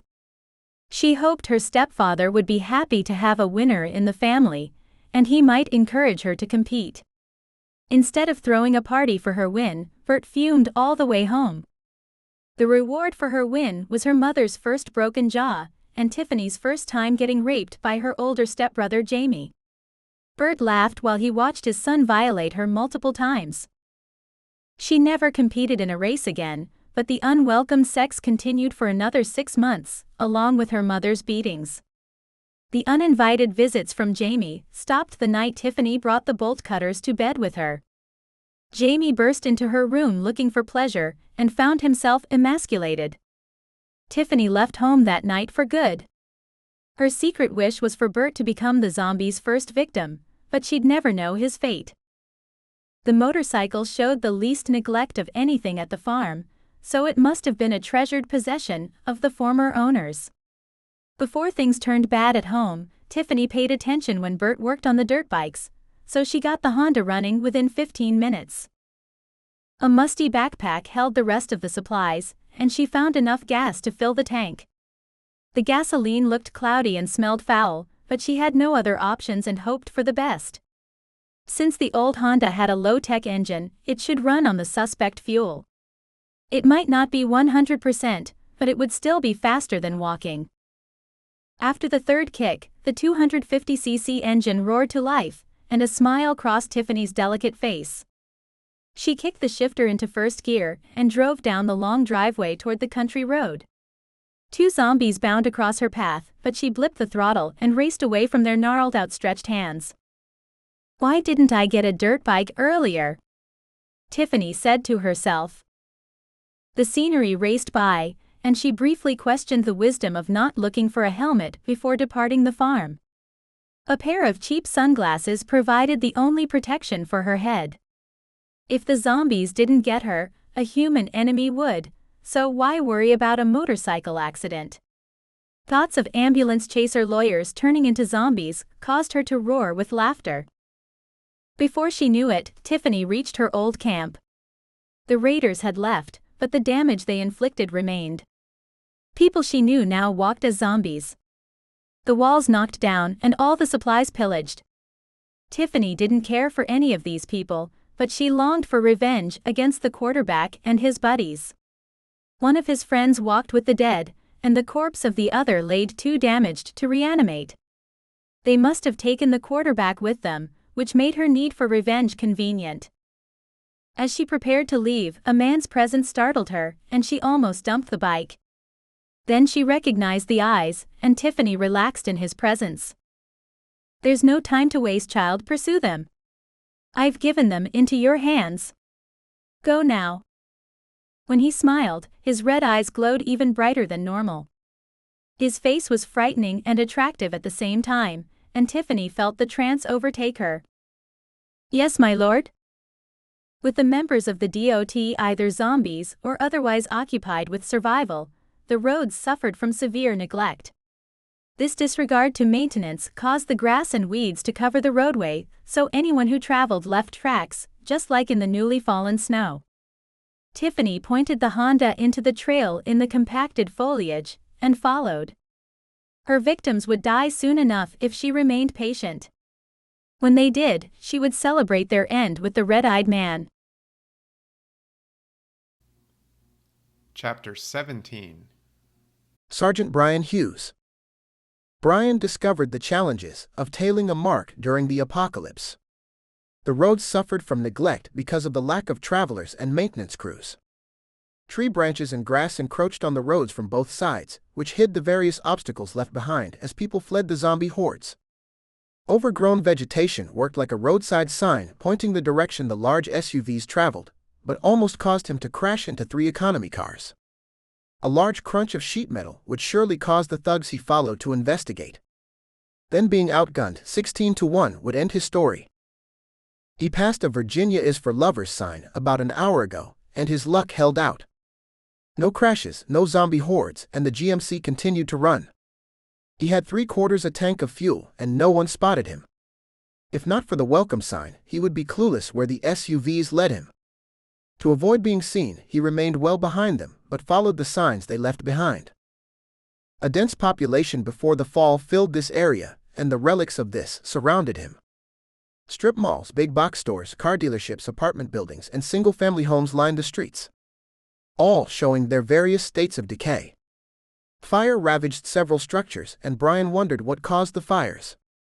It might have been lightning or arson, but the results were the same because the fire department no longer responded.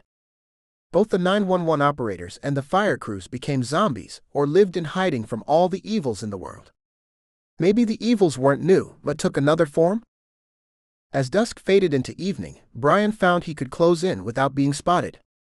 The big trucks drove with headlights blazing and became easy targets to track. They turned into a part of town with larger homes spread further apart. The 2 trucks turned into this driveway. Brian pulled into the driveway of a McMansion 2 plots away and stashed the truck behind a large brick colonial home.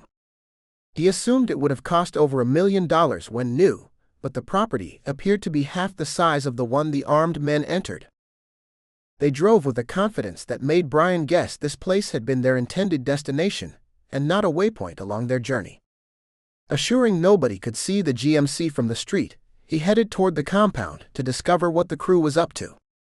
This neighborhood remained dark, unlike the well-lighted casino grounds they left behind. A tall stone fence separated the property from the neighbors, but something had toppled about 50 feet of the wall near the tree line. Brian moved within the shadows cast by the forest to provide cover for his incursion. The property had been a gentleman farm with a large multi-story home, a large barn with a paddock, and various smaller outbuildings scattered around the grounds. At one time, it must have been a beautiful piece of real estate, but suffered from years of neglect. More than likely, the deferred maintenance stretched back before the start of the dead walking.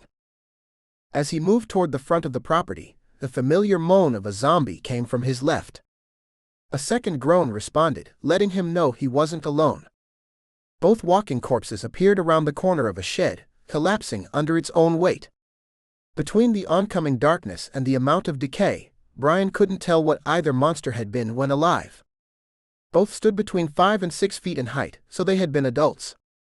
Good, because he hated putting down children, even if they weren't kids anymore. He drew his knife and dropped the first zombie. As the body fell, his knife stuck in its skull and the momentum ripped it from his hand. He carried his rifle, but didn't want to shoot the second zombie. 16 armed men who weren't his friend were nearby, and Brian didn't want to capture their attention.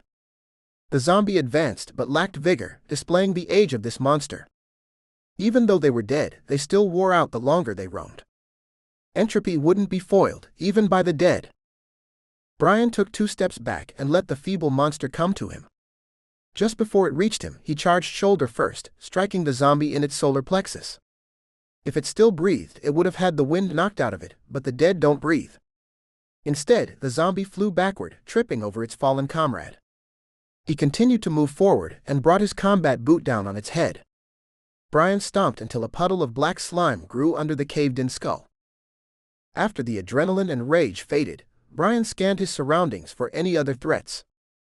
Finding none, he felt relief because he escaped detection even after losing control. He bent down and recovered his knife from the skull of the first monster, cleaning the blade on the remnants of its clothing. Back to the mission. As he approached the house, a rumble of a diesel engine preceded the lights turning on. Brian crouched into the shadows next to the barn. The newfound illumination allowed him to see the peeling paint and the missing boards on the structure. Inside, the remnants of horse stalls shone. Some were still intact, and one looked like a bomb went off inside of it. The place was a total mess, but it had a working generator set. What an odd combination. He peered around the corner of the barn, toward the house. 2 men stood outside of the front door, but Brian saw no other activity. They set a watch outside and most likely settled in for the night. Whatever they looked for here, it would be easier to find in the daylight. For the first time today, Brian felt exhaustion overwhelming him. He needed to find a safe place to hold up to get some rest. It would do him no good to pass out from sleep deprivation and fall victim to these men or a group of zombies, so he headed back to the big GMC. It wouldn't be the perfect solution, but its bulk and raised cab would keep the zombies away from him. Not a comfortable place to sleep, but hopefully a safe one. The first light of day came through the truck's windshield and woke Brian from a fitful night's slumber. Both his back and neck were sore from sleeping in the cab of the GMC. Next time, he'd steal an RV before setting out.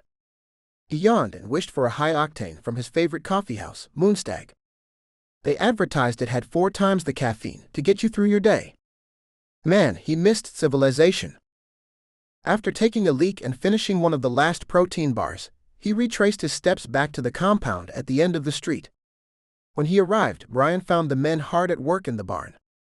They made no attempt at stealth as they dug with an old rusty farm tractor inside of the barn. With the cover of all the noise, Brian crept up to the back of the barn and used a damaged board as a window into the work zone.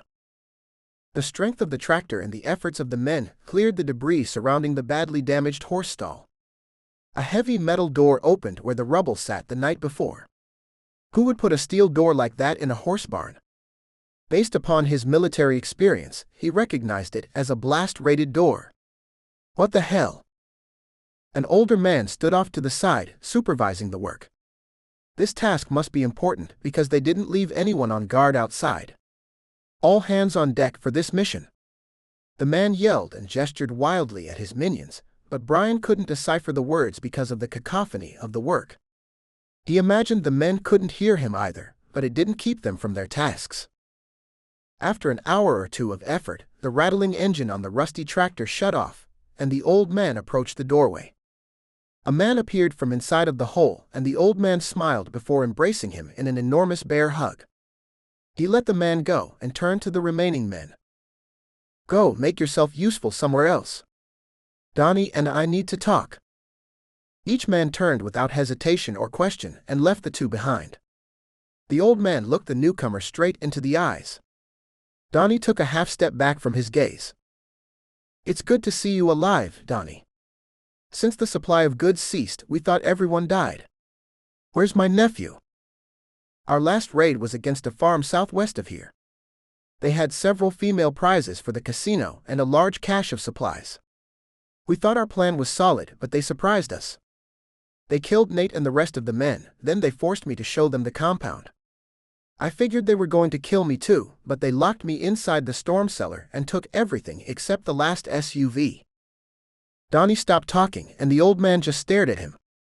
The intensity of the old man's look caused Donnie to take another half step back. Brian wasn't an expert on interrogation, but he knew Donnie lied. Who put blast doors on a storm cellar? If they killed everyone else, why let him live? Too many inconsistencies in his story, and Brian wondered if the old man saw them too. A smile broke out on the old man's face, and he clapped Donnie on the shoulder. "Aren't you the lucky one, Donnie? Let's get you something to eat, and then you can show me where this farm is. We'll give them the wrath of the Orions and kill them all. Then I'll put you in charge. Family is everything. Isn't it, Donnie?" The smile on Donnie's face didn't look genuine, but he faced 16 armed men. What choice did he have? They walked away from Brian's hiding place toward the open barn door. Brian wondered if Donnie knew he was a dead man walking, but he supposed everyone was now. Either the zombies got you or the other survivors would. No one knew which or how much time remained. With the barn empty, Brian checked out the storm cellar to confirm his suspicions. 20 feet down the barn's wall, 2 boards were missing, and this provided enough room for Brian to squeeze through. He hadn't ever been obese, but he might not have fit through this crack a few years earlier. Once inside the barn, he stopped and listened for anyone who might surprise him. All was quiet, so Brian crept past the debris to the open steel door. Sure enough, this door possessed a blast rating based upon its construction. Only a now smashed electric lock shone from the outside. Stairs descended into darkness. He strained to hear anything from below, but only silence reached him. Step by step, he walked down to find out what mysteries laid inside the bowels of the earth. The further he walked, the brighter it became. An artificial light shone from an open doorway below him. Unlike the upper door, this one appeared undamaged, so Donnie must have opened it himself during his escape. Whoever imprisoned him did so with the debris left in the stairwell. Based upon the craters cut into the walls, they used explosives. He reached the door and found a large room decorated like a fine English library. Several doors opened off of the main room, and Brian was shocked to find this place larger than any house he lived in. Definitely not a storm cellar, more like a bunker. Donnie must be one of those survival nuts, neglecting the home above, but not the safe house below. Not knowing how much time he had, Brian rushed through the room. He found a backpack and filled it with supplies. Protein bars, sports drinks, and even ammo. Brian found an AR-15 and a Desert Eagle already in a holster, so he grabbed both weapons. As he rejoiced in the bounty of this discovery, he walked behind a large wooden desk and saw the video monitors. Each showed a different view of the grounds above him and even inside the house. He found no audio, but the pictures told their own story. The men were loading supplies from the house into the 2 trucks they arrived in. They checked their weapons and then loaded themselves inside. Brian watched as the 2-vehicle caravan headed out the front gate. Without a plan, Brian ran back up the stairs. The big GMC sat too far away and little gas remained in the tank, so he wasn't sure what to do. Then he remembered the conversation he had eavesdropped on. Donnie mentioned a Suburban left behind by the farmers. He found it parked outside the front door of the barn. The casino gang drove much newer and fancier versions of the Suburban. This one came from the 1990s and looked well worn, so that's probably why they passed on this piece of junk. Brian jumped inside, and the musty smell of mold assaulted his senses. Someone left the keys in the ignition, so he twisted the ignition to see what would happen. He didn't hold out much hope, but the roar of a diesel engine greeted his efforts. Yes. He said it out loud as he slapped the steering wheel, celebrating his good luck. The truck complied with his wishes when Brian moved the gear selector into drive. Chapter 18. Tiffany Davis. The whine from the dirt bike's engine and the vibration from the road comforted Tiffany. She felt the power of the machine radiating between her legs and engulfing her entire body. It spelled freedom. No more giving in to anyone thanks to her kind master with the glowing red eyes. Tiffany prayed a silent prayer to him for his wonderful provision. His kindness would lead to the revenge she had waited too long for. Travel down the neglected roads proved slower than Tiffany thought, even with the nimble motorcycle. One distraction could cause her to drive into a hole, get clipped by an overgrown branch, or crash into an abandoned vehicle. 3 years hadn't been enough time for these scattered hulks to degrade into dust, and she doubted 30 years would be enough. Why had everyone taken to the streets when the dead rose from the grave and left their cars behind? An arm reached for Tiffany while she daydreamed. She traveled around 20 miles per hour, and the decaying appendage missed her, but clipped the handlebars of the Honda. This disruption caused the motorcycle to take a hard right, directing her into the pickup truck parked haphazardly along the verge. As she slammed into the bed of the truck, the forward momentum pushed her over the handlebars and she flew for a few beautiful seconds. Then the ground slapped the wind from her lungs as the darkness crept into her peripheral vision. She willed herself to breathe and to remain awake, but her lungs wouldn't cooperate and the darkness grew as it deepened. Would he let her get this far and then fail her? Maybe the man with the red eyes was only a figment of her imagination, and not a god as she hoped. These were her final thoughts as the blackness overtook her. Tiffany gasped for breath as the light burned behind her closed eyelids. She forced her eyes open and stared up at the sky as daylight faded to gray. Her body ached from head to toes as she struggled to move from her prone position. Why was she on the ground? The fog clogged her brain, making it difficult to think. Each shallow breath caused pain to radiate through her midsection. Something bad happened to her. Then everything flooded back at the same time. The raid, the motorcycle, the dead arm reaching for her, and the resulting wreck. It took every ounce of strength to draw herself into a sitting position, and the world spun like a carnival ride. She sat still until the vertigo dissipated, happy she had put on that old musty helmet from the camp. If she hadn't, she'd certainly be dead after her flight. A quick scan of her surroundings showed she had fallen down a gully into an overgrown thicket. Landing on the dirt rather than the pavement had saved her life and hid her in the foliage. The zombie whose dead arm caused the crash was nowhere to be found. With no external stimulus, the stupid creatures bored quickly and wandered away, just like the teenagers Tiffany attended high school with. Both groups were equally deadly, for different reasons. The slope she rested on wasn't steep, so Tiffany stumbled up the hill. She slipped twice but didn't fall, even though each step radiated agony throughout her body. Why did the man with the red eyes let her down? He could have saved her from this wreck. At the top of the grade, Tiffany found the motorcycle, but didn't have the strength to lift it. It wouldn't have mattered if she did, because the front rim had a squared-off side, and the handlebars were askew. Her ride was done, and she didn't have the strength to walk much farther. Inside of the pickup truck, she found the keys left in the ignition. Tiffany expected nothing, but she pulled herself inside to see if it would start. She turned the key and got what she had expected, nothing. Someone abandoned this rig long ago, and it wouldn't drive another mile. A long involuntary sigh sagged her shoulders as her chin fell to her chest. Alone and without transportation. Screwed. Tiffany sat for almost an hour in the truck's cab, inhaling the musty smell of neglect. The rest hadn't healed her injuries nor brought a ride-share car to her location, but she decided she wouldn't die here. She slid out of the cab onto the pavement, and the landing caused a new set of torment to twist her broken body. One limping step after another, Tiffany continued down the road toward her victims. No idea how she would ever catch up now that the demon left her, but she wouldn't give up hope until either she died or her enemies did.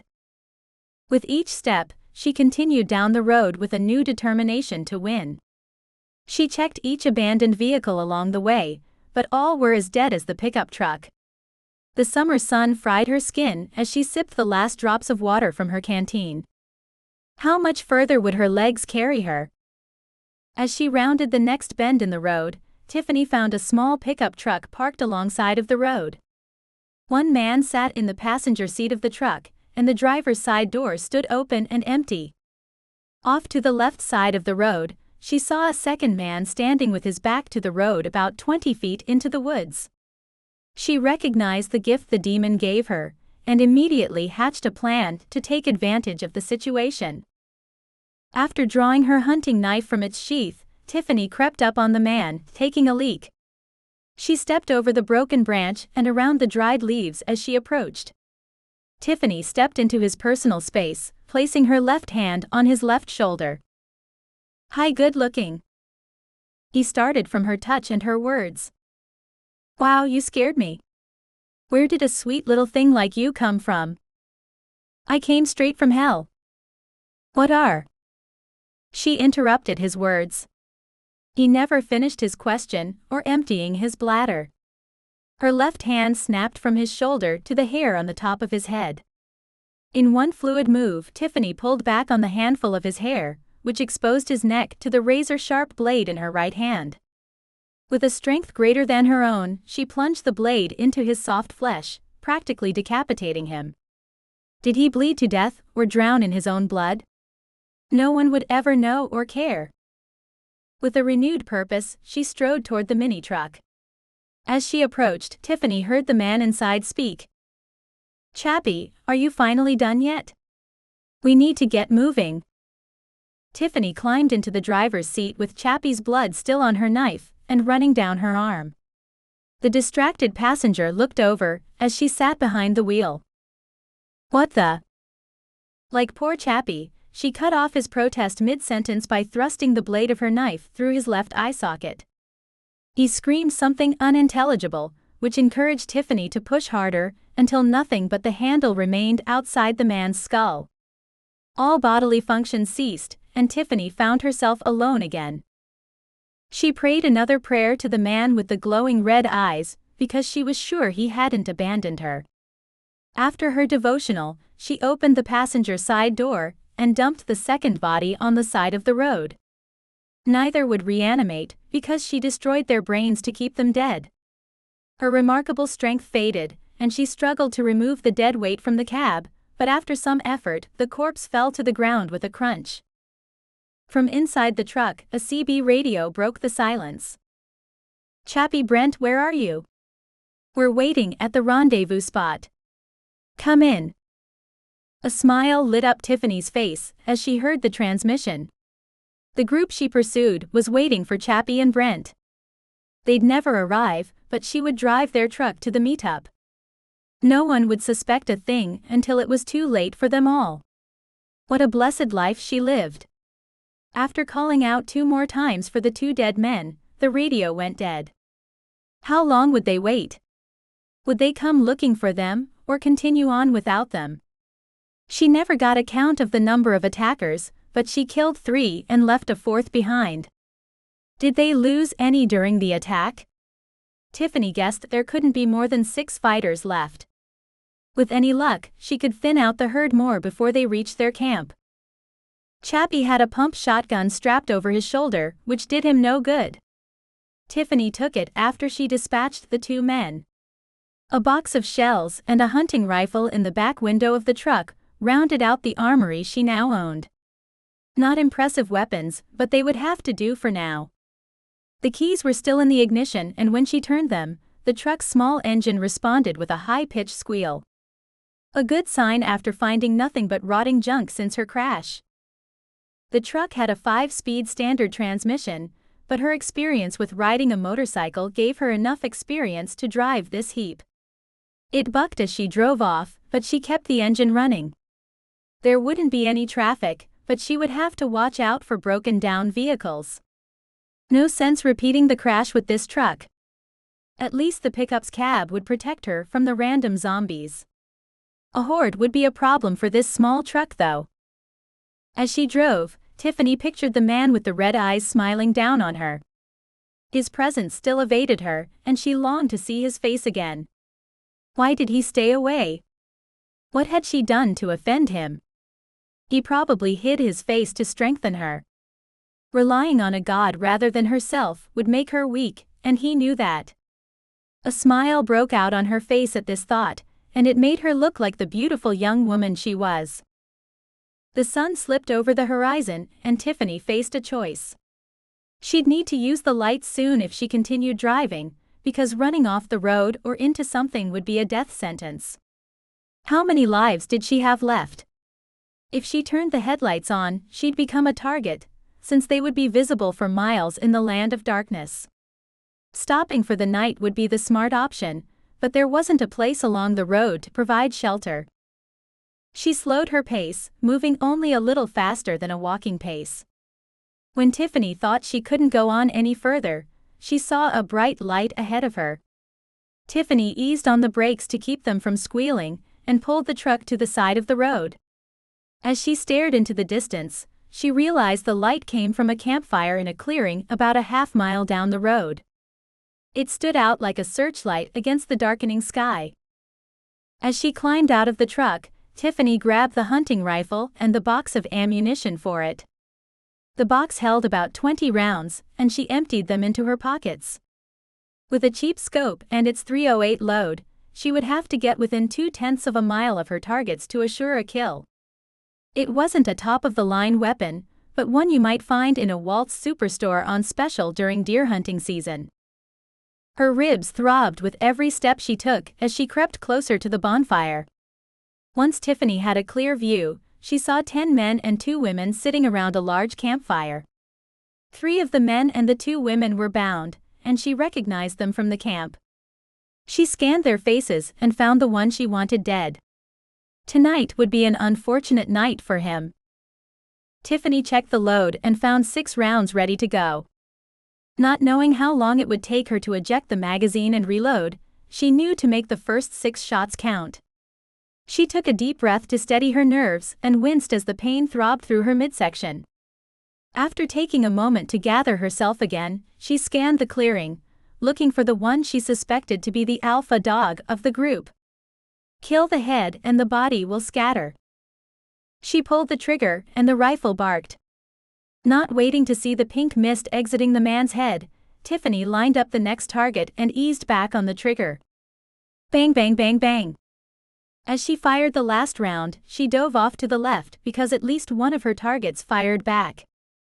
Ignoring the pain, she belly crawled 20 feet away before reloading the rifle. A break in the return fire allowed Tiffany to take a position behind another large oak tree to survey the damage she had inflicted. Everyone, except for one guy, laid flat on the ground, so it made it hard to tell who remained alive. One fool stood up and stared into the woods where Tiffany had started her attack. He held a large pistol in front of him as he searched the tree line for the attacker. She smiled as she aimed the rifle and pulled the trigger. Her first round caught him in the shoulder, and he spun toward her from its impact with a surprised look on his face. Before the laughing would render her aim useless, she pulled the trigger 2 more times, hitting him in the chest and then the head before his body hit the ground. Another person tried to crawl away, so Tiffany put 2 bullets into the retreating form. Movement stopped, so she fired the remaining rounds into other prone bodies, not knowing if they were already dead or not. With no more return fire, she ducked behind the tree to reload the rifle for her third attack. Tiffany scanned the campsite and found no activity. She hoped she hadn't killed everyone, because she needed one raider alive so they could take her back to their camp. Even if they were idiots, she didn't expect to find a map in the glove box with a large X marking the spot of their secret headquarters. After another quick peek at the clearing, Tiffany crept forward, leading with the barrel of the rifle. Moans came from the wreckage, but she identified the noise as still human. Bodies were scattered around the fire, some in pools of blood, but none stirred as Tiffany closed in. She found the two women curled next to each other and shaking on the ground. "You two, get up." One set of female eyes turned toward her voice, and Tiffany saw nothing but terror in them. She knew the look because she had seen it in her mother's eyes. Her stepfather and stepbrother made sure they both lived in fear until Tiffany turned the tables. "Tiffany. Is that you?" "Never mind who it is. Stand up and turn around. If you're going to shoot us, just do it." Tiffany burst out laughing and saw the fear intensify in the woman's eyes. She felt bad putting another female through the same terror she lived through, but it was the apocalypse. What did they expect? "If I wanted to kill you, you'd be dead already, and we wouldn't be having this conversation. I can't cut you free unless you turn around. There's a truck about a half-mile up the road. Take it, and get as far away from here as possible. Understand?" The woman slowly nodded and drew herself to her feet. Tiffany cut the ropes confining her, and then she helped the other woman up. After she freed the second woman, she pointed up the street and motioned without a word. Both women gave her a second look before they sprinted away from the fire. Who knew how long they'd live? It wasn't Tiffany's problem anymore, because she gave them a chance to survive. "Tiffany cut me loose too. We can escape together." She turned at the voice and found the target of her wrath. Billy had been one of the jocks from her high school who helped her escape the zombie outbreak. Since that fateful day, he raped her an unknown number of times. The time of taking abuse from him or any man was over. "Billy, you made it. How lucky." "Yeah, it's me. Untie me so we can get out of here." "I suppose you want to rape me again." "Rape? You wanted it and you know it." Tiffany would have liked to make him suffer like Billy did to her, but she decided not to waste the ammo. A smile broke out on her face and she saw Billy relax. "Yes, baby. Untie me and..." Billy's last words died as the bullet exited his skull. Letting him turn into a zombie would be an insult to the monsters. One by one, she examined the remaining bodies scattered around the fading fire. "Please don't shoot me." A blonde-haired boy, even younger than Tiffany, cowered with his hands held up in front of his face. Stupid boy thought his hands might protect him from a bullet. She raised the rifle and prepared to shoot, but the man with the red eyes appeared between them. "Child, put down your gun. This boy can take you to their camp and you must go there. If the time comes to kill him, I'll make it clear." "Yes, master." Tiffany lowered the barrel of her weapon, and the boy let out a long sigh as he dropped his hands. He blinked several times as he stared at her, but remained mute. She dealt with men's leers all her life, but his look held no desire for her. "What's your name?" He continued to stare with a lost look on his face, and Tiffany wondered if she imagined him speaking earlier. "Ted." "Okay, Ted, I'm Tiffany. At first light, you'll take me back to your camp. But if I return without the commanders, they'll kill me." The stench of his fear poured off his body. He was terrified of her and returning to his home. "No, Ted, he will protect us, so you have nothing to fear." Tiffany pointed to where the man with the glowing red eyes stood. She watched the boy's eyes dart from her to the man, but she saw no recognition. "Ah, are you crazy?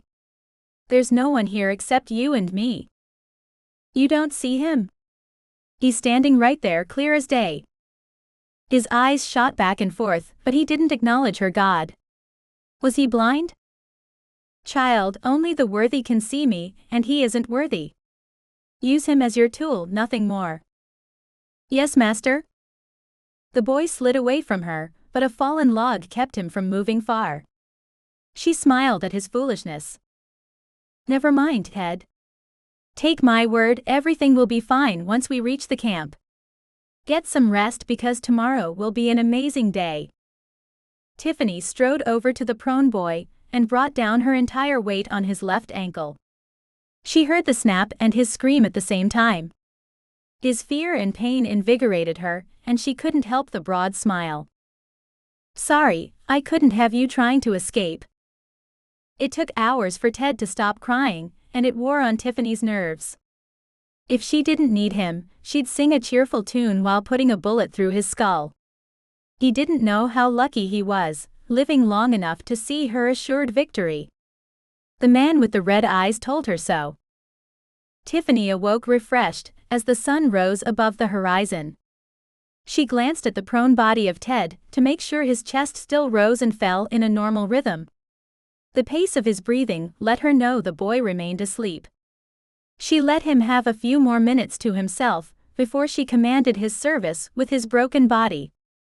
Her muscles were stiff from sleeping on the ground in front of the pile of ash, which had been a warm fire the night before. As she stretched the kinks out of her sore back and limbs, Tiffany saw the man with the glowing eyes standing 20 feet away from her. He smiled as she strolled over to him. Today's your big day, child.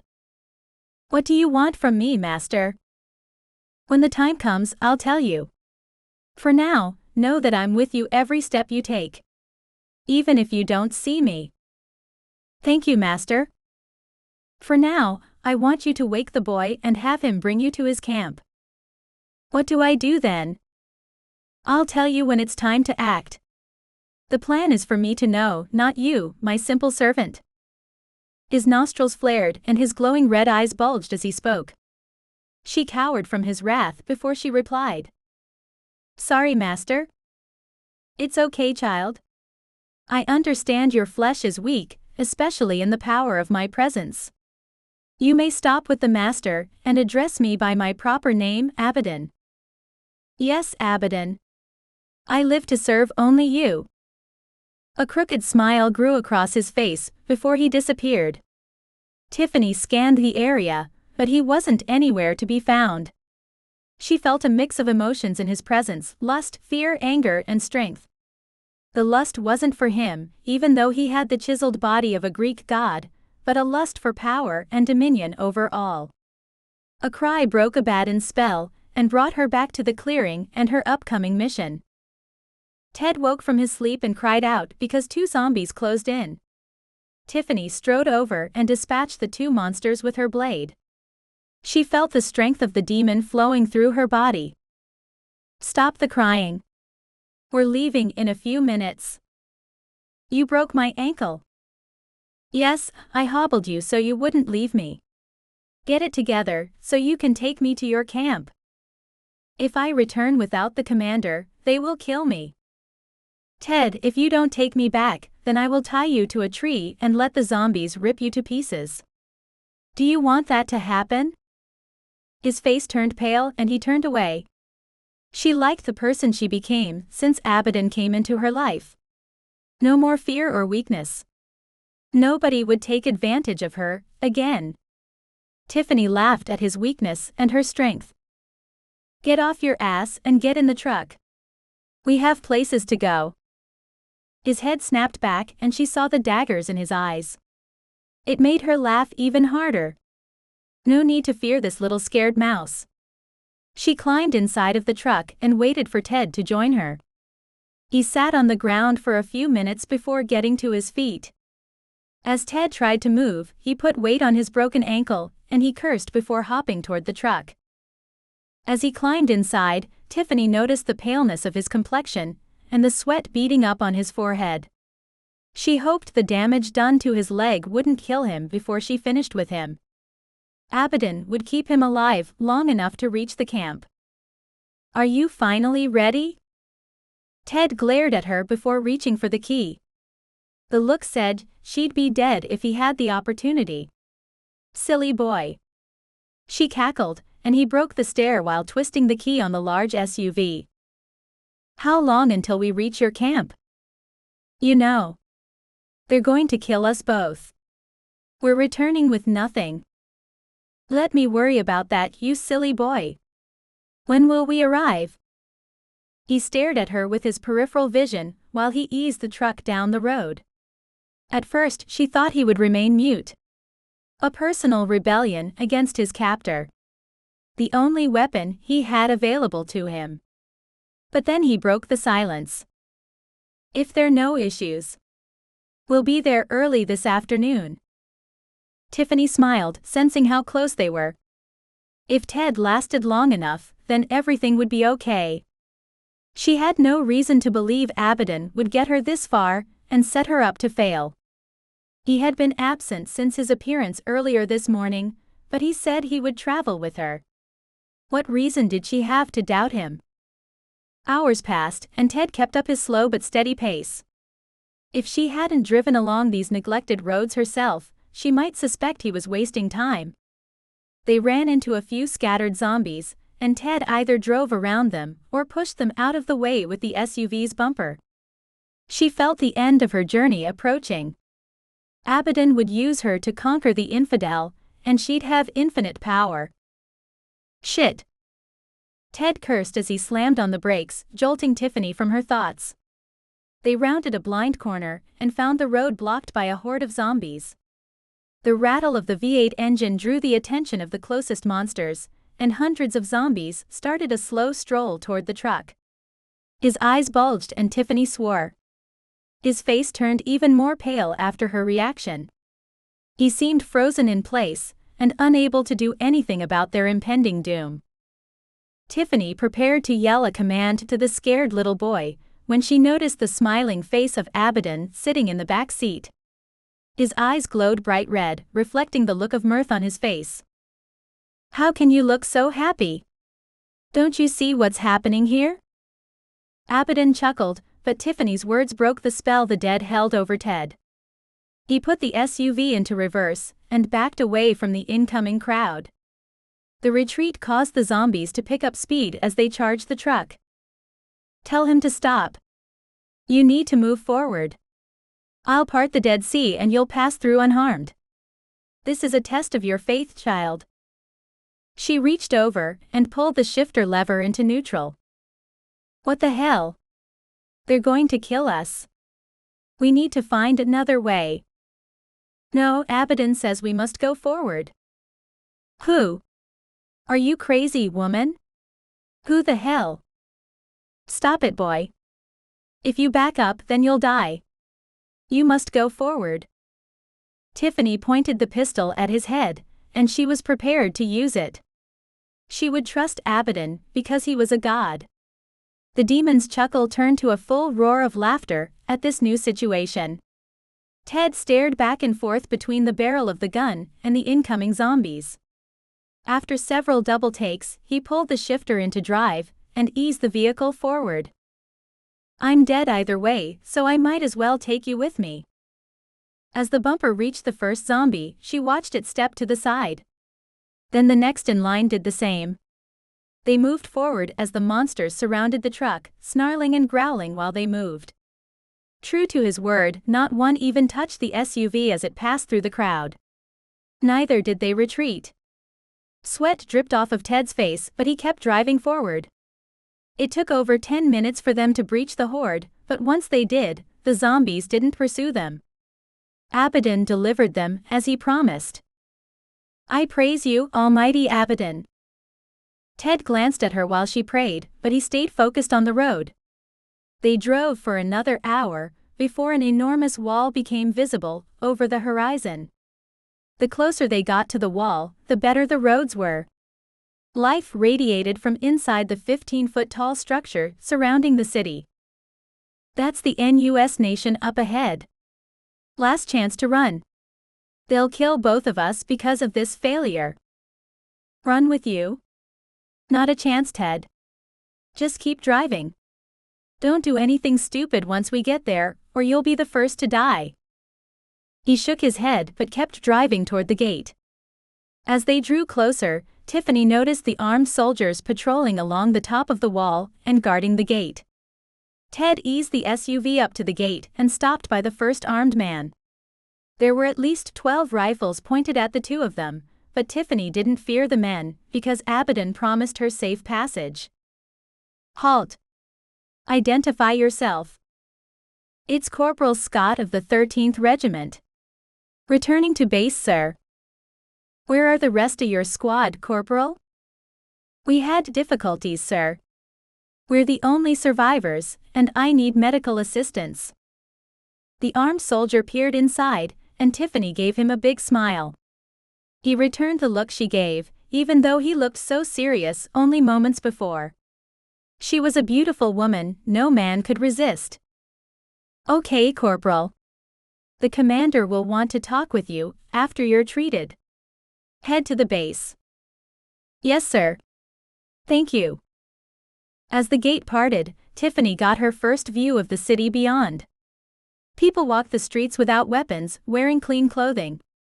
They looked well-nourished, even if they didn't carry smiles on their faces. Tiffany couldn't wait until the day Abaddon gave her the power to rule over these people. These people were so lucky, but they didn't appreciate this wonderful gift life had given to them. Praise you, Abaddon. Chapter 19. Matthew Joseph. Matthew sat on the awkward precipice between being a boy and a man. He figured most teenage boys his age went through this, but living in a post-apocalyptic world magnified the confusion. It felt like everyone expected something from him, and he continually came up short. An absentee father deserted him long before the zombies rose from their graves, and his mother died during their escape from Boston, so he was alone. Donald stepped in as his substitute dad after his mother's death, but then became a bigger monster than the zombies. He didn't know if showing mercy had been the right move or not, but he didn't want Donald's death on his hands. Jim or Natasha would have pulled the trigger and felt no remorse, but he couldn't let them do it. At least they locked him away for good, and Matthew wouldn't have to see his face ever again. Gwen cried at night because of Donald's betrayal, and Matthew felt bad because she had filled the role of his mother. Since the day Donald abandoned them, she hadn't been the same. Still, Matthew felt Donald's death wouldn't have bought her any peace, or he would have pulled the trigger himself. Big Jim had filled in as a father figure, and Matthew grew closer to Natasha. Once Lily came to the camp, things turned sour between the two, and Matthew found himself isolated again, as Jim and Natasha both became distant, absorbed in their own problems. Betty was slightly older than Matthew, and he knew she loved him. He didn't know if her feelings were real or of convenience because of the lack of options.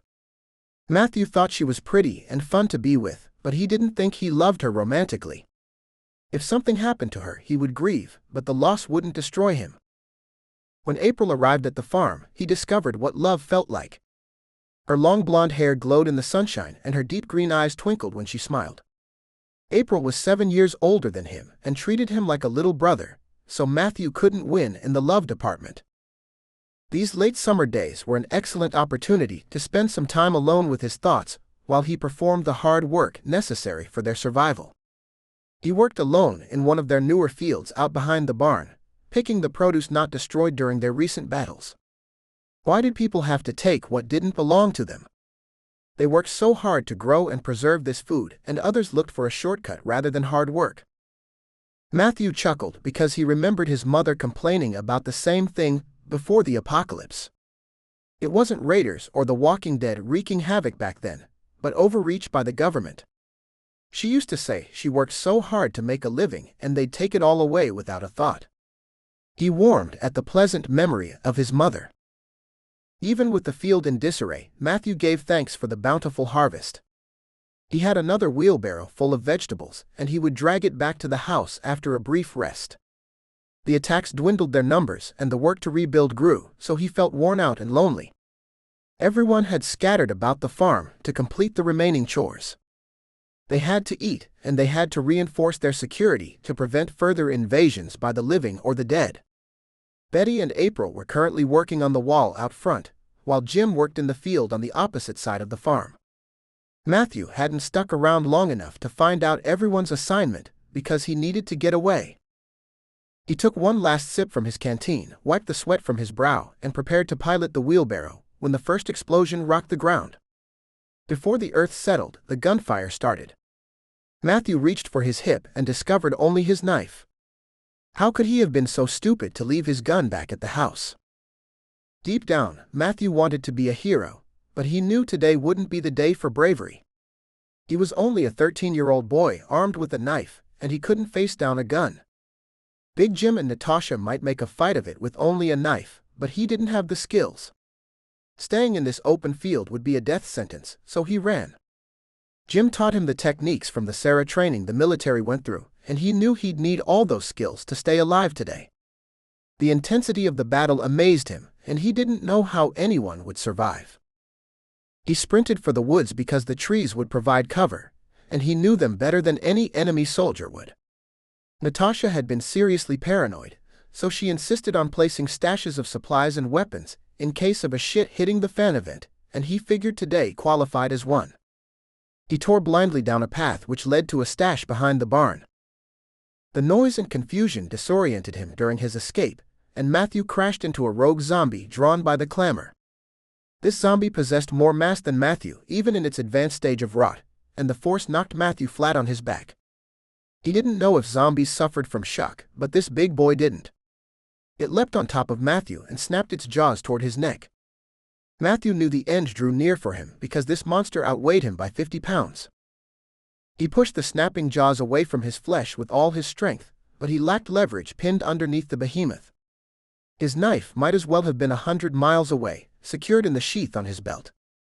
As his arms turned to wet noodles, the snapping jaws closed in on his soft flesh. The stench of rot grew with every snap of the zombie's teeth. Strings of rotting flesh fell from the monster's mouth as the tears flowed from Matthew's eyes. At least he would get to see his mom again. The monster shifted to improve its angle of attack, and Matthew took advantage of this movement. He dropped the arm on the side the zombie moved to, while he pushed with the other as hard as he could. The momentum shifted the monster's weight and allowed Matthew to scurry out from underneath the dead weight. Once free from the crushing force, Matthew wasted no time drawing his knife from its sheath. Before he could even formulate a plan, the zombie lunged at him a second time. Per their nature, the zombie leapt at him head first, and this saved Matthew's life. The monster's momentum impaled it on Matthew's blade. Its body fell limp, with a knife puncturing its palate. Matthew sat on the ground panting while he regained his strength. Luck went his way this time, but he wouldn't survive on his own. It had only been one zombie, and he won this fight by accident, not with any skill or strength. He reached for the hilt of his knife and struggled to pull it free. After his third tug, the blade broke free, covered in a disgusting-smelling black slime. Remembering the words of his teachers, he cleaned the blade on the dirty torn rags still covering the monster's body. Matthew calmed his breathing, trying to recover from the brief battle, while he listened to the continued fighting at the farm. If he stayed here, he'd die, so he used this realization to get himself moving again. His life and death battle disoriented him, so it took a minute to figure out where he was. Once he gained his bearings, he set out at a quick but more cautious pace toward the stash. Victory came by accident, and he needed to be aware of his surroundings because his luck would eventually run out, and then he would die. As he closed in on the stash, he heard voices ahead of him. They spoke loud enough for Matthew to hear them, but he couldn't understand what they said. This caused him to slow in caution. He didn't know if they were friend or foe, and he still had only a knife. The attackers carried a large amount of firepower. Plus, they may have already discovered the stash of weapons since it was close by. Matthew reached a small clearing where the two voices spoke, and he couldn't believe his eyes. Gwen cowered on the ground while Donald waved a pistol over her head. How had he escaped the bunker? He should have let Natasha have her way and kill him. As these thoughts flashed through his mind, he heard the gun bark. He looked toward the scene and saw the mist of pink explode out of the back of Gwen's head. Her body collapsed in a lifeless heap, while Donald chuckled with glee. No. Matthew heard the scream, not knowing if he made it or someone else did. He charged at Donald, blindsiding him like a helpless quarterback during a big game. The hit caused the gun to fly from Donald's hand and land somewhere beyond their reach. Anger and adrenaline caused Matthew to fight like a wolverine, but Donald outweighed him and was a stronger man with hand-to-hand combat experience. A punch to the side of his head stunned Matthew and allowed Donald to gain his footing. Before Matthew could recover from the pummeling, a foot kicked him in the gut and doubled him over. Matthew, I had such high hopes for you. But now I'll have to end your short and miserable life." Donald stood over him, pointing the pistol at Matthew. He felt the swelling growing on the side of his head as he struggled to regain his breath. Tears washed away the grin on his face for both the physical pain and the grief of watching Gwen die. "I had hoped Gwen would make a magnificent lover and you a good protege, but you both outlived your usefulness. I hate you." "Donald." Matthew still struggled to breathe. Donald laughed at Matthew's futile words. "Just the words I'd expect from a silly little boy. Here's the good news for you. You'll get to be with your mom and Gwen again. Unfortunately for you, you'll be dead. Any last words?" The gun didn't waver as it pointed at Matthew's head, and he knew his time was up. Donald stood far enough away from him that even if he had drawn his knife, he'd gun Matthew down before he reached him. Matthew saw no way out this time. "Nothing. Oh well. I'd like to say it has been nice knowing you, but I won't lie to you again." Donald raised the gun and prepared to fire, but then Matthew saw a ghost. Tall, muscular, and beautiful with dark skin, she stepped out behind Donald and cracked him over the head with a baseball bat. His skull made a sickening thud as he fell to the ground. "Diana?" The woman looked at him with a questioning look on her face. That's when he noticed her hair wasn't blue and she didn't walk with a limp. She looked like Diana, but Diana hadn't returned from the dead. "Sorry, my name is Sandy. Sandy Brown. Are you okay?" He looked into her dark eyes and saw both a toughness and a kindness he hadn't experienced for a while. Matthew remembered what Donald had done, and the fear he might still be alive overtook him. He stood, retrieved the pistol, and stood over Donald, desiring to end his life after all the pain he caused. "Son, don't do it. Murder changes you, and I don't want to see it affect you. You have your whole life in front of you, don't do it." Sandy spoke in a calm voice, and he didn't even realize she had moved next to him. She reached out and gently took the pistol from his hands. The tears flowed and the grief threatened to crush him. "Lucky for you, I already changed and have no problems ending a monster." A man he didn't hear approach stepped around the two of them and put a bullet through Donald's head. He wore military fatigues and had a pained but kind look in his eyes. "Sorry, I didn't get here sooner. I got held up by a couple of armed men." "Who are you?" It surprised Matthew to hear the question from Sandy, because he assumed the two of them were working together. How could two strangers find him in the woods and save him from Donald? "I'm Sergeant Brian Hughes. You can call me Brian if you wish. We need to get moving because there are still 15 armed mercenaries roaming around here." "Wait. How did the two of you find me? I can't leave Gwen's body behind." "If I told you, kid, you wouldn't believe me. I was a soldier before all this, and I wouldn't believe it if I heard it either. I had a dream about meeting you both here today." "There. Crazy, right?" "Same here. I had a similar vision. I was a cop before the apocalypse and wouldn't accept this as an excuse from a perp." Matthew stared at both of them, not knowing what to make of them. They saved his life and rid the world of the scourge of Donald, but could he trust them? He knew surviving on his own would be a long shot, but he didn't want to leave anyone behind. "Look, kid, I understand your reluctance. I've got a truck parked at the farm down the road. After the battle is over, we can return. We can bury the bodies and look for survivors then.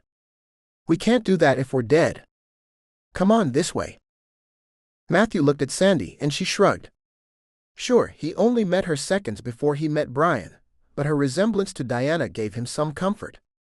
She lacked the vulgar mouth, but Matthew saw a kindness lingering behind her hard eyes. Matthew may have stood at the edge of adulthood, but in reality he was still a kid. An unarmed kid stuck in the middle of a battle for a destroyed farm. The dead didn't grieve or save anyone, so he needed to remain living if he wanted a chance to do either. His heart broke as he took one last look at Gwen's broken body before he turned and followed the hardened soldier. He hoped to find safety in their company, but he thought no place was truly safe anymore. Not having another valid plan for survival, he trusted the two strangers. At least he would, for now. Brian followed a rugged path through the woods to the second closest farm, almost a mile away. Matthew had been to all the neighboring properties as they scrounged for supplies. They found a stash of corn and barley seeds, along with some diesel fuel that hadn't gone bad in the barn. His last visit had been over a year ago now, so it didn't surprise him to find the place in a state of disrepair. "Yeah, I know it doesn't look like much, but we can hide here until it's safe. I parked my SUV behind the barn and we can clear the house. We won't spend the rest of our lives here." Sandy looked at Matthew and frowned, but one couldn't be too picky during the apocalypse. A roof to keep the elements off and walls to keep the dead out were the best one hoped for. They approached the side door across from the barn. This entrance would have gotten used by family and friends, rather than the fancier front door. The wood planks looked worn and rotting. They bent under the load of Brian's weight, and he wasn't a fat man. "Hello. Anyone home?" Brian called as he opened the door and entered the kitchen. No one, living or dead, responded, and Matthew was happy to not face another fight for survival. He slumped in a kitchen chair as the tears rolled down his face. Sandy's hand rested on his shoulder as Brian checked the rest of the house. After a 5-minute absence, he returned. "We're in luck. Nobody's home. You two get some rest and I'll watch out front. Be ready to run if someone heads this way. We don't have the firepower or ammo for a full-on war." He didn't wait for a response before heading toward the front of the house. The building smelled of mold and rot, not the humankind, and looked abandoned for years. Matthew thought of the comfortable kitchen in the farmhouse and sobbed even more. Sandy dragged another chair close to his and sat. She put her arm around him and Matthew cried on her shoulder. He lost track of time, not knowing how long they stayed like this before the crying stopped. Matthew still grieved, but he couldn't muster any more tears. "I'm so sorry for your loss. It sucks. Hey, I just realized I don't even know your name." He looked into Sandy's eyes again and saw only tenderness. It almost made him want to break down again, but he held it together. "Matthew Joseph. You can call me Matt or Matthew if you like." "Nice to meet you, Matt.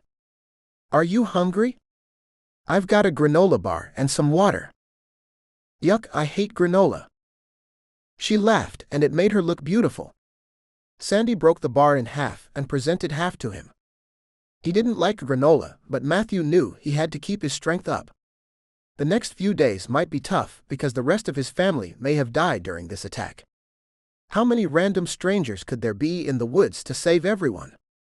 This thought made him feel guilty since he knew Gwen was dead, and by all rights he should be dead too. "Thanks for saving me, Sandy." "You're welcome. I'm sure one day you'll return the favor." "Do you think the attackers left?" "Good question. The gunshot stopped, so maybe. Once you finish that bar and your water, we'll go find Brian and see." Matthew nodded, but didn't rush to finish his small snack. They'd either find everyone dead and he'd have to grieve more, or they'd find everyone in a state worse than death. After the first 2 attacks, they were low on ammo and lived with damaged barriers surrounding the property. He felt responsible because Big Jim, Natasha, and Lily had to waste time running after him to save him from Donald.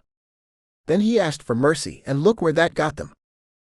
He continued to nibble and sip the water, but he found it difficult to look into Sandy's eyes. Her eyes radiated comfort, but the guilt eating him from the inside didn't want it. So he stared at the black grime oozing down the wall to avoid her face. To her credit, Sandy sat by his side and allowed him to process his feelings without pushing him. After he finished eating, he stood and looked her in the eyes. "I want to go back to the farm. I need to look for survivors and bury the dead." "Matt, I understand your pain, but we have to be smart. We're outnumbered and outgunned." Matthew wanted to object, but he knew she was right. Running into a fight they couldn't win would just get them all killed. The adult part of his brain understood, but the child within ached. This part of his brain wanted to break down all over again because they had massacred the life he came to love. Everything was destroyed, and he knew everyone had to be dead. The gunfire sounded one-sided to him, and even Big Jim wasn't a superhero. His shoulders slumped as he shuffled toward the front of the house. Brian turned from the window as Matthew entered the room, but Sandy spoke before him. "Have you seen anything?" There were 2 SUVs full of armed mercenaries who attacked the camp. They split up a few miles back so they could flank the house. The small arms fire stopped a while ago, but I haven't seen the SUV parked on this side leave. Yes, they could have gone the other way, but this route was closer to the direction where they came from. Do you think anyone survived? I'll be honest with you. I don't know. They were professional and coordinated their attack, so it's unlikely. I think we need to wait them out before we go see. Matthew shook his head and frowned. He hated waiting because someone might need their help, but he knew Brian was right. They had to wait, and he despised it. If only they were strong enough to strike back. One day, he would have an army capable of crushing both the dead and the living who wished them harm. He smiled at the thought of the good guys finally winning while he paced around the living room of the abandoned farmhouse. Chapter 20. Big Jim Richards. Helen stitched Jim's side up 10 days ago. Infection stayed away and the wound healed nicely, but it added to the mosaic of scars marking his torso. Each one had its own story and he remembered them all, but kept the stories to himself. A real warrior didn't like to talk about their violent past, they just continued to push the pain deeper and deeper inside themselves. This might be the reason all his relationships ended badly. Including his fiancée Melody, who succumbed to the zombie virus during his last vacation in Washington, D.C. Even after saving Matthew, things remained tense at the farm. Natasha stopped talking to him after she found out about his past relationship with Lily, and he missed their time together. He wished he could go back in time and fix what went wrong, but their relationship seemed cursed from the start. Lily hadn't held a grudge and still spoke to Jim, but she had a thing going with Dr. Roberts when they arrived at the camp. Their relationship died after they reached the farm, and Jim felt guilty. Why shouldn't the two of them be happy together? Plus, the day Lily left him in that hotel room ended all his romantic feelings for her. Rocky relationships aside, things were tough around the farm. The attack from the dead and Donald's men did a substantial amount of damage to both the fields and to the farm's defenses. All hands on deck, repairing the holes in the walls and harvesting the remaining undamaged crops, taxed the entire group. Each day, they spread out around the property, trying to catch up on the many chores before another attack or winter destroyed them. Today, he worked in the cornfield on the south side of the farm. This field had been part of their latest expansion and should have provided enough crops to last through the winter and into the next summer. It suffered minimal damage during the recent battles because of its distance from the farm, but it needed to be harvested soon or they'd lose everything. A long day of labor in the blistering sun, who didn't want to let summer go, would clear his head. He wiped the sweat from his brow and pushed his hair up under his hat. Time for a haircut when he found some free time. An explosion and the eruption of small arms fire interrupted Jim's thoughts. He stopped and listened for the direction of the noise. The weapons sounded like M4 rifles and they were being fired in short, controlled bursts. This told him the attackers had training and fire discipline, so it wasn't a bunch of angry rednecks running around with hunting rifles. Shit. Big Jim never left the house without a weapon because the apocalypse demanded it. Today he grabbed an old M1 rifle, his trusty Glock long-slide pistol, and a machete. These armaments made him deadly against the constant threat of the dead, but unfit to engage trained soldiers in battle. Hell, he only had 25 rounds between the two weapons, and he guessed a sizable crew attacked the farm based on the reports. Shit. When he came to the farm, he found Natasha to be just as concerned about being prepared as him. Some might have called her paranoid, but he understood her desire to be ready for the shit hit the fan moment, because of her background. Under her direction, they equipped safe zones with a combination of supplies and weapons, in case they needed to run. Everyone in the camp knew where most of these locations were, except for the few special ones Jim had equipped himself. As a member of the Problem Solvers, Jim had been privy to the location of special armories scattered across the United States. They operated in places where other government agencies couldn't, and needed these equipment caches at a moment's notice. He cleaned out the closest location and moved the equipment somewhere only he knew about. If he wanted to defend the farm, then he needed those weapons. So Jim had to make the biggest decision of his life. Did he stay and face a certain death with the weapons he had on hand, or did he run and get the tools he needed to win the battle? He hated the thought of fleeing, because it might spell death for everyone else. Shit. Big Jim sprinted off through the woods and hoped the drills they practiced would keep everyone alive until he returned. What did the flight attendants say on the airplanes? Put your oxygen mask on first before you help anyone else. If he died, he surely couldn't save anyone. Thankfully, Jim hadn't neglected his fitness regimen, because he needed to cover the 1.5 miles to the weapon stash. As he rounded a blind corner, he crashed into a man approaching through the woods. The man hadn't been small, but Jim was a giant, so he knocked the invader to the ground like a professional defensive lineman tackling a high school quarterback. Jim shook his head to clear the cobwebs while he drew the Glock from his holster. Following his training, he pulled the trigger 3 times, letting the barrel rise with each shot.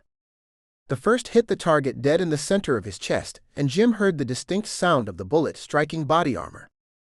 His second shot struck the man in the neck, while his third drilled through his skull. One target down. Big Jim took a few seconds to slice through the soldier's harness and relieve the corpse of his M4 rifle and 2 30-round magazines. A full auto selection on the rifle, along with the body armor, let him know these were military-issued weapons. They were in trouble. Shit. Big Jim continued to sprint toward the cache he hid 6 months earlier. The M4 was a nice weapon, but he still lacked the firepower to take on a group of similarly armed assailants.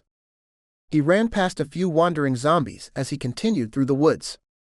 The noise of the battle drew them, but he didn't waste any time dispatching them. They might help his cause if he didn't interfere with them. Another few minutes passed, and Jim saw the derelict barn where he stored the weapons. A simple padlock closed the door on the far side of the barn, letting him know nobody disturbed the cache. He didn't have the key on him, so he used his large booted foot as an all-purpose opener, and the door ripped away from its hinges and crashed to the floor. Depending on how things went today, he might never return, so the security of the barn and this stash didn't concern him. He knew he had to hurry. The return volleys of fire faded, and he knew what this meant. Guilt threatened to overwhelm him, but he pushed it back down. Sometime later he would deal with it, but not today. His eyes drifted over the loot shoved into the far corner of the barn. Here sat enough gear to supply an entire squad, so he'd have to be smart with what he took. Fast and light instead of overburdened. Big Jim left both the M1 and the M4 he confiscated. The M1 was a deadly antique, but not suitable for the battle he expected to fight. He trusted his own maintenance against an unknown enemy, so he grabbed his own M4, along with a dozen loaded magazines. These were fitted into the pockets of the lightweight body armor he donned, while he decided what else he might need. After scanning the shelves, Jim rounded out his equipment with the one RPG he had. Not an effective weapon against personnel, but deadly to their equipment. It only had 3 extra rockets, so no wasting them. Next to the shelf stood 2 Honda XR dirt bikes. Their 644cc engine could propel them to over 100 miles per hour, and Jim hoped one of them would start. He pulled on the full face helmet as he mounted the bike parked in front. Jim turned the key and pressed the button for the electric starter, and nothing happened. Shit. Motorcycle batteries didn't last long, and this one suffered from months of neglect. It ran fine when he hit it here, but almost a year had passed. Big Jim jumped on the Kickstarter 3 times, and the bike refused to fire. Before panic overtook him, he ran through a checklist in his mind, and remembered the fuel shutoff. Shit, how could he be so stupid? He turned the lever on the shutoff and kicked the starter again. This time, the roar of the big displacement motorcycle engine rewarded his efforts. Jim stomped on the shifter and pointed the bike out the barn door. In an instant, he hit the road with the motorcycle to take advantage of the horsepower available to him. The roads were in poor condition, but the big Honda would handle them without difficulty. Traveling by street would triple the mileage to the farm, but the speed he could maintain would halve the time traveled.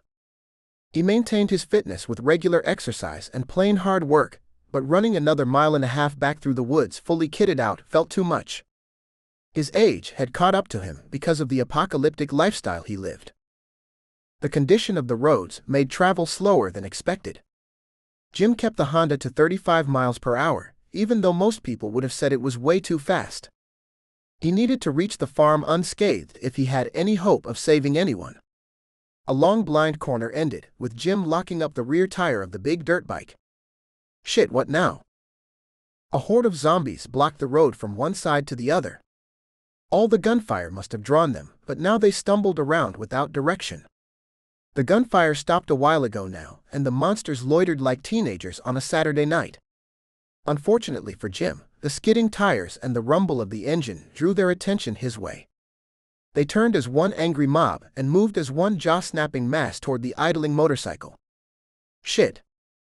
Big Jim didn't panic because he had been in worse situations while serving in the problem solvers. Many times enemies stood between him and his target, or in front of the exit. These were situations where shooting it out meant certain death, so a cold, calculating mind served him well. He still lived and breathed, but he couldn't say the same for all those who had stood in his way. Knowing he didn't have enough ammo to spare, plus it would give away his position and he'd lose the element of surprise, and driving through the crowd wouldn't work, he gunned the engine and spun the motorcycle around. About a quarter of a mile back, a field provided a shortcut back to the farm. He'd come in through the back, which he had hoped to avoid. The monsters pursued him, but even a zombie couldn't run at the speed he traveled. They'd give up soon enough, and he hoped the flesh-eating beasts would stay out of his way long enough for him to complete his mission. How had things turned bad so fast? A month ago, things were safe and secure at the farm, and it looked like they'd be able to rebuild civilization. Now both the living and the dead raged against them.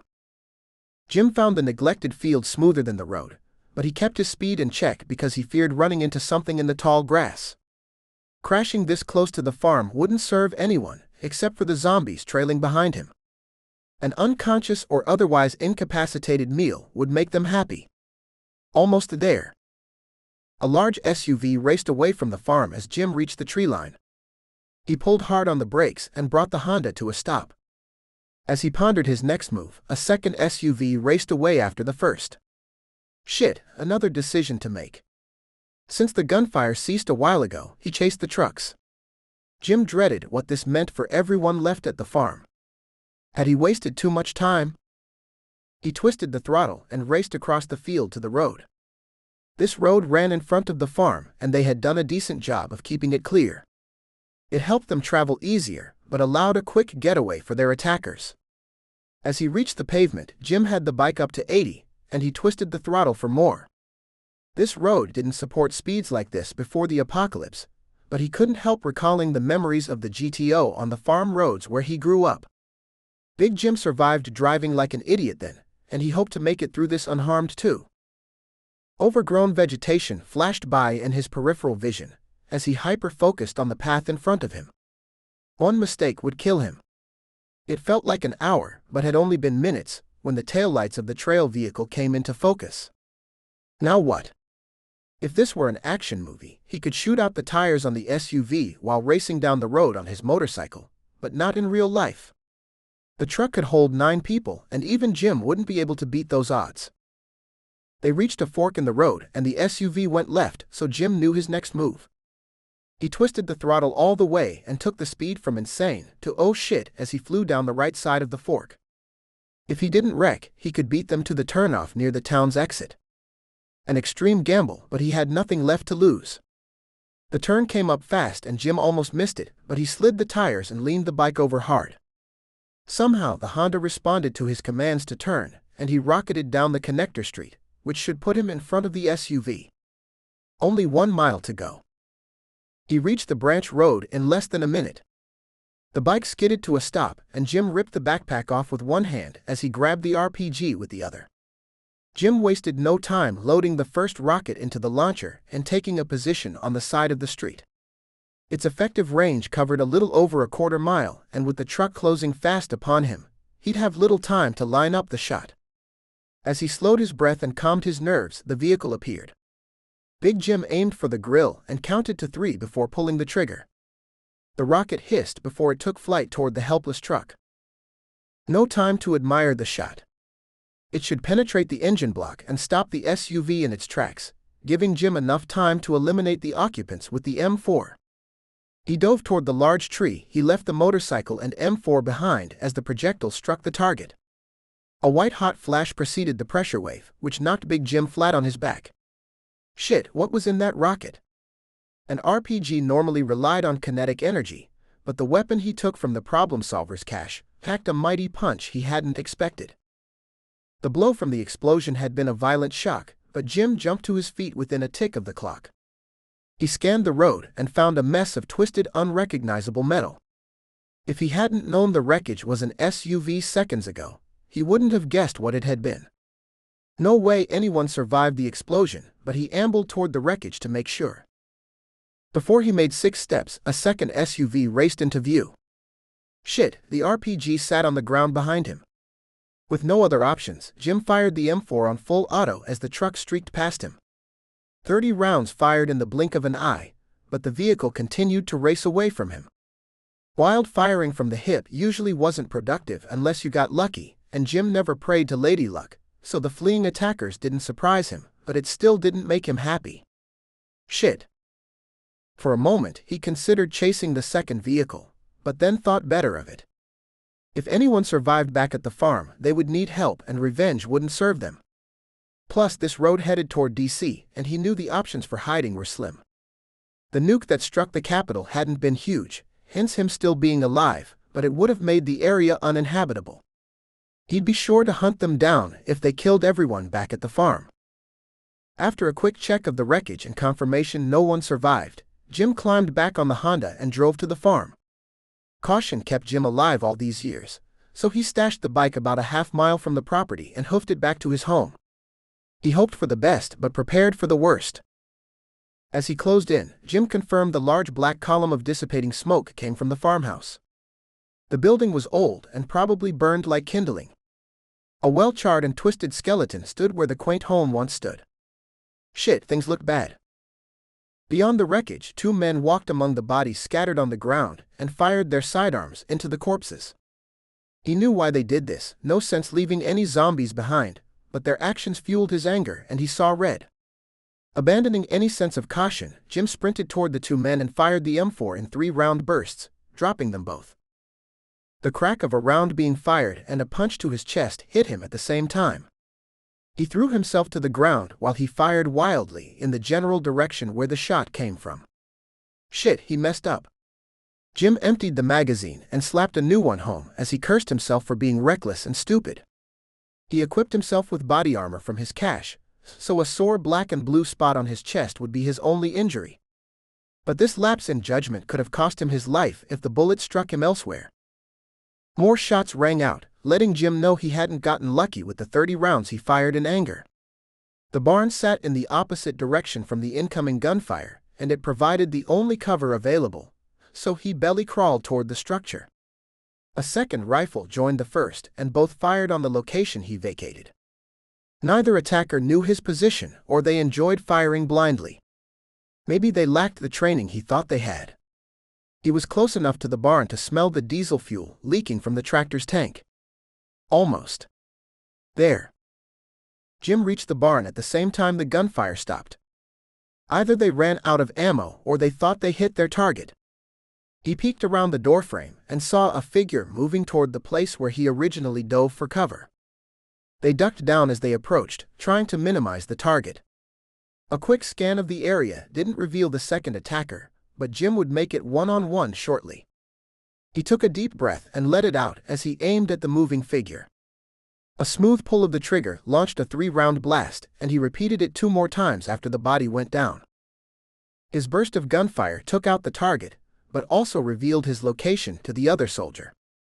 The holes ripping through the barn's thin facade didn't surprise him. In fact, he expected it and crouched behind the huge timber frame of the barn for cover.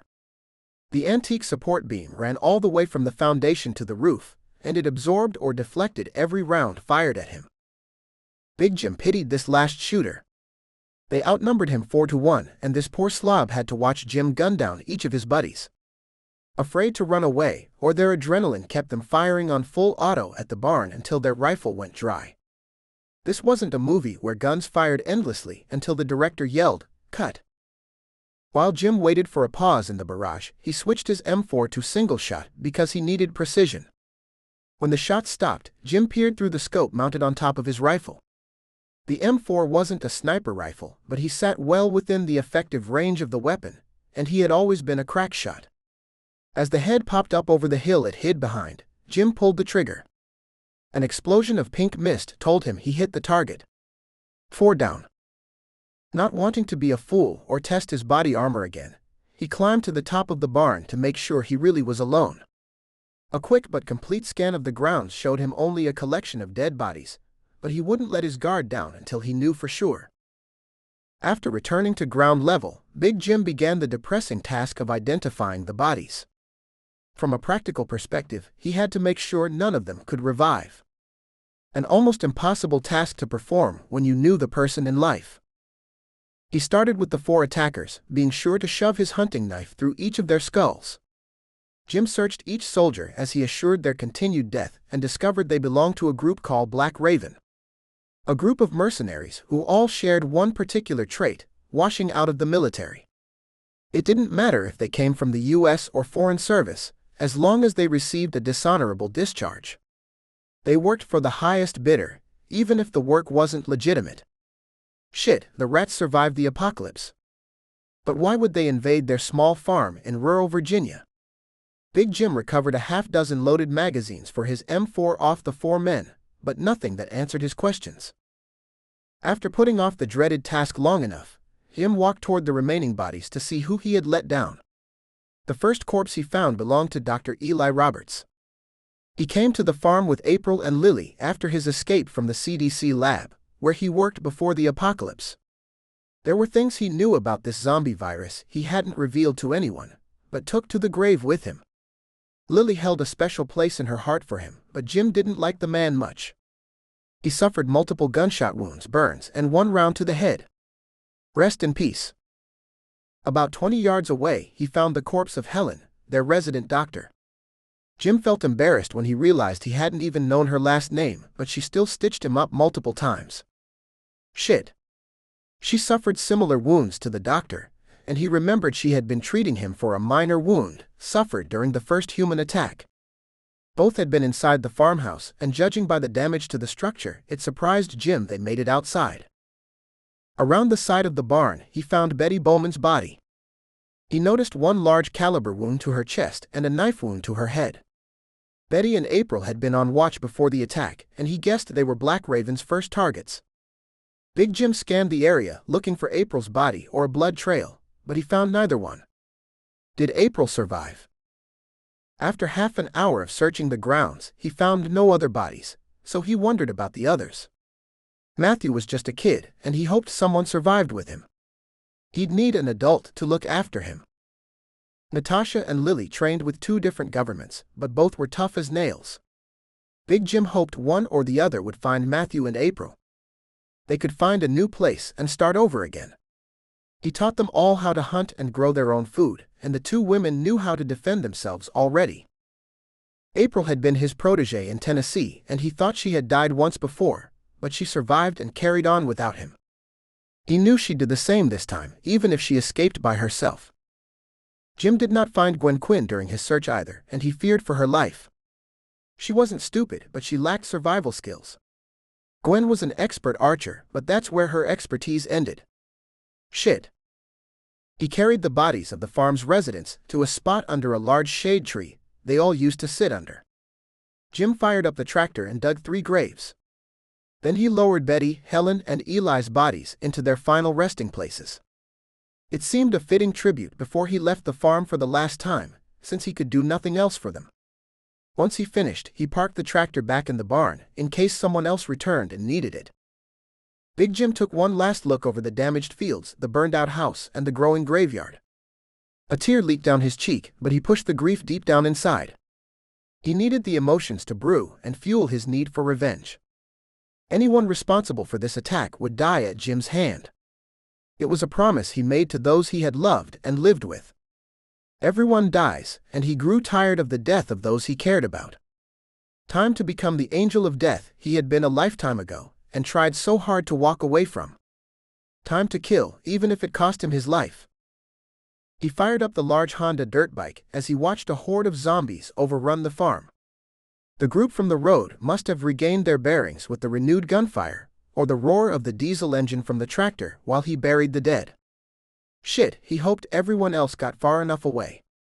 Big Jim pushed down on the gearshift and raced toward the last place he saw the escaping SUV. Time for revenge. Chapter 21. April Richards. April drew guard duty with Betty on this clear, warm late summer day. Maintaining watch had always been an important duty, but its importance grew with each of the attacks on the farm. Parts of their barrier wall remained broken, but completion of these repairs would have to wait until after the harvest. The increased incursions from the dead and Donald's failed salvo wrecked sections of their fields where Matthew, Gwen, Helen, and Jim struggled to save what they could. Winter would return, and it proved to be a relentless enemy. After reaching the far north end of the property, April turned back toward the south. Betty hadn't reached the same point at the other end, so she slowed her pace to allow Betty to catch up. They'd meet in the middle and take a quick break to talk before resuming their patrol. She liked Betty, but the strange teenage love triangle April found herself in strained their relationship.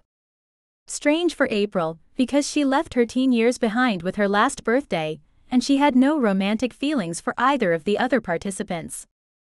Betty loved Matthew and made it clear every chance she got. If there was an opportunity to be alone together, Betty took advantage of it. They'd make a good match since Betty was only slightly older than Matthew. The problem was, Matthew proclaimed his love for April.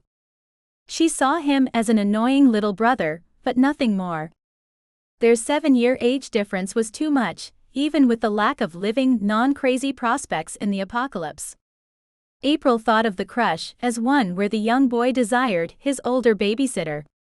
For 13, Matthew was more mature than any boy she ever babysat for, and there was an aura of strength about him, but April still saw him as a little boy. Betty reached the opposite side of the farm and turned to stroll back toward the midpoint. So April set off again to meet her there. Things had been quiet the last few days, and April hoped the trend would remain that way because she was tired of fighting. They reached a point where only a football field separated the two of them, and April could see the smile lighting up Betty's face. She couldn't help returning it, as they closed within 100 yards of each other. April never knew which happened first or if both things happened simultaneously, but a flash appeared from the left and an explosion rocked the ground under her feet. In the split second it took for her brain to register, April saw Betty sprawled on the ground, as she smelled the acrid smell of the burning farmhouse. A round crashed into the wall inches from her head, and this drove her into action. She unslung her M4 rifle and put down controlled cover fire in the general direction where the rounds came from, while she sprinted toward Betty's prone body. No, please don't be a corpse. April broke her own track record, reaching Betty. Once there, she emptied the rest of the magazine and drove another home into her weapon. Then she crouched and dragged Betty behind a solid piece of the broken protective wall. April took her first look and knew Betty's wound was bad.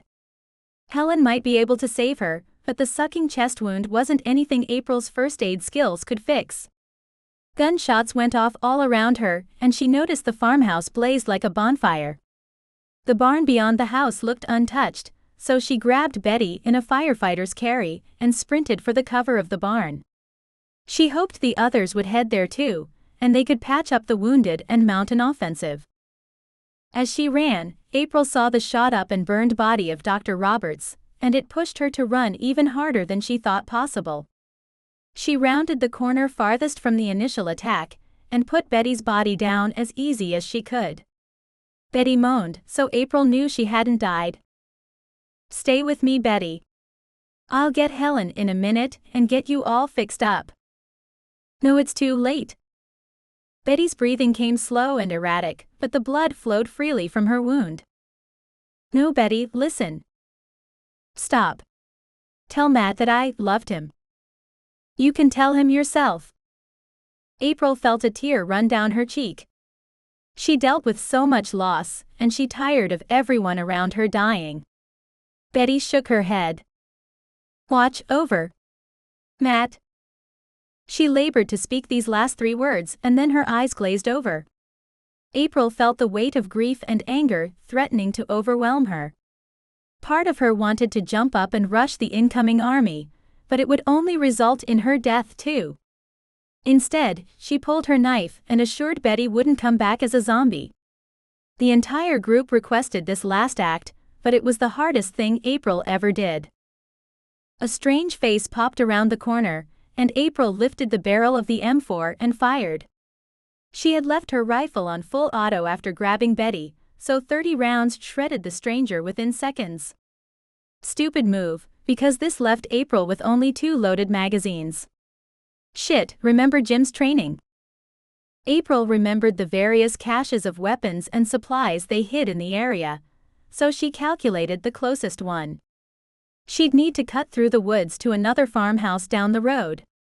The good news was, the barn provided cover for her escape. More gunfire and smaller explosions continued, but the frequency between each grew longer. This had to be bad news for any other survivors from the group, but she'd deal with it later. If she ended up dead, April wouldn't be useful to anyone.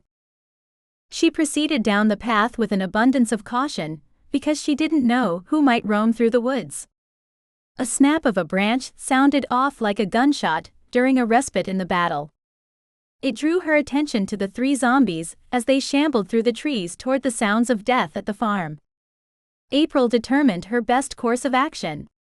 The Walking Dead hadn't noticed her, and they passed 25 yards away. If she took them out, it would reveal her position and cut into her diminishing supply of ammunition. But if she let them go, they might attack someone she cared about back at the farm. As she weighed her options, April let them go, because she doubted anyone had survived the battle at the farm. This became a harsh reminder of what happened to the camp in Tennessee, and she couldn't help the tears from running down her face. April turned her back and continued marching through the woods. The cache she remembered was located almost 2 miles from the farm, inside a small outbuilding on a gentleman's farm. She didn't understand why some rich guy wanted to own a few acres of farmland in the middle of nowhere. It had been a grand house, much newer and fancier than the farmhouse they lived in, but a place in the city sounded better to her. To each their own. She followed a circuitous route through the woods, being careful to stay out of sight of the other farms and the road. The further she traveled, the less gunfire she heard. April hoped she had exceeded the range of the noise, but she suspected it really meant a bad outcome for those she cared about. Even though she worked to suppress the tears, they continued to track down her face. Continued loss threatened to overwhelm her, but she pushed on. Everyone died, but someone had to continue on. There wouldn't be a story otherwise. It felt like hours passed when April reached the outbuilding. The entire structure, about 10 feet square, not large, but she knew some people lived in structures smaller than this one. Tiny homes were a trend she didn't understand. Who wants a composting toilet? The lock on the front door looked undisturbed, and April found the key hidden where they left it. Part of her hoped she would find the others waiting for her when she arrived, but that only happened in the movies. Reality said she was on her own, to live or die. April opened the door and confirmed everything remained in place. 2 cases of MREs, 3 boxes of clothing, 5 backpacks, 3 M4s, 2 hunting rifles, 6 pistols, all with extra ammo, and 4 cases of water. The garage for the main house held an older pickup truck they got running about 6 months ago. The equipment set her up for a while, except for someone to watch her back. She stared at the gear and felt the mixed emotions of satisfaction and desperation. Her shoulders drooped as she turned her back to the life-saving supplies and slid down onto the floor. She stared out the open door at nothing for a few moments, until the grief overtook her and she broke down. When April regained her composure, she saw the bright afternoon sky had turned into twilight.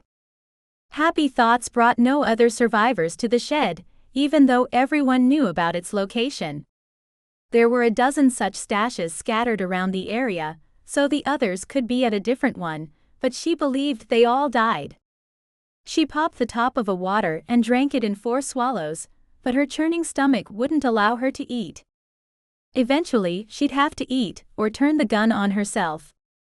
Both looked like bad choices, but so did going on. She locked the shed door from the inside and tried to get some sleep. Setting out in the dark would be a sure way to get herself killed. This shed would keep her safe until morning, and then she'd decide what to do. The physical stress and emotional breakdown took all of her energy, and she slipped into a deep sleep. While asleep, she had a strange dream. A man and a woman who she never met invited her to accompany them up north. They needed to protect Matthew so he could lead the army from the north to defeat the evil growing down south. Then Matthew led the army of men against the army of demons, defeating evil and ushering in a time of peace and prosperity. A bang against the outside of the building jerked her awake from the strange dream. As she jumped to attention, she discovered a couple of zombies banging against the siding of her shelter. She grabbed a machete that belonged to the former owners of the property and dispatched the two intruders. Both showed severe decay and moved slowly because of the damage to their bodies, so April had no problems dropping both walking corpses. Too bad they weren't all this easy to kill.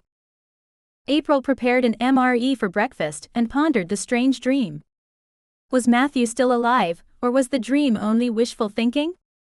She didn't know, but nothing would change if she remained here alone, so she had to return to the farm and see the damage for herself. It might be a suicide mission, but she figured it would be a better outcome than pulling the trigger herself. Maybe her good deeds would still get her into heaven if she didn't kill herself? She packed a backpack with extra ammo for her M4 and the pistol she strapped to her side. Then she added a change of clothing, some water, and a half-dozen MREs. No telling if she would make it back here or not, but she locked the door behind her just in case. Her only remaining decision was traveling on foot, or taking the pickup truck. After weighing the options, April proceeded on foot. Those who attacked the farm might still be there, and she could maintain stealth easier on foot than in an old ratty truck. Plus, she could return for the pickup truck later if she found a need for it. Taking the same path she escaped from the farm on, April wandered back. The route wasn't the quickest or most direct path, but it would hide her from any prying eyes who might remain at the farm. Plus, she only found a few roaming zombies along this trail during her escape. April hadn't made it far before she came upon her first group of zombies. They numbered 6, but the monsters completely blocked the route she needed to follow. She paused for a moment and thought about eliminating the small group, but decided not to take a chance. Her M4 had plenty of ammo to handle them, and she had become a crack shot, but April didn't want to capture any unwanted attention from the living or the dead. So she backtracked to the cutoff, which would bring her deeper into the woods and then into the field at the back of the property. She made it closer to the farm this time, before she ran into another group of loitering zombies. This bunch stood stock still as they stared up at the sky. April had no clue what they were looking for, but she witnessed this behavior before when they lost track of their prey. She turned around and slipped away before they detected her presence. When she reached the next turnoff, she took the left branch to try this approach. By this point, she had spent 2 hours wandering around in the woods and wasn't any closer to the farm. Actually, she might even be further away now than when she started. April had hoped this would be a straightforward mission, but nothing was easy anymore. As she rounded a corner, she ran right into a pair of zombies. They groaned, acknowledging the fresh meat in their presence. April pulled her knife as the first zombie approached. She gave it a hard shove backward, causing it to lose its footing and crash onto its back. Then she drove the knife through the skull of the second larger monster as it lunged mouth first at her.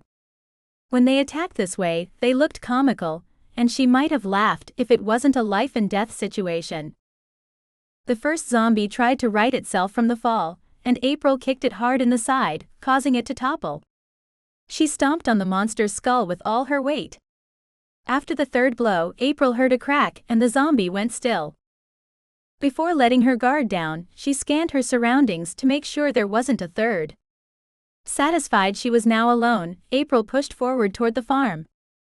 She wondered where all the zombies had come from. They had done a good job clearing the area, and there had been no zombies at the farm for months. Strange, they all showed up at once. The path dropped about 30 feet before rising into the clearing into their newest field.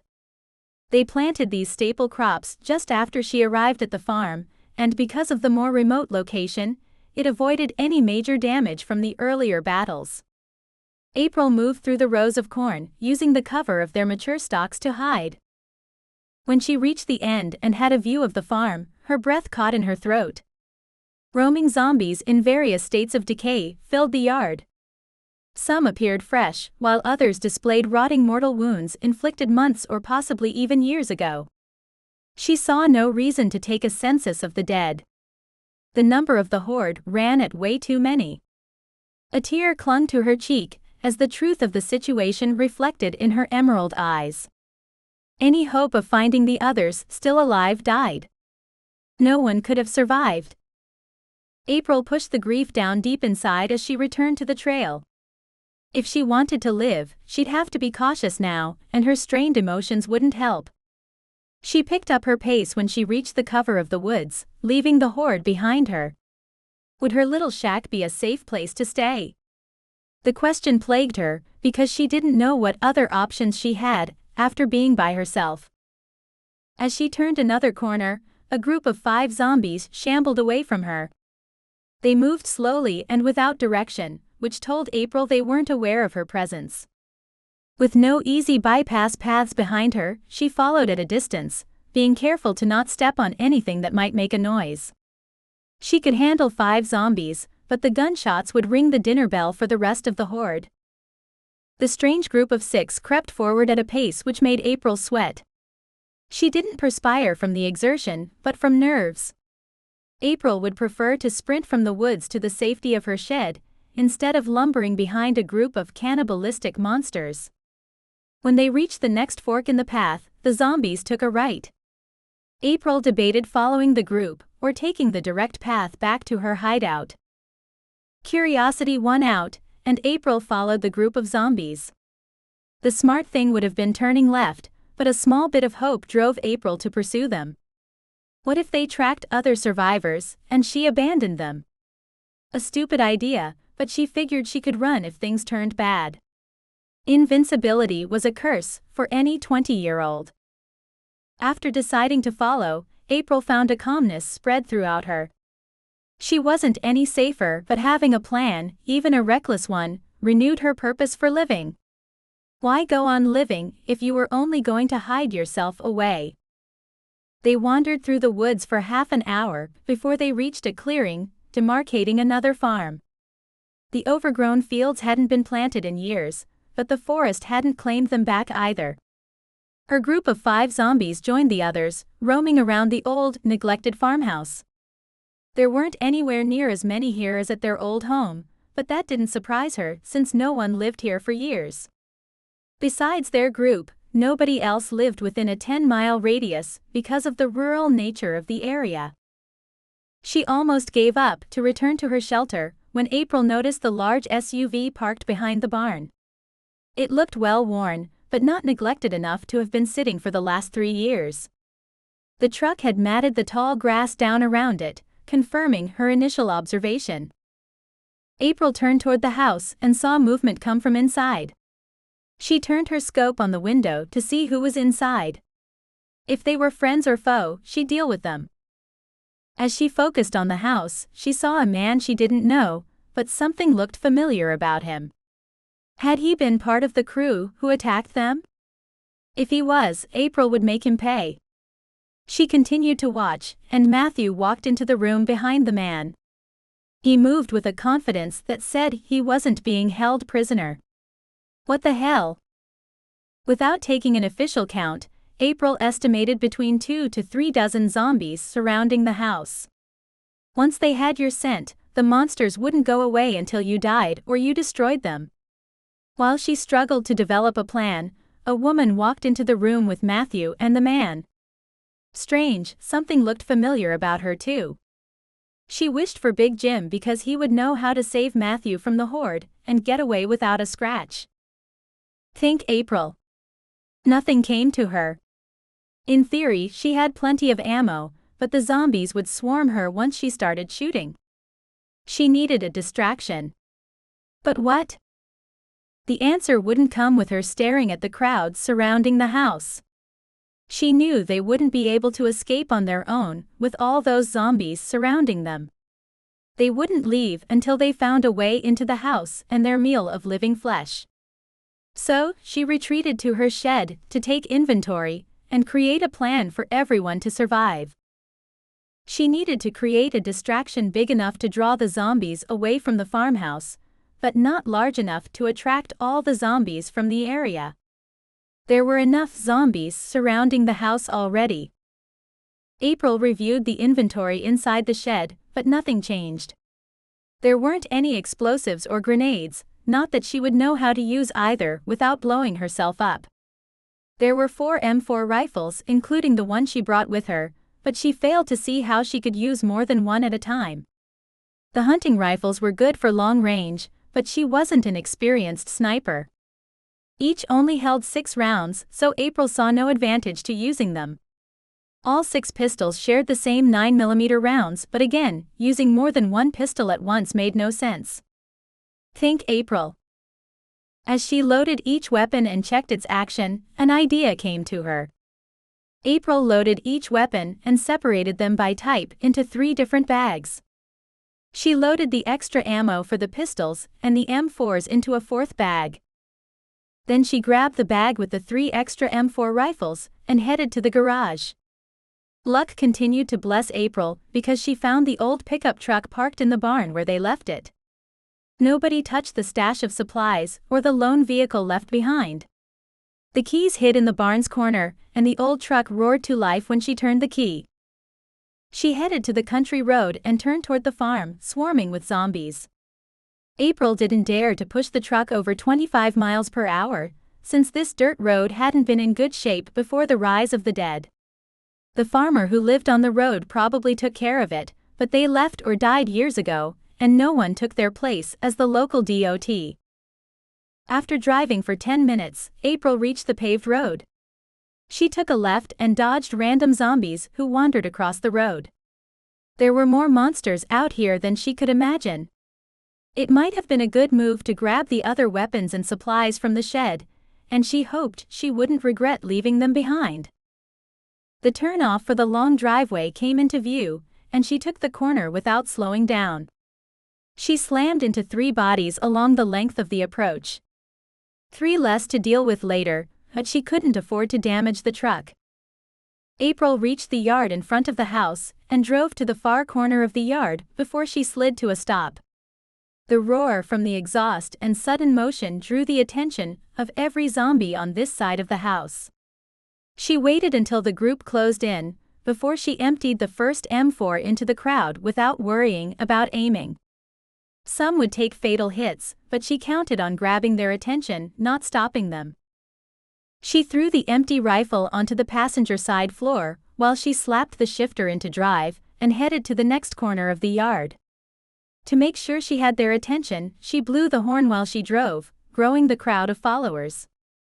April couldn't help slamming into a few more bodies as she headed to her next stop. The truck groaned as she slammed on the brakes, and the first wisp of steam rose from the grill. April unloaded the second M4 rifle, taking time to assure more headshots. As she emptied the magazine, 8 bodies dropped. She made a dent, but new zombies swarmed into the yard, taking the place of those she ended. The truck bucked and protested as she accelerated away from her second stop, but the trusty pickup kept going. She circled around the house and stopped about 30 yards behind the parked SUV. If they paid attention inside the house, April hoped they would run to their vehicle while she continued the distraction. So far it worked, but none of them were free yet. April watched as 3 people ran out the back door of the house toward the waiting SUV. Matthew turned toward her as he ran, and she thought she saw recognition in his eyes. They made it to the SUV, and she watched the brake lights flash as they started the vehicle. To give them a head start, she fired the third M4 rifle at the gang of advancing zombies. When the gun emptied, April stepped on the gas to follow the escaping SUV. The truck bucked, stumbled and then stalled. Shit! She banged the steering wheel while she cursed at the old truck. A turn of the key resulted in a slow groan from the starter, but the engine wouldn't start. Sweat poured off her forehead while she watched the zombies close in. April turned the key again, and heard only a clicking sound come from under the hood. She knew this would be her end, so she climbed through the sliding window on the back of the cab and into the bed of the truck. Her last stand. April checked her last M4 and made sure she still had the last 3 spare magazines along with her sidearm. She aimed at the crowd and said a prayer to anyone who might listen as she pulled the trigger. Chapter 22. Colonel. What the hell? The colonel gawked at the white flames as they consumed the lead SUV. He remembered his high school chemistry class and knew fire consumed his men at over 2,500 degrees. Flames like those didn't come from a conventional IED or even a basic military explosive. Who were they fighting against? Taking this job had been a mistake, but mercenary work was hard to find after the civilized world ended. Keep it floored, Private. There's nothing we can do for them now. Yes, sir. The young soldier obeyed his order, and they raced away from the burning wreck. Rounds plunked off the sheet metal of the large SUV as they passed a giant of a man. An explosion of glass rained down on the rear seat passengers as the 2 rear windows blew out. A cloud of moisture covered him, and noticed the soldier on the passenger side of the vehicle slumped over. The round lodged into the door panel next to him after it ventilated the sergeant's head. He reached over and opened the door while he shoved the body out. What do you think you're doing, Colonel? The crime boss broke his silence from the front seat. This Orion punk may have ruled the streets before the apocalypse, but the colonel tired of the man's entitled attitude. Time ran out for the former crime boss, but the colonel worried if he killed him too soon, he would lose access to the casino in West Virginia. Truth be told, it provided impressive security for times like these. Shut up, Goomba. Say hey and Diabola Cheepan to go bh fool too. I don't speak gibberish, old man. The mafia died along with everyone else. Now is the time of those with the guns to rule. Capiche? The colonel couldn't help the chuckle he let out, but he immediately regretted it. No sense making an enemy of the mobster, even if he hated the man. His morals were liquid, but the mob had no moral compass except for money and power. Both might be meaningless now, but he shouldn't underestimate the sly nature of Nathaniel Orion. Private, don't slow down until we make the compound. We don't know the size of the enemy force. Seems Mr. Orion gave us poor intelligence. Sir, yes, sir. The colonel noticed the death glare from the old man in the rear-view mirror. If they were safe or he had more men, the thug might attack him, but they had only 4 men and 1 truck. They'd be lucky to escape with their lives, never mind the loot they abandoned. He thought back to the events which led him to this futile mission of protecting a former crime boss. His military career started with so much promise. A decorated Navy SEAL who served his country proudly until she came under his command. The colonel had fluid morals even back then, but he considered himself to be old-fashioned. No, women didn't belong in combat, and they certainly didn't warrant the title of Navy SEAL. Command stuck that bitch Lily Nelson into his platoon. The press and the public loved the first woman SEAL, but he saw her for what she really was, a liability. Her pert good looks and athletic body would distract the other men, and she couldn't possibly fight better than their weakest man. He made it his mission to get rid of her and restore the reputation of the SEALs. At first, the embedded reporters made it impossible to act. He couldn't take her out when a cameraman recorded her every movement for the gullible public.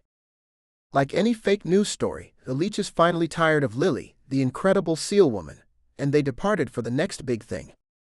Luck blessed the colonel because they were called for a mission right after the last reporter left.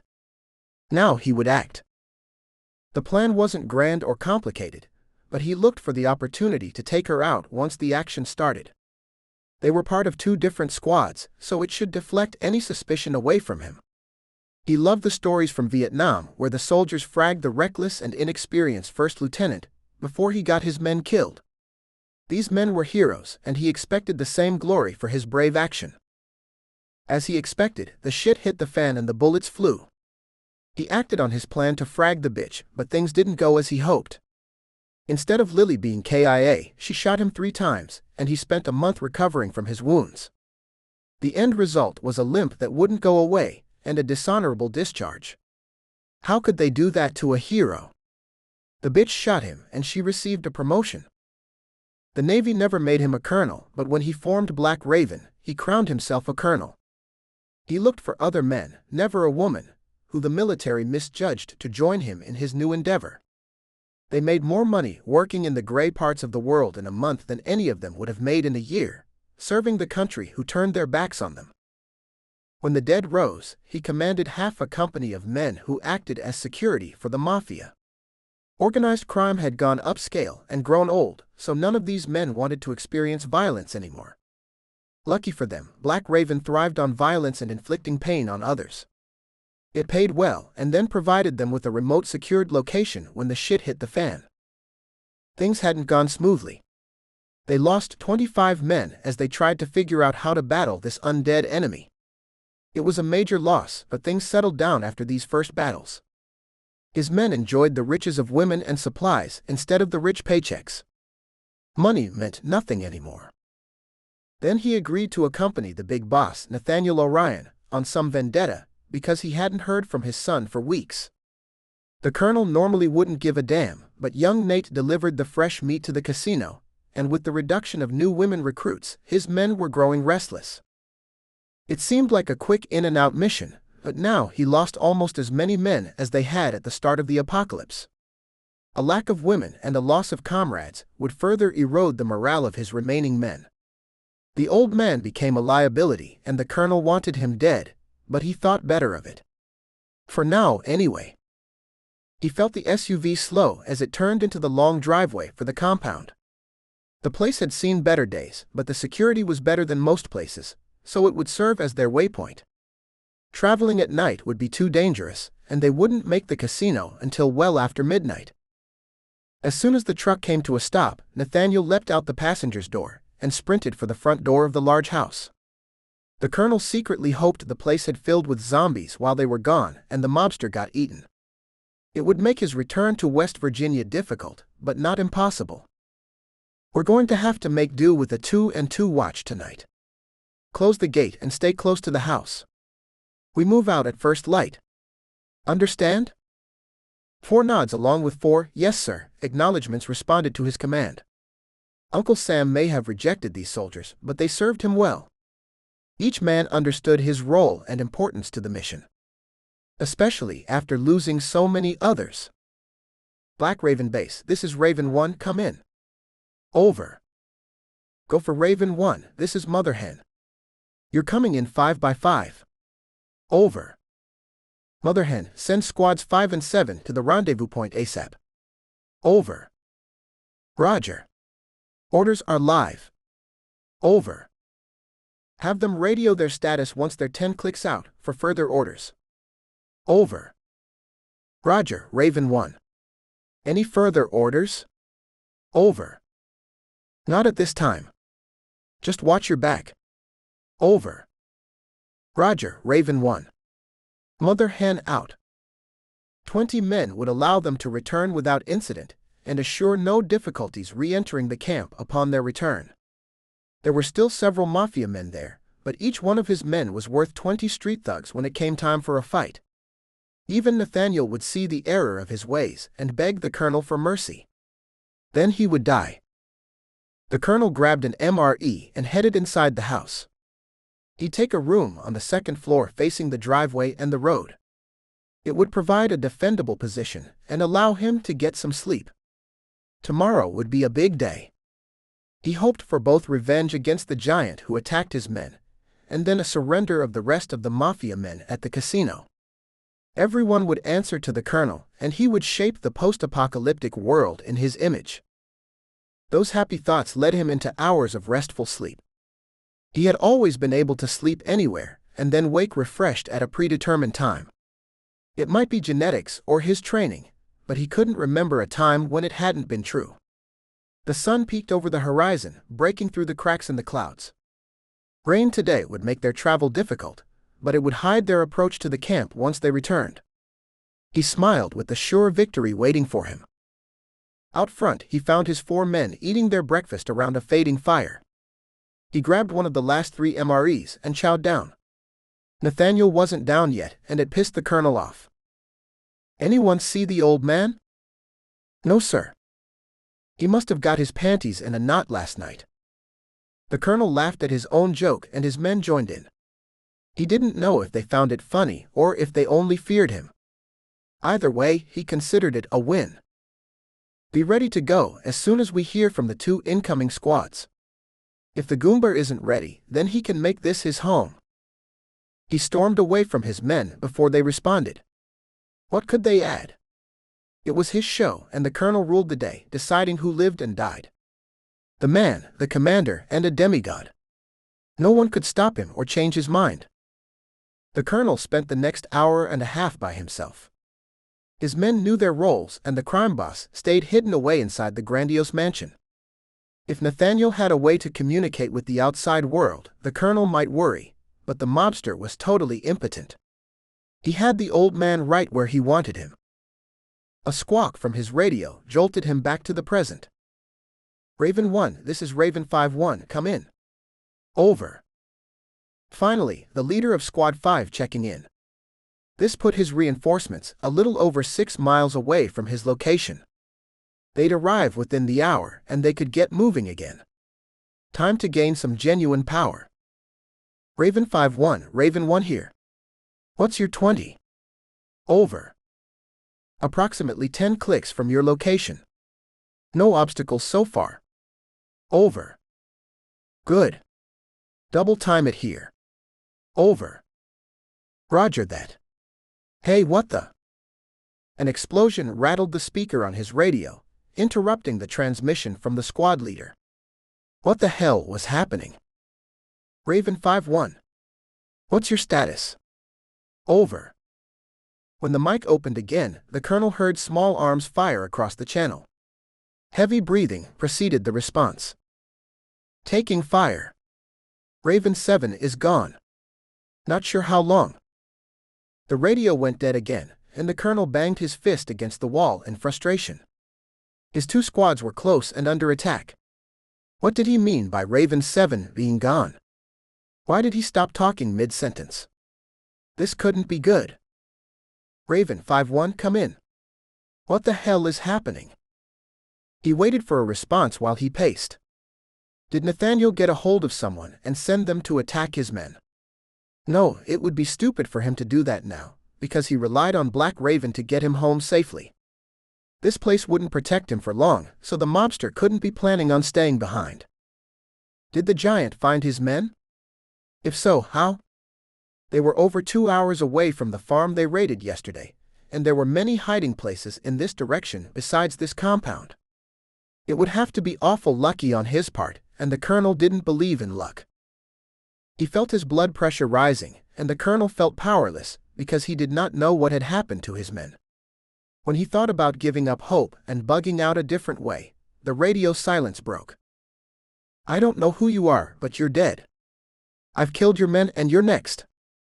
The colonel stopped his pacing, and he felt the color drain from his face as he heard the ice in the man's voice. He knew in an instant that it had to be the giant. "Who is this?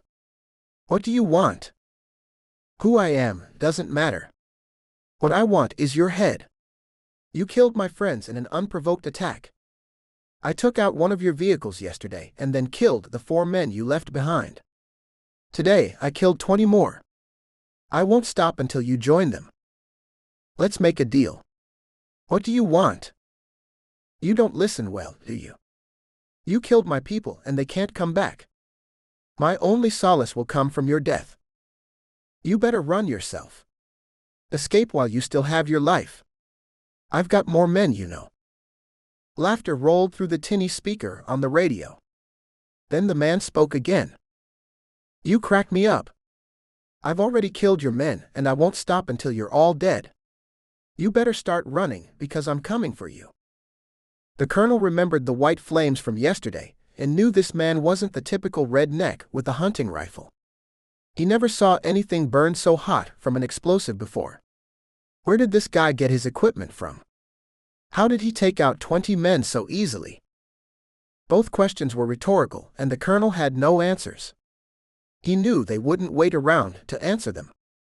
They needed to get moving now. The colonel had no problem sacrificing others, but he wasn't about to become a martyr, especially for the mob scum he protected. Private. Mount up. We're moving out now. His men jumped into action and all sprinted toward the truck.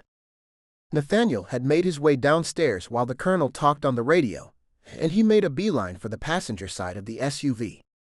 Guess they wouldn't be leaving him behind, so the colonel would deal with him later. No time to worry about him right now. They just needed to bug out and avoid this agent of death coming for him. Private. Take the secondary route back to camp. Post haste. Yes, sir, Colonel. They raced away from the compound, and the colonel hoped away from the one-man army who hunted him. He'd throw the rest of his men under the bus when the time was right to assure his escape. No one threatened the colonel and got away with it. Natasha Chapter 23. Ivanova, Nastya Petroshenkov. Natasha didn't know who she was anymore. She fulfilled so many roles and took on so many unique identities during her career. Big Jim became a stabilizing force in her life, and she had to admit that she loved him. But then Lily came to the farm, and she watched the way they looked at each other. Lily was a better person than Natasha, so they deserved happiness together. A happiness she couldn't give Jim because of all her baggage. Then the irony. Raiders attacked the camp in a shock and awe fashion, and Natasha had no choice but to escape with her life. She felt a little like a cockroach when the lights came on, but dying during a fight she couldn't win would benefit nobody. Natasha sprinted all the way to one of her stashes, only to find Lily Nelson already there. The woman she tried to avoid like the plague, and now they were alone together, fighting off the horde of dead. An uncountable mass of zombies descended on the area along with the enemy, giving them no break. Natasha hoped to circle back to the camp and try to rescue any survivors, but this dream died quickly with the appearance of the zombies. These monsters thrived on death like the Grim Reaper himself. We can't remain here. We need to move. Natasha glared at Lily. Not because she thought her assessment was wrong, but because of her disdain for Lily. She hated the fact she thought Jim loved Lily more than her, and she hated the fact she couldn't love anyone. Natasha's brokenness prevented any kind of happiness or acceptance of love from another human. The KGB stripped her humanity when she was too young to know any different. I'll see if I can get that Jeep running if you'll watch my back. Inside the 3-car garage sat an older Jeep Cherokee. It appeared to be in decent shape for its age, and Natasha understood the basics of mechanics. If she could get it running, they could go on the offense. She may not like Lily, but she was a capable warrior like herself. When they created these supply caches, they tried to leave a running vehicle nearby. If the shit hit the fan and they had to run, they'd need weapons, supplies, and transportation. No one bothered to maintain these locations after stocking them, because they grew comfortable. Lucky for them, nobody discovered this place, or they'd both be in trouble. She tinkered with the Jeep for 15 minutes before the engine sputtered to life. The straight-six engine didn't hum like a sewing machine, but it remained running, even with the choppy idle. Natasha celebrated inside, but showed nothing on the outside. Let's get everything loaded up and get moving. Lily jumped into action as soon as she heard the engine start, so Natasha's words proved unnecessary. They worked together, tossing the supplies and weapons into the open back hatch because both of them knew they'd never return. Natasha had no clue where they'd end up after compromising this location. Plus, neither of them had the skills to rebuild the farm. That knowledge belonged to Big Jim, and they'd make an awkward threesome. Natasha jumped into the driver's seat as Lily struggled to open the rolling garage door. Next time, Natasha would set up a maintenance schedule for all her bug-out supply locations. If she lived long enough to do so. The door broke loose and flew open. Natasha pulled through the opening, stopping just outside the door so Lily could jump inside. She may despise her, but they were both safer together. Two trained female killers traveling in a ratty jeep. It sounded like a start to a corny dad joke. Zombies blocked the path to the road, so Natasha turned the opposite way and did a little off-roading. The jeep had large tires and four-wheel drive, so driving through a series of fallow fields wouldn't even slow them down. She didn't have a destination in mind, just to escape the current threat and regroup. Natasha, there's a barn up ahead. It looks weather-tight. Let's check it out. We shouldn't travel at night. She glared at Lily again. Her assessment was correct, and Natasha hated she hadn't thought of it herself. Natasha needed to get her emotions under control. Cool and calm kept you alive. Petty jealousy would cloud her mind and get them both killed. I'll drive around it first, and then we can stop and check it out. Natasha slowed the jeep and edged it around the perimeter of the barn. The building showed its years of neglect, but the structure appeared solid from the outside. Whoever owned it kept it in decent shape before they succumbed to this harsh world. She returned to the front and stopped the jeep in front of the large barn door. Natasha left the engine running, but looked at Lily and gave her a nod. They both jumped from the running vehicle and advanced on the closed door. Natasha shoved it open enough for the women to enter. It slid easier than the garage where they took the jeep from. Inside, they found a farm tractor which looked newer than the one they used at the farm, a bunch of attachments for the tractor, and an assortment of tools. Nothing living or living dead, so it appeared to be safe. A girl's sleepover in a dirty old barn, in the middle of the zombie apocalypse.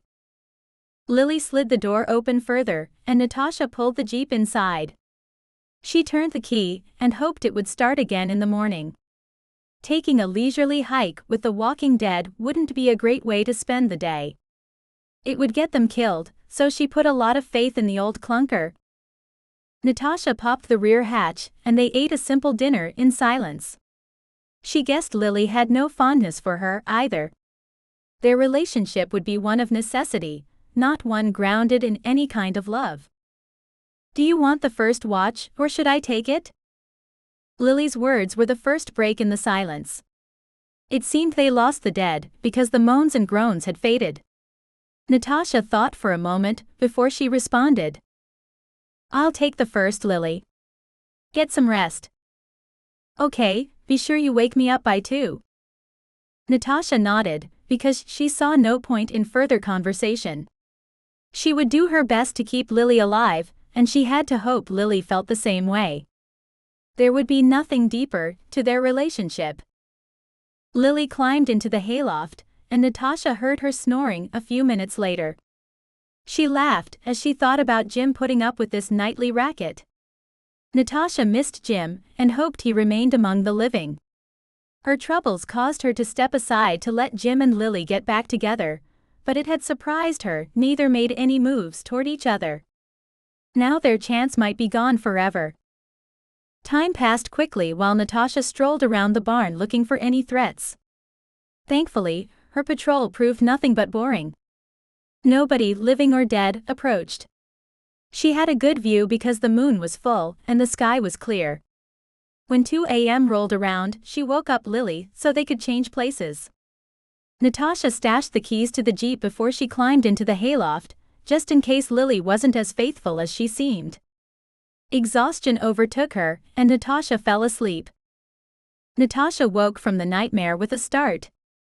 She laid on the pile of hay and tried to calm her breathing and slow her heart rate.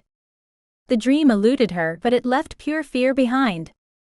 Before getting up, she listened to make sure a physical noise hadn't woken her, and her mind manufactured the memory of the nightmare.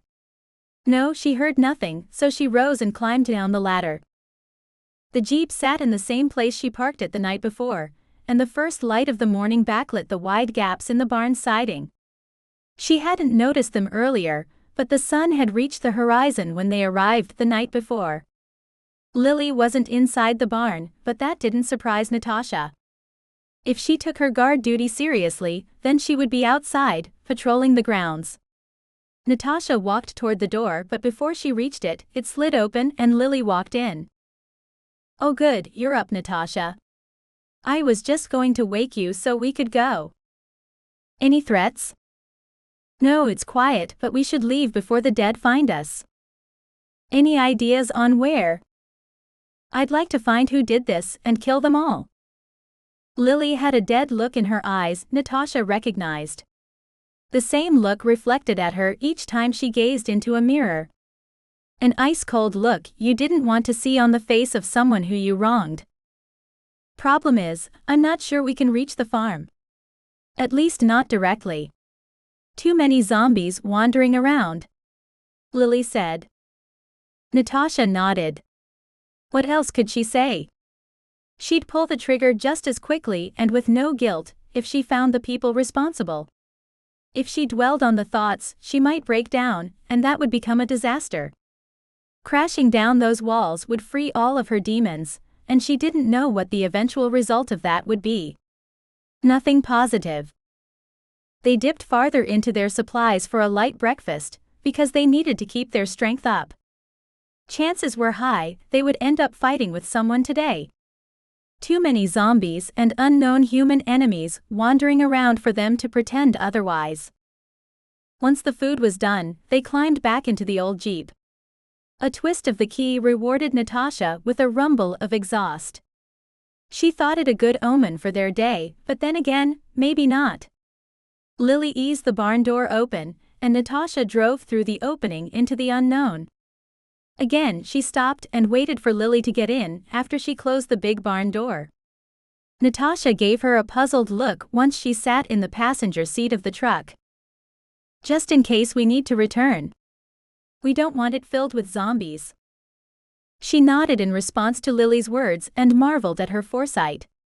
Natasha may not like Lily as a person, but besides Jim, she was the most prepared and skilled warrior she ever met. Even if they made it back to the farm, Natasha knew nothing living remained. The big black column of smoke she watched the day before made it clear their life there ended. Natasha continued to drive through the abandoned fields. Nothing but farmland made up this rural area of Virginia. Development never made it to town, and now never would. If they kept driving, they'd come upon another farmhouse eventually, and then they could figure out where they were. Until then, they'd follow the easy track around the congregating dead. Better to avoid the enemy when you can. "Natasha, stop. Where's that coming from?" She slammed on the brakes. With the droning engine quiet, Natasha heard the automatic gunfire in the distance. They weren't practicing fire discipline, because they emptied their weapon quickly. When the next round of gunfire started, Natasha locked in on the direction where it came from. "Over there." Natasha pointed off to their left. She knew the way, but now she had to ask the question. Life or death hung in the balance. "What do you think? Should we check it out?" Lily checked her M4 rifle before she responded. "Let's do it." She mashed the gas pedal, and the Jeep's straight-six engine roared as they raced toward the racket. What type of battle and who fought it, neither woman knew. Natasha hoped for some revenge, because the chance of finding anyone living seemed slim. This thought almost crushed her. The gunfire died down as the farmhouse came into view. She circled around the side where the driveway led to the street, and found a group of zombies surrounding a parked pickup truck. Someone climbed into the bed of the truck. Natasha aimed the Jeep at the pickup, and kept the pedal to the metal.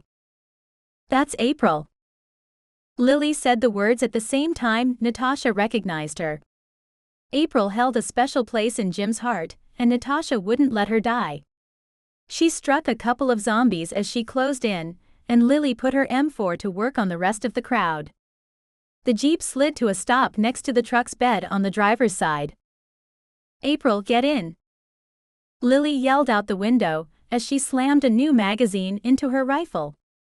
Natasha fired out her open window at the zombies closing in from her side. There were too many to remain here for long. The back door of the Jeep slammed shut, and Natasha saw the worry in April's eyes. Jim taught her about survival and fighting, but she was still a young woman. April had still been in high school when the apocalypse started. "We need to follow them." The words came out in between ragged breaths. April looked terrified as she pointed down the driveway to the road beyond. "Follow who?" Natasha didn't wait for an explanation as she pushed the Jeep away from the angry mob of dead monsters. Lily played cleanup with the few zombies who remained in their path. She displayed the fire discipline of an experienced soldier. The three of them wouldn't be able to rid the world of zombies, but the Jeep wasn't capable of plowing through multiple bodies and stay running. "They have Matthew. Take a left when you reach the road." April caught her breath, and the words came easier this time.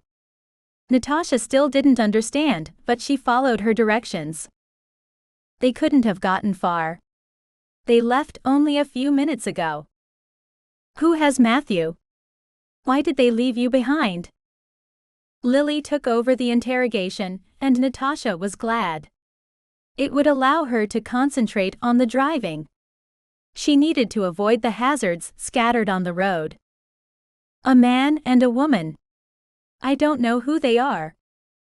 Were they part of the attack?" "No." "Well, at least I don't think so. It seemed like they were trying to help him. They looked familiar to me, but I'm not sure why. Zombies surrounded the house, and I tried to provide a distraction. The stupid truck died and I couldn't get away. I don't think they even knew anything happened to me." April's story must have confused Lily as much as it did her, because Lily stopped asking her questions.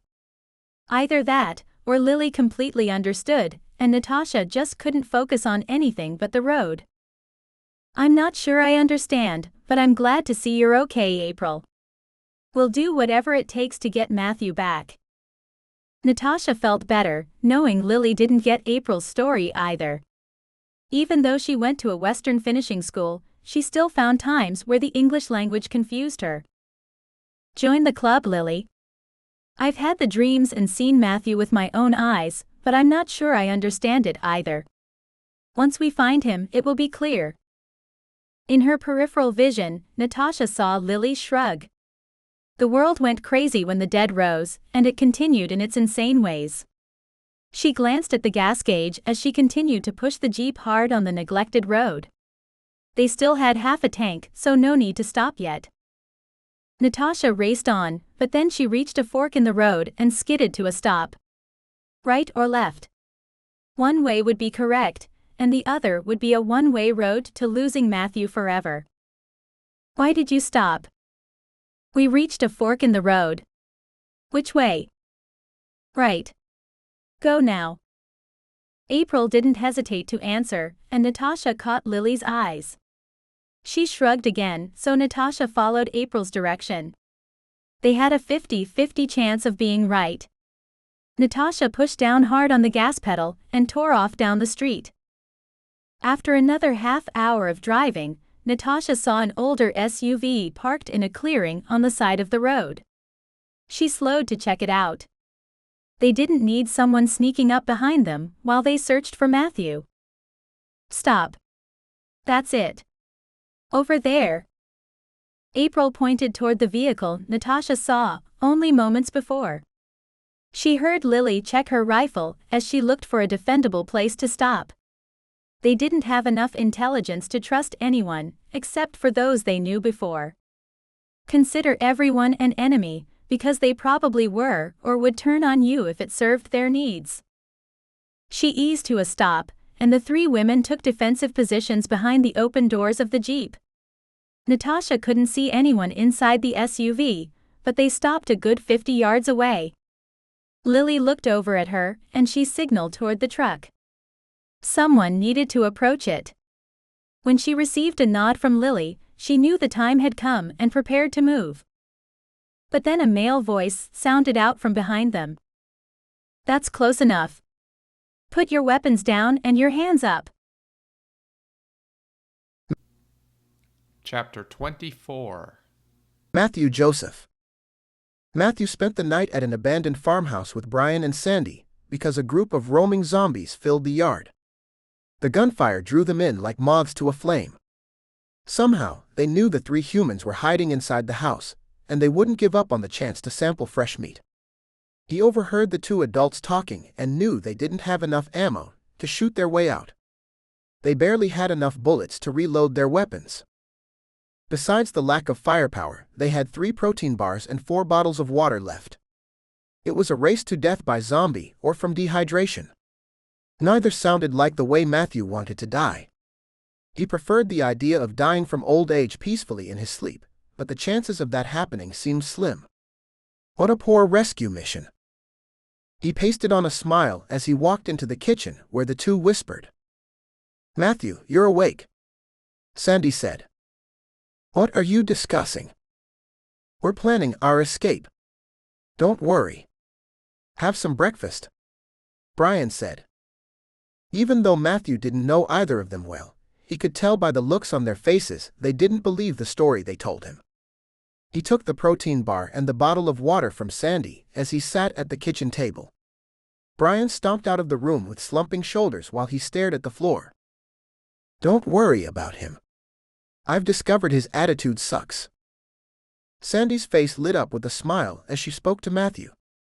Her smile looked so genuine and comforting that it put him at ease, even though he knew the truth. The constant moans and snarls from outside the house faded away when he stared at her radiant smile. He enjoyed his meager meal and the company of this beautiful woman. A raised voice from the other room interrupted the calm mood. "What the hell?"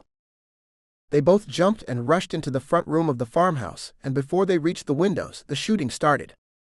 Sandy reversed course, pushed Matthew to the floor, and shielded him with her body. Even with the rush of fear, Matthew enjoyed the feeling of security. "What's going on, Brian?" "I'm not sure." "Wait.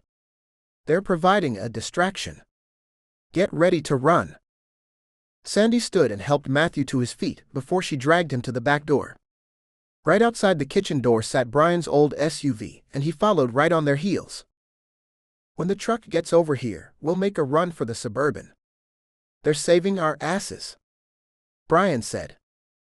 The old pickup truck raced past the window too fast for Matthew to see who drove. He didn't have time for a second look because Brian threw the kitchen door open and pushed Sandy and him out in front of him. Matthew heard Brian take a couple of shots at the lingering zombies as they sprinted for the SUV. As he climbed in, the engine roared to life. "Wait. We need to wait for the pickup truck." "They can take care of themselves, Matthew," Brian said. Matthew felt the truck lurch forward as Brian raced down the long driveway and away from the farm. There wasn't any hesitation as he took the left, driving them away from the wandering dead. "What about returning to the farm and checking for survivors?" "Sorry, Matthew. These zombies are coming from there. We need to get away from this horde or we'll end up dead." He knew Brian spoke the truth, but it didn't minimize the pain of fleeing from his home. Running away meant giving up on everyone, even if deep down he figured they had all died during the attack. The battle had been too sudden and too intense for anyone to survive. Jim, Natasha, and Lily would have run right into the fight. Even they wouldn't have turned the tide of the battle. They were 3 tough fighters but not superheroes. Tears threatened to flow down his face, but Matthew swallowed them and pushed the grief down deep.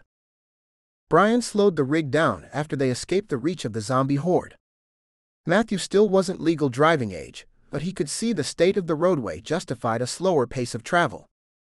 The years of the apocalypse hadn't been kind to the roads, and it would take years to restore them. It required people's labor, and humans had become the latest endangered species on planet Earth. Would they ever rebuild the world like he remembered? People needed to stop killing each other in the meantime if there was any hope for a future. Damn it. Brian slammed his palm on the steering wheel as he sped up from their comfortable pace. What's wrong? Sandy said. Matthew saw the tension appear in the neck muscles of the two adults as the butterflies formed in his stomach. Not another problem to deal with. When would things settle down? There's an old Jeep following us. I just glimpsed the grill as we hit this corner. Hopefully, they didn't see us. Maybe it's the person who provided the distraction? Matthew said. Sorry, buddy. They drove an old pickup truck. This is someone else. Do you think it was someone from yesterday's attack?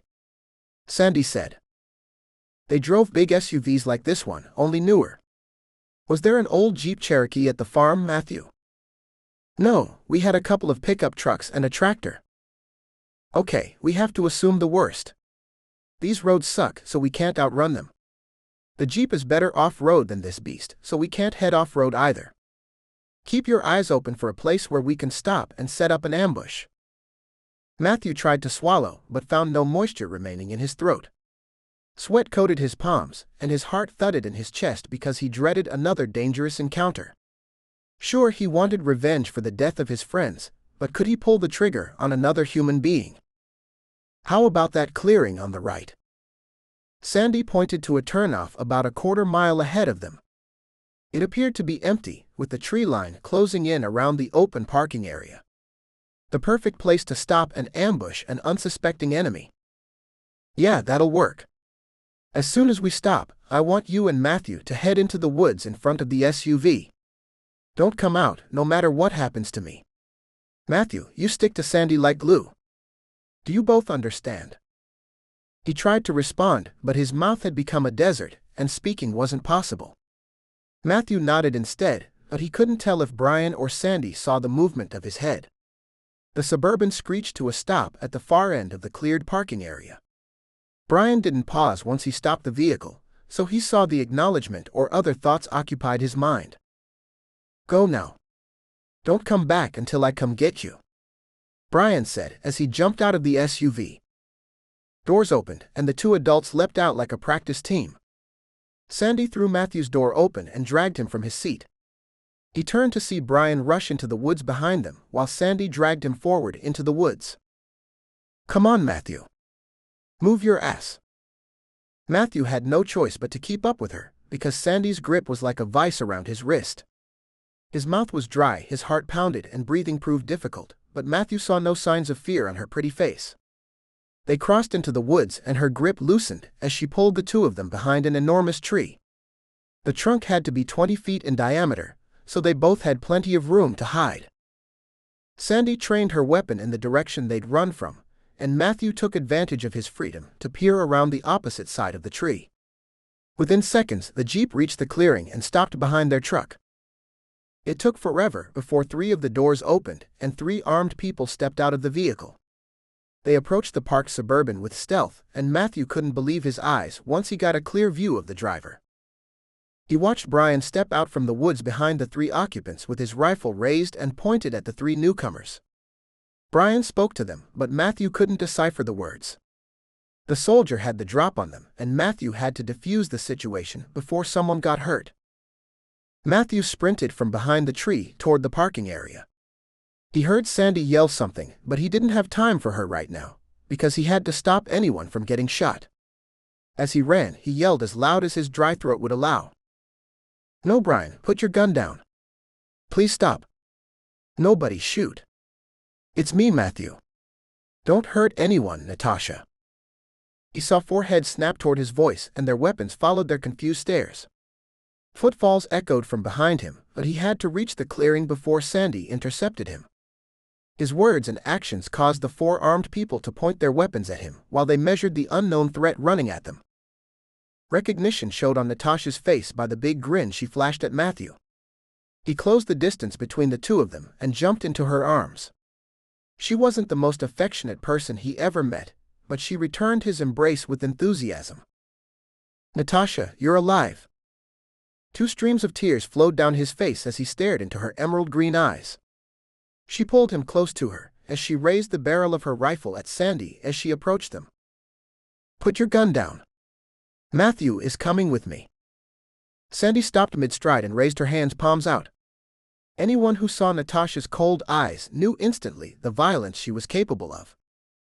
It's okay, Natasha. This is Sandy and Brian. They saved my life. Donald tried to kill me after he killed Gwen. The thought renewed the tears, and Natasha drew him into another embrace. Brian lowered the barrel of his weapon, but it remained hung in the sling at his side. Lily advanced on him and liberated his rifle before directing him towards Sandy. April appeared at their side, and Natasha released Matthew and joined Lily's conversation with the two strangers. He trusted they'd interrogate the two and determine if his assessment of them had been correct. To his surprise, April wrapped her arms around him and pulled him tight against her. Matthew wanted to be more than friends with April, but she shunned the idea, citing too great of an age difference between them. This was the first time they had any physical contact, and he liked the feeling of being in her arms. When she drew back from him, he noticed the tears in her eyes. "What's the matter, April?" "I was with Betty when the people attacked the farm. We were on guard duty. During the attack." Her chest heaved and the tears flowed down her face. It interrupted her story, and Matthew thought she might not continue. "Matt, they killed her." Now his tears joined with hers over the news of this loss. Betty loved him, and he knew it, but he didn't realize how much he cared for her. First his mom, then Gwen, and now Betty. Natasha was still alive, but Big Jim was missing in action. The combined loss of all these people he loved crushed him, and he collapsed to his knees in grief. The frustrations of middle school should be his only problem right now, not the death of everyone he ever loved. Now these strangers wanted him to be the savior of the world, and he couldn't take the pressure anymore. Those who died were the lucky ones, rather than those who had to continue the fight and lose more every day. April's arm fell over his shoulders, and he felt the warmth of her body as she pulled him close to her. Under other circumstances, the feeling would have excited him, but he couldn't even feel comfort from her presence. Matthew felt utterly defeated and all alone. They stayed locked together until Matthew's tears finally dried up. He didn't know how long they sat in the dirt, but his legs went stiff when he tried to stand. The four adults left them alone in their grief while they talked together near the larger SUV. Their voices didn't carry across the clearing, so Matthew couldn't hear their conversation. Nobody pointed their guns at each other anymore, so Natasha and Lily must have confirmed the intentions of the two strangers. Either that, or they just needed allies to keep on fighting. With the human population shrinking and so many others turning evil, friends became hard to find. "I'm so sorry, Matt. You know she loved you?" Instead of speaking, he nodded. Matthew didn't trust himself to speak without breaking down again. They couldn't stay in this clearing all day, so they had to get moving to remain safe. He wouldn't be the baby dragging them down, even if he couldn't be their savior. What a joke. Natasha and Lily could lead them, but he wasn't a leader or anyone's savior. His leg muscles ached during his first few steps as the blood flowed through the straightened limbs. They must have been kneeling on the ground for a long time. As he approached, the four adults turned toward him, ending their conversation. "Sorry." It was all he could say without breaking down again. He bit back the renewed grief as he stared into the last bit of family he had left. "Nothing to be sorry about. You've lost so much," Sandy said. He wondered if she had been a mother before the start of the apocalypse, since she displayed the most compassion of anyone he knew since Gwen. Matthew tried to smile, but he doubted he fooled any of them. "We need to get off this road. I say we continue north because of the zombies surrounding your old home. I know a few places where we can stay." "What do you say?" Brian said. Matthew feared running into another Donald situation, but he had no other ideas where else to go. If Natasha and Lily trusted him, then he would trust Brian too. Brian saved him from a certain death at Donald's hand, so he had that going for him. "Okay. You don't mind if I ride with them?" Matthew pointed to Natasha while he spoke. He knew she'd die to protect him, so he wanted to remain with her, but he didn't want to offend his new friends either. Brian smiled, and it appeared genuine because it reached his eyes. "I would have insisted on it if you hadn't asked." He winked as he finished speaking, and Matthew saw a kindness in his face he hadn't noticed before. Brian was a skilled soldier, but he had a human side too. The adults exchanged a few more words, but Matthew paid no attention.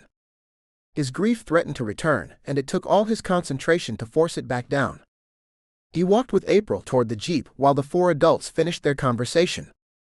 They would plan the rest of their day of travel, and he would leave the details to them.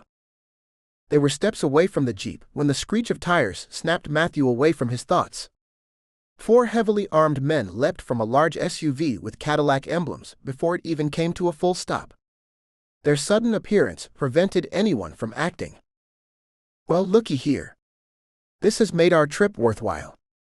Don't do anything stupid. I'd hate to slaughter you." A large muscular man limped toward the group, pointing an M4 rifle at them. "You two put your weapons down and join the others." Slowly. This time, he addressed Matthew and April directly. They complied because Matthew saw no way out of this mess. A chance to act might come, but not yet. As they traipsed toward the adults, an old man got out of the intruder's SUV and strolled over to the group. He acted like he was the man in charge as he approached the large limping man. "Nice haul, Colonel. This will make up for your earlier blunders," the old man said. "Listen, Goomba, you aren't in charge here anymore. I am. Get back in the truck." Orion is Irish, dumbass, not Italian. But what could I expect from a moron like you? I pay the bills, and I'm in charge here. He pointed to another of the armed men before he spoke again. You're in charge now. Take care of this insubordinate." The old man's tirade ended with a single gunshot from the big man's pistol. As the body collapsed, he roared with laughter. "Damn, I didn't think he'd ever shut up. Back to our prisoners. We'll take the four beautiful women and the boy. Kill the soldier. The women will serve our needs, and the boy can provide slave labor after we make him into a eunuch." Matthew knew what a eunuch was, and he didn't want to be one. He'd die before then, but he saw no opportunity for escape, especially if they killed Brian. The leader strolled over to Natasha and ran his hand down the side of her face. "I think I'll have a go with the redhead before we head home." Before he finished speaking, Natasha spit in his face. Instead of striking her, he laughed even harder. "You have to love the fight from this one." He grabbed her hair and pulled her head back. "But I'll teach you some manners first. Kill the soldier and let's get moving." Then everything happened at once. Natasha pulled a knife from somewhere and stuck it into the big man's throat. His thoughts turned from pleasure between his legs to trying to hold the arterial blood inside his body. He fought a losing fight as it sprayed out in time with his heart. The man who aimed his rifle at Brian suffered a brain explosion. A large caliber round produced a pink mist mixed with pieces of brain matter as it exited his skull. His body dropped in a heap like his now bloodless leader. Lily struck the man closest to her in the throat, and he struggled to regain his breath. Natasha loosed her knife from her first victim and finished the man Lily stunned. Seeing utter defeat, the last man turned and sprinted for the SUV they had arrived in. As he attempted his second step, a round ventilated his head. Matthew didn't know who the sniper was, but he appreciated their intervention. The rest of the adults gathered their wits and recovered their weapons off the ground. Together, they scanned the area, looking for threats. Before they could assess the situation, a familiar voice boomed from inside the thick woods. "I'm coming out. Don't shoot. It's me. Jim." Matthew sprinted toward the tree line before anyone reacted. He trusted Big Jim with his life and would continue to follow him wherever he went. Jim became the father he never had because of his broken life, even before the apocalypse. His mom did her best and he loved her, but a boy needed a dad. As Big Jim broke from his cover, Matthew noticed the last few days had been tough on him. There were no visible wounds, but he appeared exhausted and filthy. He looked worse than the day he came to the farm, but Big Jim lived. Matthew leapt into the big man's arms, and a smile spread across his tired face. "Matt, I'm glad to see you." April lagged Matthew by 5 steps, and she crashed into the two of them while they embraced. "April, you're here too." Big Jim lifted the two into a giant bear hug. Matthew hoped it would never end because he felt safe again, but he knew they needed to move on. Jim placed them back on the ground and took a step back from them. "Let me see you both. You're both okay. I'm so happy you escaped." Matthew nodded because the tears prevented him from speaking. These tears were ones of joy and not grief. They energized him, but he stood quietly in Jim's shadow while he got his emotions in check. Natasha and Lily wandered over while the two protégés visited with their teacher. "You made it, Jim," Natasha said. "I'm glad to see the two of you made it too. We need to regroup and move on." Jim winked at the two women before turning his attention to the two other strangers in the clearing. "Who are they?" "They saved me from Donald. Donald killed Gwen. Then he turned the gun on me." As he recalled the story, the emotions of the day flooded back in, and the tears fell anew. Jim gave the two strangers the stink eye before he focused his attention back on Matthew. "I'm sorry, Matt, because I know what Gwen meant to you. I'll kill Donald if I see him again." "You won't have to. Brian beat you to it," Matthew said. Jim turned and looked at the soldier again. He gave him a nod and tipped his hat. "I guess they're all right then. Jim, we need to go back to the farm and bury them." For the first time, Jim frowned. "I returned to the farm right after the attack. They left some guys behind and I took care of them. I buried Helen, Betty, and Eli. I didn't see Gwen or Donald's body. A horde of zombies descended on the farm, and I had to get out of there. Sorry, Matt, but there are way too many dead wandering around for us to return." Matthew puzzled about where their bodies ended up. Did they come back to life? No, impossible. He remembered Brian shooting Donald in the head and watching Gwen's head explode from Donald's gun. It was all too much for him to handle. While they talked, Sandy and Brian approached the group. They waited for the initial excitement to die down before interrupting the group. "Hi, my name's Sandy and this is Brian. Thank you for saving our asses." Big Jim nodded and gave them both a once-over before he responded to the newcomers. "I'm Jim Richards. It's I that should thank you for saving Matthew. I'll owe you a debt forever. How did you find us?" "It's complicated and I'm not sure you'd believe it if I told you. I'm not sure I believe it myself. Matthew is special though, and we have to keep him safe," Sandy said. Jim arched his eyebrows while he maintained eye contact with Sandy and Brian. Matthew wondered if he had some special sight, allowing him to see inside their souls. The silence became too much for Matthew, but then Jim smiled before he broke it. "I agree with you. Matthew and the rest of my friends here are very special to me. I take their safety seriously. If you're with us, then I welcome you as allies. If either of you screw any of us, then I will rip you limb from limb. Understand?" Brian's Adam's apple bobbed after hearing Jim's words. A crooked smile spread across his face as he reached out his open hand to Jim. The two men shook. "I'd expect nothing less, Jim. I'll do everything in my power to keep everyone safe. On that note, we need to get moving. I'm not sure where all these zombies are coming from, but we need to avoid them. I know a few places up north where we'll be safe," Brian said. "Okay. You lead the way. We'll follow in the caddy. Best to keep our options open," Jim said. "Natasha and I will take the Jeep. We stick with using all three vehicles for as long as they'll run," Lily said. They grabbed their gear and loaded it into the waiting vehicles.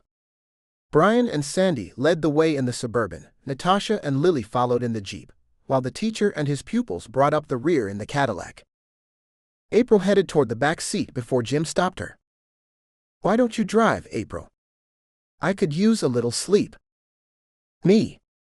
Are you sure? I trust the two of you more than anyone else in this world. If you have any problems, wake me up. I haven't slept for 2 days and need to rest." Jim smiled as he climbed into the back of the truck. He started snoring within seconds. Matthew grinned at April as she put the big SUV into gear. Time for an adventure, Matthew said. Honestly, I'm hoping for boring, April said. The two shared a look across the front seat as April eased out behind the Jeep. Neither knew how their story would end. Don't forget to